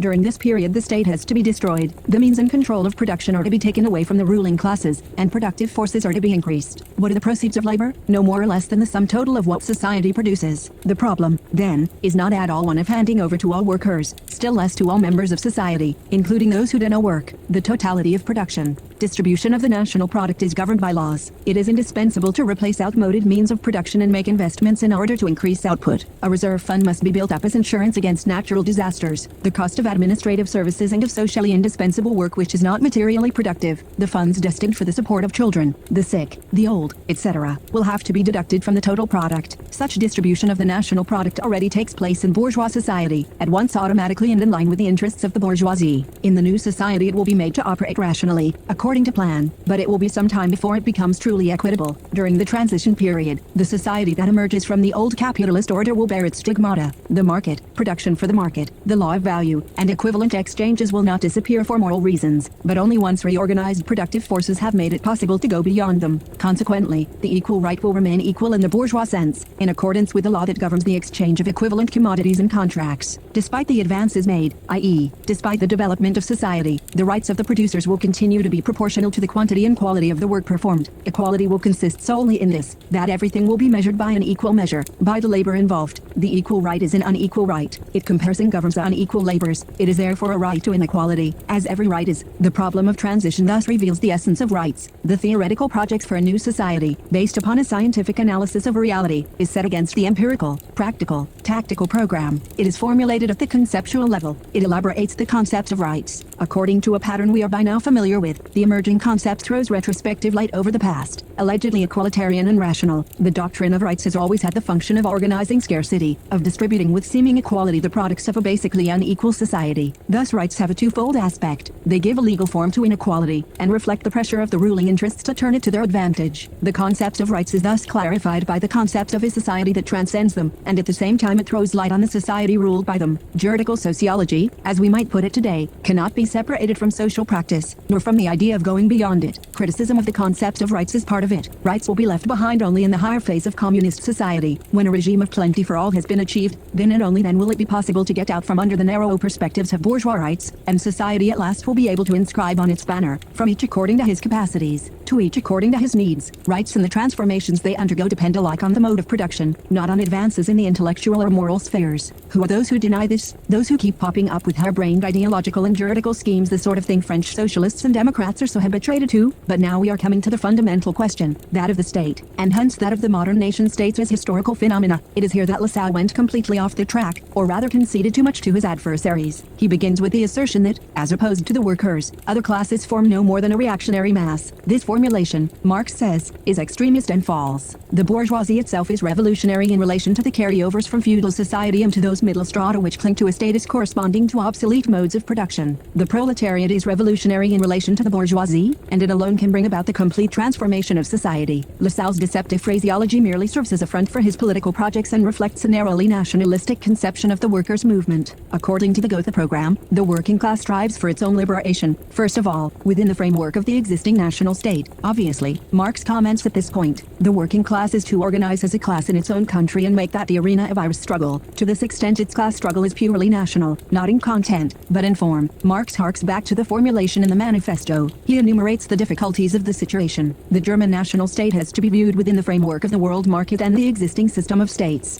The bourgeoisie, or the ruling class generally, is perfectly capable of an international policy, as was made clear by Bismarck. To fight such a policy, the German working class must take international functions upon itself. Otherwise its internationalism falls greatly short of that exhibited by free trade liberals who also champion peace, freedom, and the brotherhood of peoples. The trouble with Lassalle was that he supposed you can build a new society the way you build a railway, by borrowing from the government. He had boundless confidence in the state, was thoroughly naive concerning the aid to be expected from it. In line with Lassalle's ideas, the program went on to declare that what the German Workers' Party is striving for is the free state. This statement, says Marx, is meaningless. It shows how little the German Workers' Party has been affected by socialist ideas. Instead of viewing society as the foundation of the state, the program treats the state as an independent entity, which possesses its own intellectual and moral foundations, its own freedoms. We recognize here the same terms in which Marx formulated his criticism of the Hegelian conception of the state. Lassalle, a Hegelian who thought he was a Marxist, failed to understand the nature of the state. Like Hegel, when he describes a given reality and then identifies it with absolute rationality, Lassalle confuses some eternal state, idea of the state, in Hegel's terms, with the actual state, which is nothing but a military despotism overlaid with bureaucratic scaffolding, protected by the police, dressed up with parliamentary embellishments and feudal survivals, and already influenced by the bourgeoisie, namely, the Bismarckian state. Revolutionary objectives are abandoned whenever the term state is taken to denote the machinery of government. The state insofar as it is a special organism resulting from the division of labor. Confused on just this score, the Gotha program merely sought to improve the machinery of government, and kept within the boundaries of what the police allows, what logic disallows. For all its many fine phrases, it limits itself to demanding democratic control of the existing state by the working people, an income tax, and universal elementary education paid for by the state. The talk about freedom in the free state is idle chatter. From the point of view of political action, freedom consists in transforming the state, presently an organ set up over society, into an organ entirely subordinated to society. The formulation is nothing if not clear. In 187.5 Marx had not given up any part of his opposition to the state, and he expresses himself more strongly than ever on this score. Even today, the forms of the state are free precisely to the degree that they restrict the freedom of the state. The ever-mounting number and size of governmental institutions in modern society call attention as never before to the contradiction between the political and the social aspects. Human freedom has to be defined on the social, not the political plane. Will the modern state manage to stifle social life entirely under the crushing weight of politics? This is the question the Lassalleans ignored, but that Marx never tired of raising, and it was against the so-called realists that he raised it. Those who turn their backs on revolutionary possibilities in the name of reality, mistake the status quo for reality, treating the fundamental concepts of socialism as mere utopianism. What changes will the form of the state undergo in the new society? What social functions similar to the functions now performed by the state will remain in existence? This question can only be answered scientifically, i.e. at the conceptual theoretical level. It won't be by coupling the word people and the word state in innumerable ways that we will get any closer to solving the problem. During the transitional period, the people will give the state a very rough awakening. Political democracy itself will be surmounted, not by improving the state and its democratic, republican institutions, but by destroying both the state as presently set up over society and the portion of society which made such a state possible. The revolutionary dictatorship of the proletariat, the broadening of democracy, the withering of the state are three aspects of one and the same movement, that of the revolution. Summing up, in his political last will and testament, Marx reaffirms what he has always said about the state and further elaborates one fundamental concept, namely, the concept of revolution. The proletarian revolution implies the end of the state. The internal relation between the two concepts is dialectical contradiction and unity, a higher synthesis achieved via negation. The transitional period.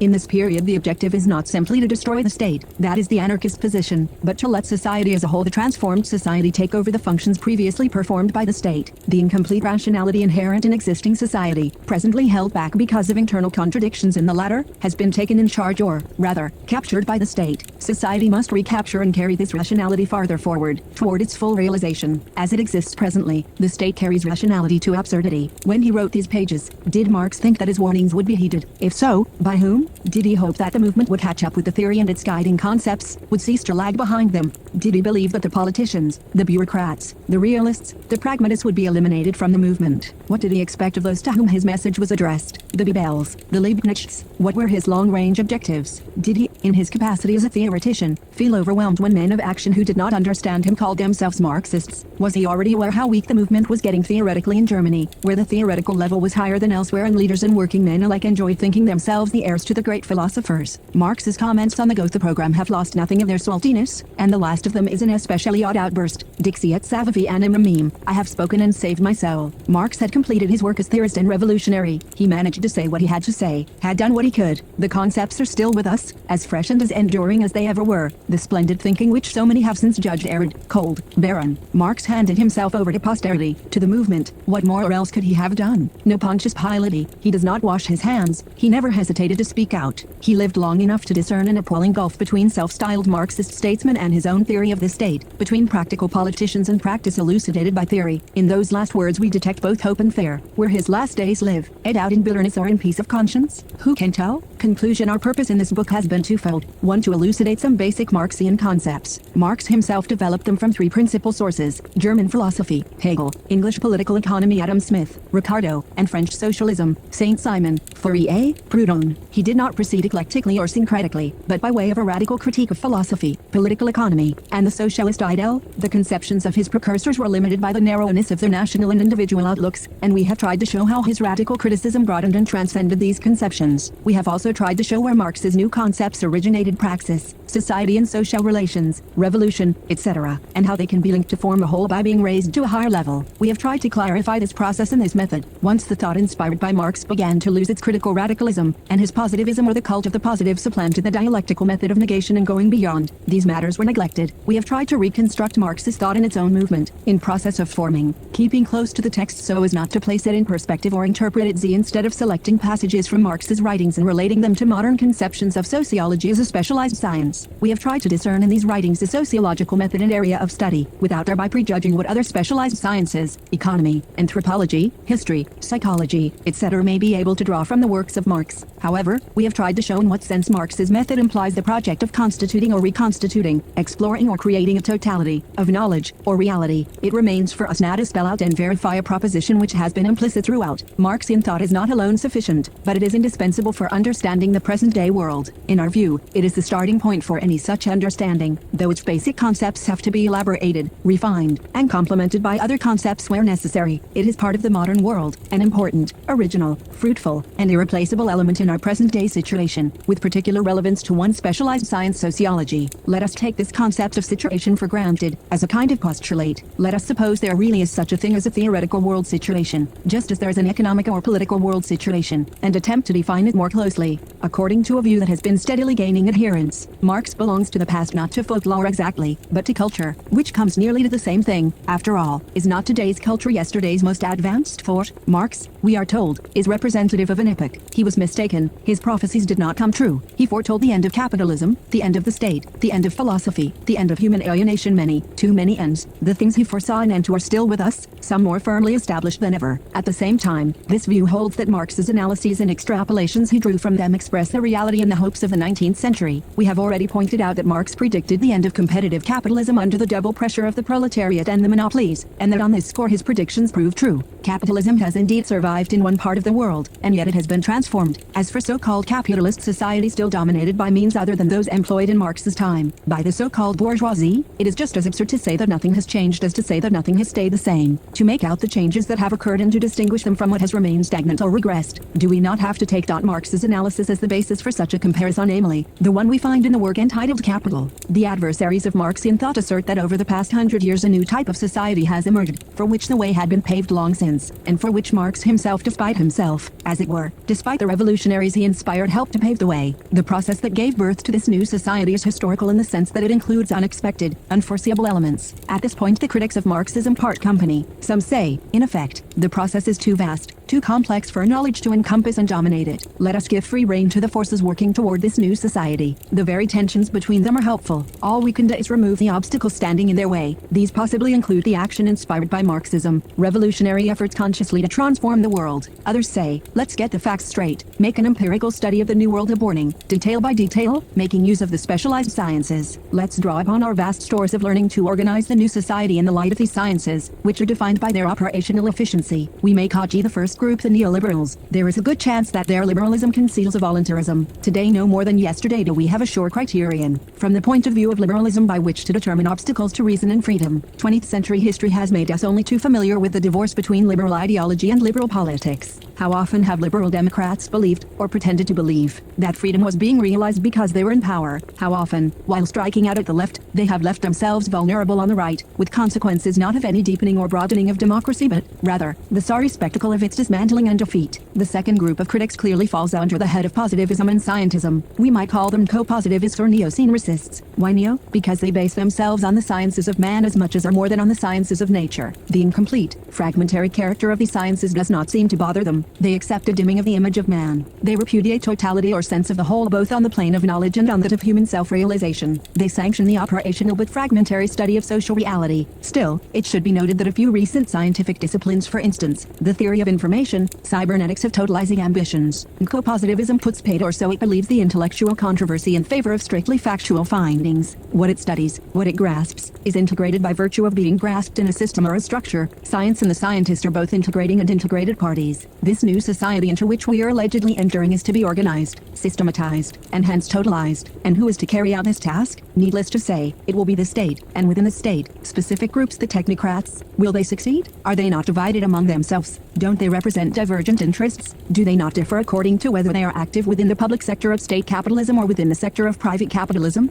Don't they introduce new contradictions into society instead of resolving the old ones? Is there a perfect agreement between the rationality of the state and that of technology, that of the analytical, operational intellect? We leave these questions open. One thing sure is that this tendency is giving rise to a diffuse ideology, only as yet partially formulated. Doesn't the exclusive importance ascribed by some to concepts such as those of structure, system, function, which have areas of validity, but which are often misused, reflect this ideology? At least this question makes sense. We would answer it in the affirmative. Still, we ought to be able to give a name to this new society which is, it seems, being produced by mutation. What shall we call it? There have been a number of suggestions. Industrial society, technological society, a consumer society, mass society, the society of leisure, the affluent society, the rational society, etc. Each of these designations has its champions and inspired publications which have enjoyed wide circulation. Let us take a brief look at each of these hypotheses. For what we have here is hypotheses concerning the essential character of the society engaged in the mutation we are witnessing. Each hypothesis is summed up in a designation that emphasizes a certain feature and treats it as a definition. This tends to mask the hypothesis implied. Let us try to discover what is true and false in each, what has been established and what is merely extrapolation.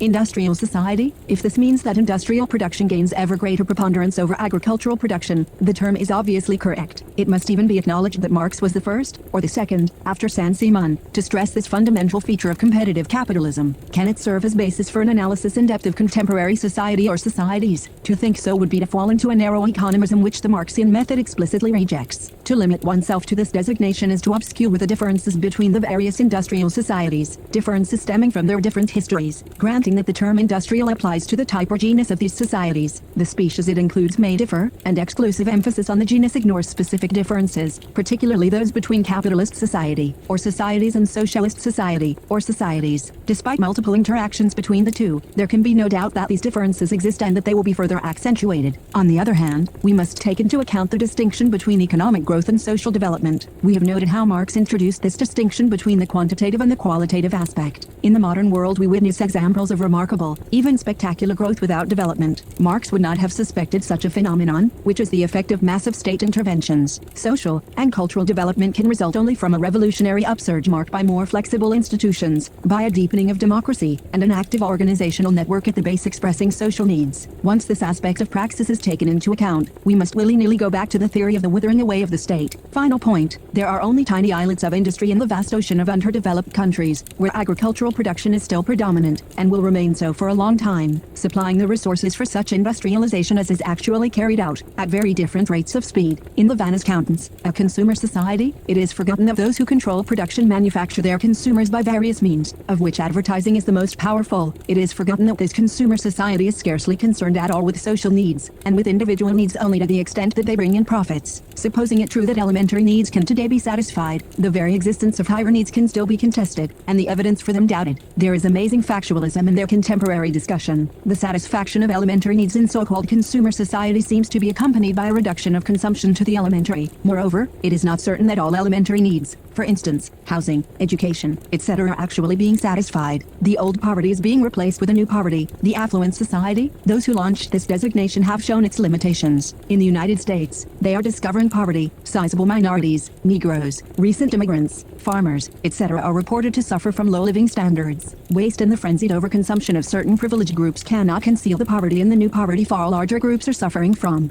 The society of leisure, the amount of leisure time has not increased for most people, though working hours have grown shorter. Forced time, for instance, time used going back and forth to work, eats up our much publicized leisure time. People have to keep working to invest. The scale of investment required for automation, for new branches of industry, for the conquest of space, and for aid to backward countries is enormous. This applies to both socialist and capitalist countries. The urban society? Yes, near the islets of growth. No, if we take into account the peasants in Africa, Asia and Latin America. It is no, there, even if we include the Hoovervilles to which uprooted peasants are flocking. Mass society? As though every society from time immemorial did not rest upon its foundation the human masses. A technological society? Predominance of technology does indeed seem to be a fundamental feature of modern times. It deserves careful consideration. Many persons confuse the speeding up of technological progress with an alleged acceleration of historical time, with social and cultural development, whereas a divorce between these aspects of praxis seems no less essential a feature of modern times. The predominance of technology contributes to the survival if not the savage of capitalism, in the form of gigantic, monopolistic or state organizations for promoting technological progress. According to Marx, the bourgeoisie can survive only by continually revolutionizing the conditions of production, lacking which the revolution will take over this task. Also, according to Marx, there is a connection, yet at the same time a difference, between man's technological control over the outside world and his appropriation of his own nature, his social existence, his everyday life, his needs and desires. Moreover, technology has only been predominant under one particular set of historical circumstances, where rival socialist and capitalist armed camps or systems confront one another, under conditions of the armaments race, and the race for conquest of outer space. This set of historical circumstances may, however, become permanent, freeze into a structure. The fact that technology is championed by specific social groups, technologists and bureaucrats, as yet unsuccessful in constituting themselves as a class implies certain dangers. The real problem is not to find a definition for the new society, but to elucidate these dangers. Definition, in a sense, tends to conceal the dangers and to present as an accomplished fact what is only a disquieting possibility,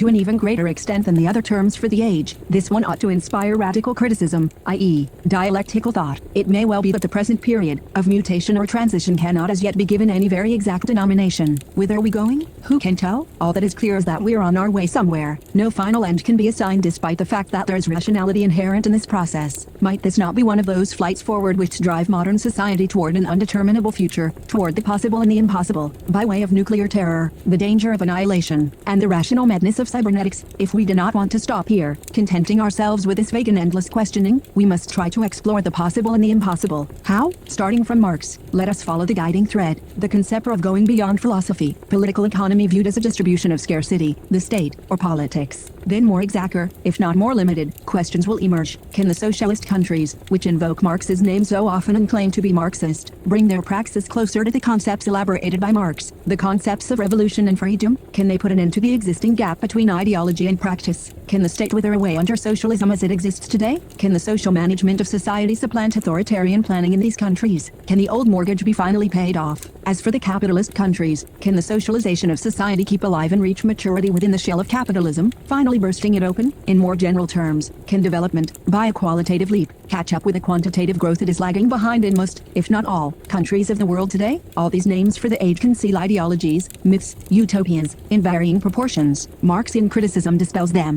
New conflicts are added to the old contradictions and take their place. For instance, there is acute conflict today between the quantitative growth and the qualitative development. It is accompanied by mounting complexity in social relations, which is masked and counteracted by opposed elements. Control over external nature is increasing, while man's appropriation of his own nature is stagnating or regressing. The former falls primarily under the head of growth, the latter of development. Notes 1 Marx, Salvi, Sonevra, avec une exposé de ses philosophies, Paris, 1964, cf. pages 42 ff2 Contribution to the Critique of Hegel's Philosophy of Right, 1, 843-44, opening lines of it, Differenz der demokratischen Multiplication der Philosophie, Preface 3. The texts which this paragraph sums up may be found in Marx, Salvi etc., and Overchoices de Marx, 2v Paris, Gallimard, 1964, 6 Ökonomische Philosophische Manuskript aus dem Jahre 1844, in Marx Engels Gesamtausgabe, Marx, Engels Archive, Frankfurt, 1927 ff., henceforth to be referred to as Mega, first section, v3, p. 517 cf. K. Marx, aus der Kritik der Hegelschen Rechtsphilosophie, in Mega, first section, yi, pp.u6ff. Letter to Ruka, September 1st H43, IBID, p. 70 Die Dog, in Mega VV, pages 1516 1 degree cf. Capital translated B. Samuel Moore and Edward Aveling. Chicago, Charles H. Kerr and Company, 1106 VI. Book I, 1, 4, 11. They hardly need point out that this applies to the theory of the Pratico-Innert and J.P. Sartre. Critique de Réseau 11 Dialectique. Sartre misunderstands Marx's criticism of philosophy, ignores how it restores the sensuous, and represents a regression to Feuerbach's anthropologue. Cf. Mega, Volume Ill, pages 111-44, 1 inches 11 ARX's observations on need are scattered throughout his works, from the earliest to the latest. Cf. also the passage from Critique of the Gotha Prager MT quoted on page 179,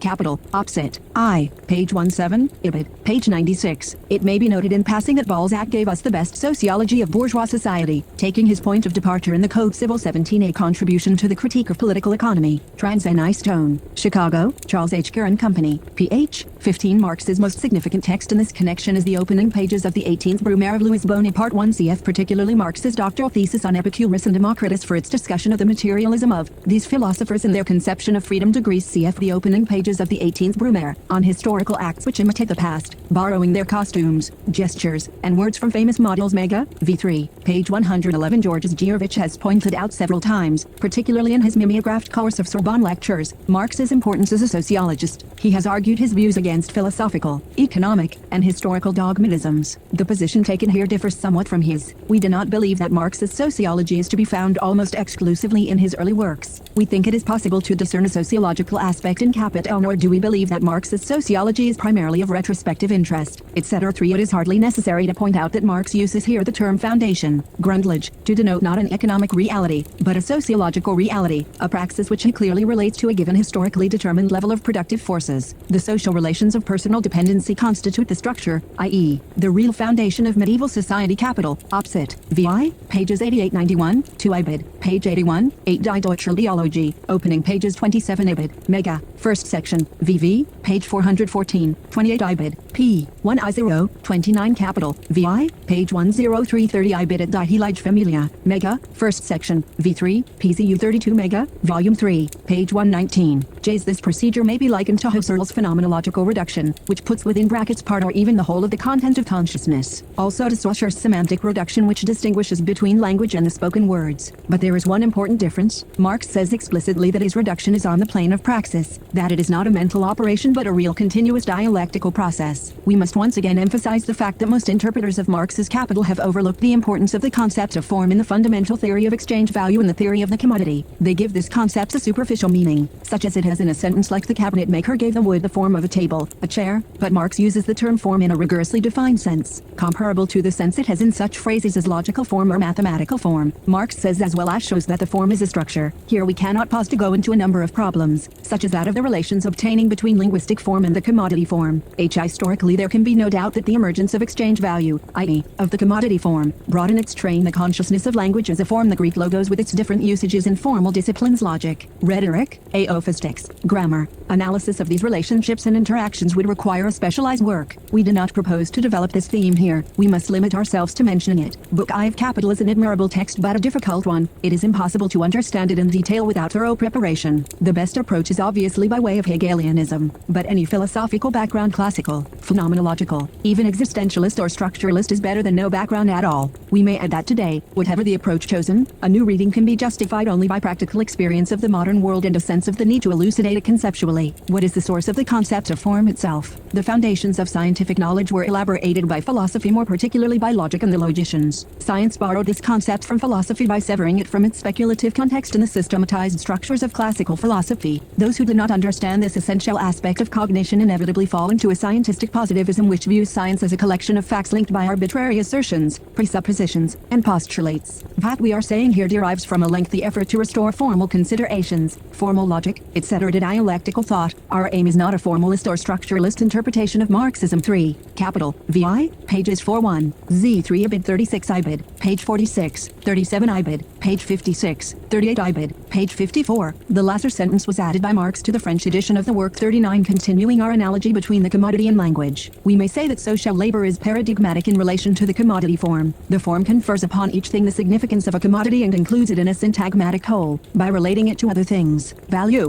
therefore, does not stalk about with a label describing what it is. It is value, rather, that converts every product into a social hieroglyphic. Later on, we try to decipher the hieroglyphic, to get behind the secret of our own social products. For to stamp an object of utility as a value is just as much a social product as language. All this does not mean that commodities and money are mere signs. And yet, not only is there a language of commodities, but there is also magic in them as in current usage. Cf. Capital, Book I, Chapter 200 Qua Values. All commodities are expressions of one and the same unit, human labor, and interchangeable. Consequently, a commodity can be exchanged for another commodity whenever it has a form that makes it appear as a value. Passage added by Marx to French version of Capital, Book I, R. 3, 41 Capital, VI, page 83, 42. This well-known thesis has been put forward by Georges Locke, X, according to whom human relations are converted into things and relations among things. 43. The purchase of labor power for a fixed period is the prelude to the process of production, and this prelude is constantly repeated when the stipulated term comes to an end, when a definite period of production, such as a week or a month, has elapsed, but the laborer is not paid until he has expended his labor power, and realized in commodities not only its value, but surplus value. He has therefore produced not only surplus value, but also, before it flows back to him in the shape of wages, the fund out of which he himself is paid, the variable capital. What flows back to the laborer in the shape of wages is a portion of the product that is continuously reproduced by him. The transaction is veiled by the commodity form of the product and the money form of the commodity. 44. The most superficial of these interpretations characterizes the commodity psychologically, by its use value, desirability, power to give satisfaction. We have on the contrary emphasized the analogy between the commodity and the twofold nature of language and the sign. Lukács' theory of reification goes deeper, but fails to do justice to Marx's theoretical analysis of capitalism, and rules out any concrete Sociology of Bourgeois Society, as well as its disappearance and transition to something else, 45 Capital, VI, page 809, IBID,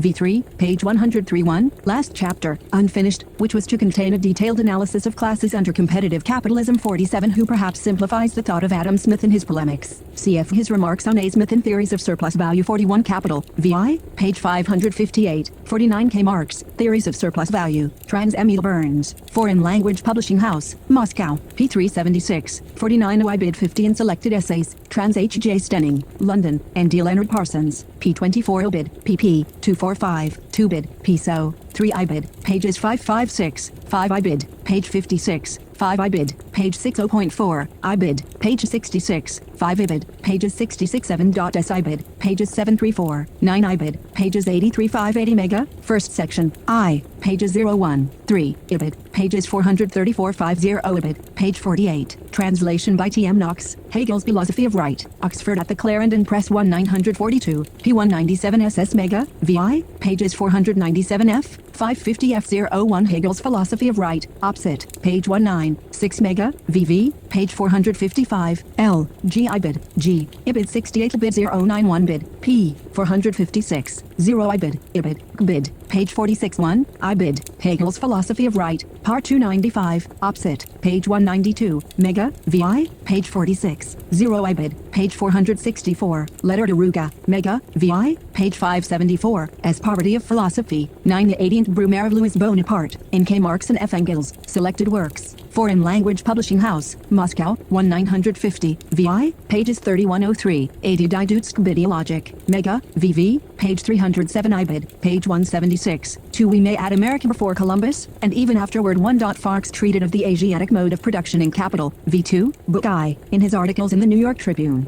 Marx appeared frequently in the Tribune from 185-16Z. The articles were often written in collaboration with Engels, in his correspondence with Engels, and in pro-capitalist modes of production. For one of the few occasions when official Marxism has displayed a degree of independence, see a recent discussion published in Loppen C., April and October 1, 964, 83 in Thüringen Newburgh and Communist Enprozis Zuckerl, Basel and Boston, 185-3, 5 letter to break, May 5, 1875, 9 New York Tribune, October 1, 9, 1853, 86 speech at Amsterdam, 187Z, cf. G. Steckliff, History of the First International, English translation, page 140, 87 taken from the American Journalism of Marx and Engels, New York, pages 78, 88 The Class Struggles in France, T. 848 1/8 in Selected J. Arcs, opposite, page 104, 89 Correspondence with Proudhon, Index Abstractien, 9, 31Z, 48, 71, 1334 Accident, 51, 55 Act, Activity, 8, 33-4, 44-5, P, 54, S8, 6S, 71, IO, J, 160 Agriculture, 43-4, 105-106, 158 Alienation, 410-11, 41-2, 5, J, 57, 131-1 Antithesis, Z6 Appearances, 6Z, 118, 143 Arts, 44-5, So, 64, 86, 107-108 Authoritarianism, 54, 126, 146 Becoming, 20, 22, 18, 162 Being, 38, 57-8, 143 Bismarckism, 54, 126, 165, 170, 177, 182 Bonapartism, 126 Bureaucracy, 7, 13, 27, 30, 124, IJ 8-51, Capital, 1417, 21-2, 47-8, 93-4, 99, 102, 121-2, 189 Capitalism, 1417, 43, 47, 63, 84, 89-91, IOJ, 100, 10810, IIJ, 11618, 121-1, 151, 189 Cos, 51, 162 Civil Society, 5, 13, 29, 11934, Q8-51 Class Struggle, 1516, 21, 25, 31, 68, 76, 81-2, 87, 91J, 101-21, 124-0161, 180 Class Struggles in France, 121 Classes, 5, 21, 36 7, 43, 69, 71, 89 121, 180 Clausewitz, Karl von, 163 4 Code Civil, 49, 113 15 Commodity, 9, 14,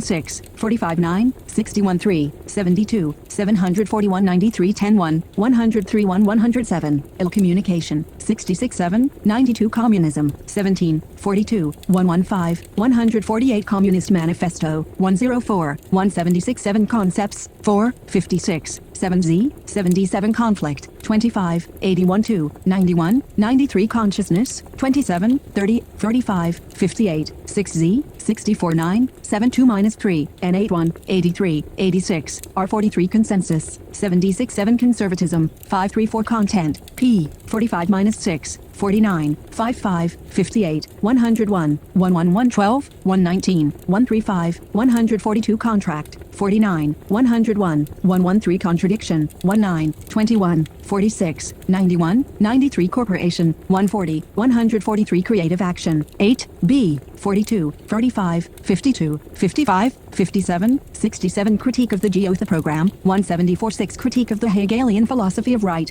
A, 126 Culture, 20, 39, So, 83 Democracy, 7, 27, 125, 132, 134, 5, Q8, 148, 183 Determinism, 14, 51, 55 Development, 20, 29, 162 3, 193 Dialectic, 3 minus 6, 810, 19, 25, 6, 29, 31, 38, 35, 57, 63, 100 101, 118 20, 16 Dictatorship of the Proletariat, 125, 183 Distribution of Products, 61, 177 9 Division of Labor, 5, 7, 29 32, 37, 43 negative 5067, 104 12, No, U5, 154 5 Economics, 1417, 84 5, 101, 1 to 12 Engels, Friedrich, 17, 30, 60, 69 70, 2, 126, 175, England, 72, 153, 165, 69 Enjoyment, 20, 41 to Exchange Value, 46 7, 49, 74, 94 5, 102, 103 Fetishism, 47, 63, 66, 98 9 Feudalism, 14, 53, 61, 76, 91 2 Feuerbach, Ludwig, B, 38, 44,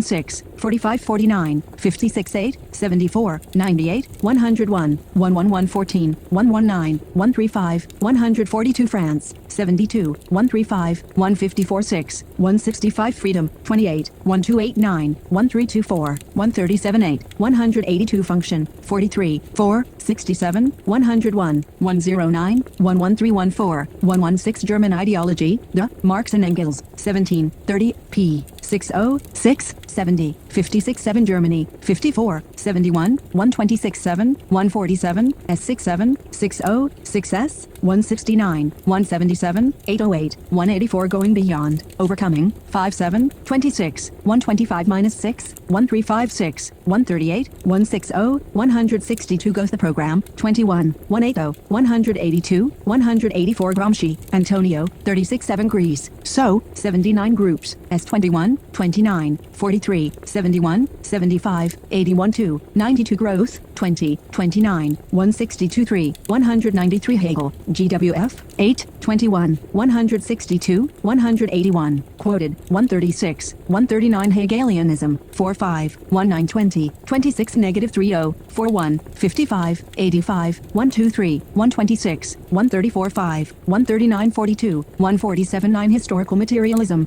16 20, 26, 28, 31 2, 6S, 161 2 History, S. 8, 1718, 279, 42, 64, 70, 102, 124 History of Class and Class C071 Ceousness, Lukács 36, Holy Family the 30, 32, Idealism 4, 530, 33 Ideology 7, 944, 52, S, 9FF1, 1621, 44 Illusion 62, 64, 66, 77, 79, 85, 1, 18, 143 Individual, 79, 68, 75, 129 33 Individualism, 116 18 Inhumanity, 84, 117 Institutions, 7, 26 Intellectual, 38, 67 intermediaries, 35, 46, 73 irrationality, 8, 146 J juridical relations, 7, 30, 49, 113 16 Kant, Emmanuel, 27 1, knowledge, 22 3, 27, 3 1 minus 2, H, P, 64 5, 79, 86, 35, 7 labor, C work, DH, is in of labor language, 35, SZ, 66 7, 7 2 minus 5, 82, 99 LaSalle, Ferdinand, R26, R7, minus 7, R80 82 law, 15, 29, 30, 46, 52, 64, R1316 Lenin, Nikolai, RC6 logic, 4, 46, SZ, 99 Lukács, G.L6-7, 48 1 Vlichiavelianism, 36, 164 5 L1 Althusianism, Go, 104 manuscripts of 1 844, 30, 40, 57 Larks, Carl, quoted, 1R, 17334, 47, 8, 49 50, 57, 59 62, 6, 84, 93 minus 6, 99, 103, 100, 110 11, 126 JS, 153, 7,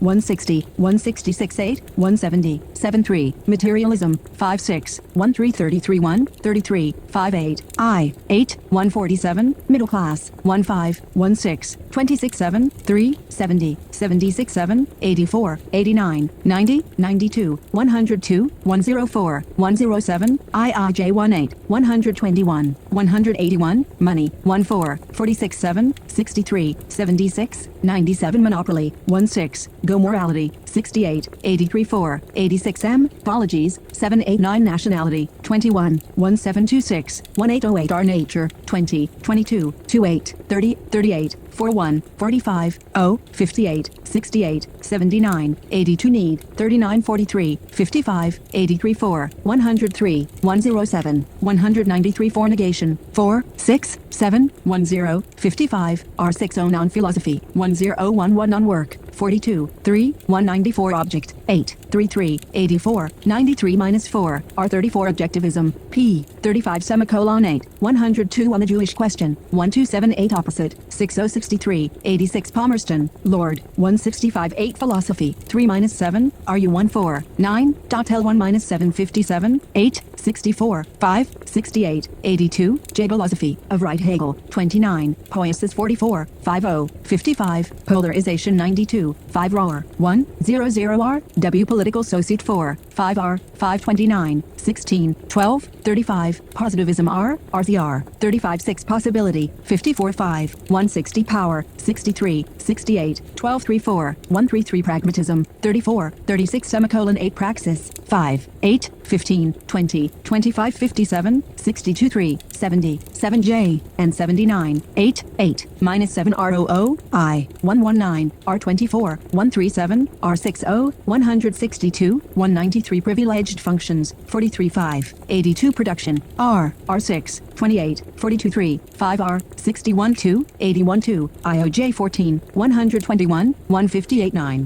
192 productive forces, 7, 4, RTL, 42, 5 1, 81 2, 102, 104 12 products, 8, 16, 33, 4 5, 47, 6 1, 82, 84, 93, 4, 99 profit, 14, R6, 100 107, 117, 121 property, S7, R6, 51, 82, IIJ 17, I21, quantity, E, qualitative relations, 14, 20, 29, 47, 53, 4, 94, 162 J, 93 rationality, 4, 6, 7 8, 6, 70, 100, 124, 146, ISJ 2, reality, 36, 17, 22 334, 54, 62, 64 5 69 70, 74, so, 11719, 124, 145, 6, 151 reformism, 21, 104 reification, 48 9, 99 religion, 35, 10, R2, 64, 68, 79 so, 82,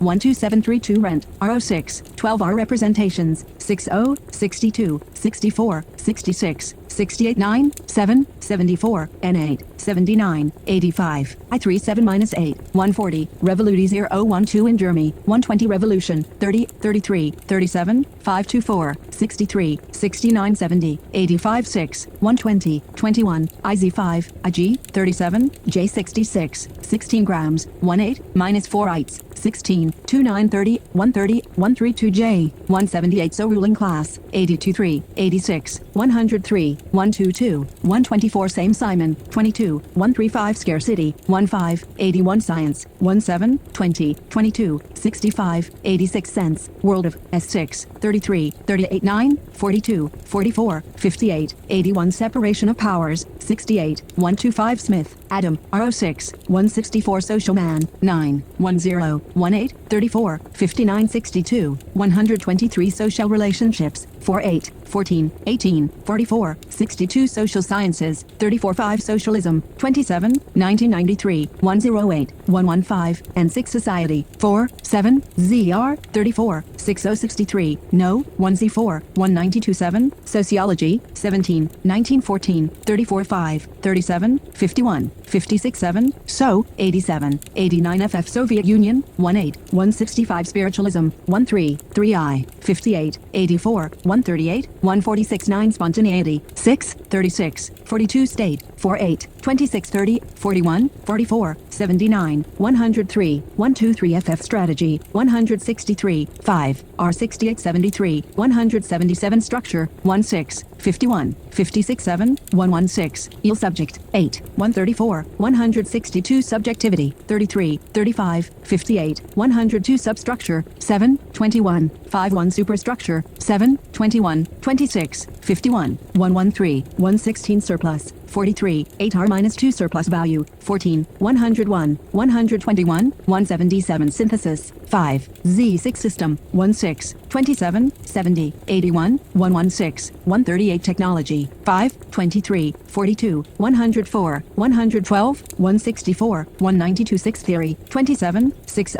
67 8, 163 theses on Feuerbach, 30, 33 4 thesis, 8, 26 thought, P3, 57, 83 time, 27 9, 85 totality, 4, 17, 20 24, 36, 41, 55, 69, 83, 116, 191 trade, 46, 61 transparency, 6063, 87 truth, 35, 14, 31 minus 4, 85 United States, 169, 194 universality, 70 use value, 46, 47, so, 72, 94 6 alu, 46 7, 49 50, 95 7, 107 values, 70, 87, 113, 119 voluntarism, 11, 35, 151, 190 wages, 102 103, 106, U1, 177 Weber, max, 138 work, 41 4, 6062, 67, 81 minus 2, 94, 96 101, 100, 164 working class, 16, 27, 31, 36, 76, 89, 102 104, 121, 125, 153, 161 2, 164, 1713, 180 world market, 90,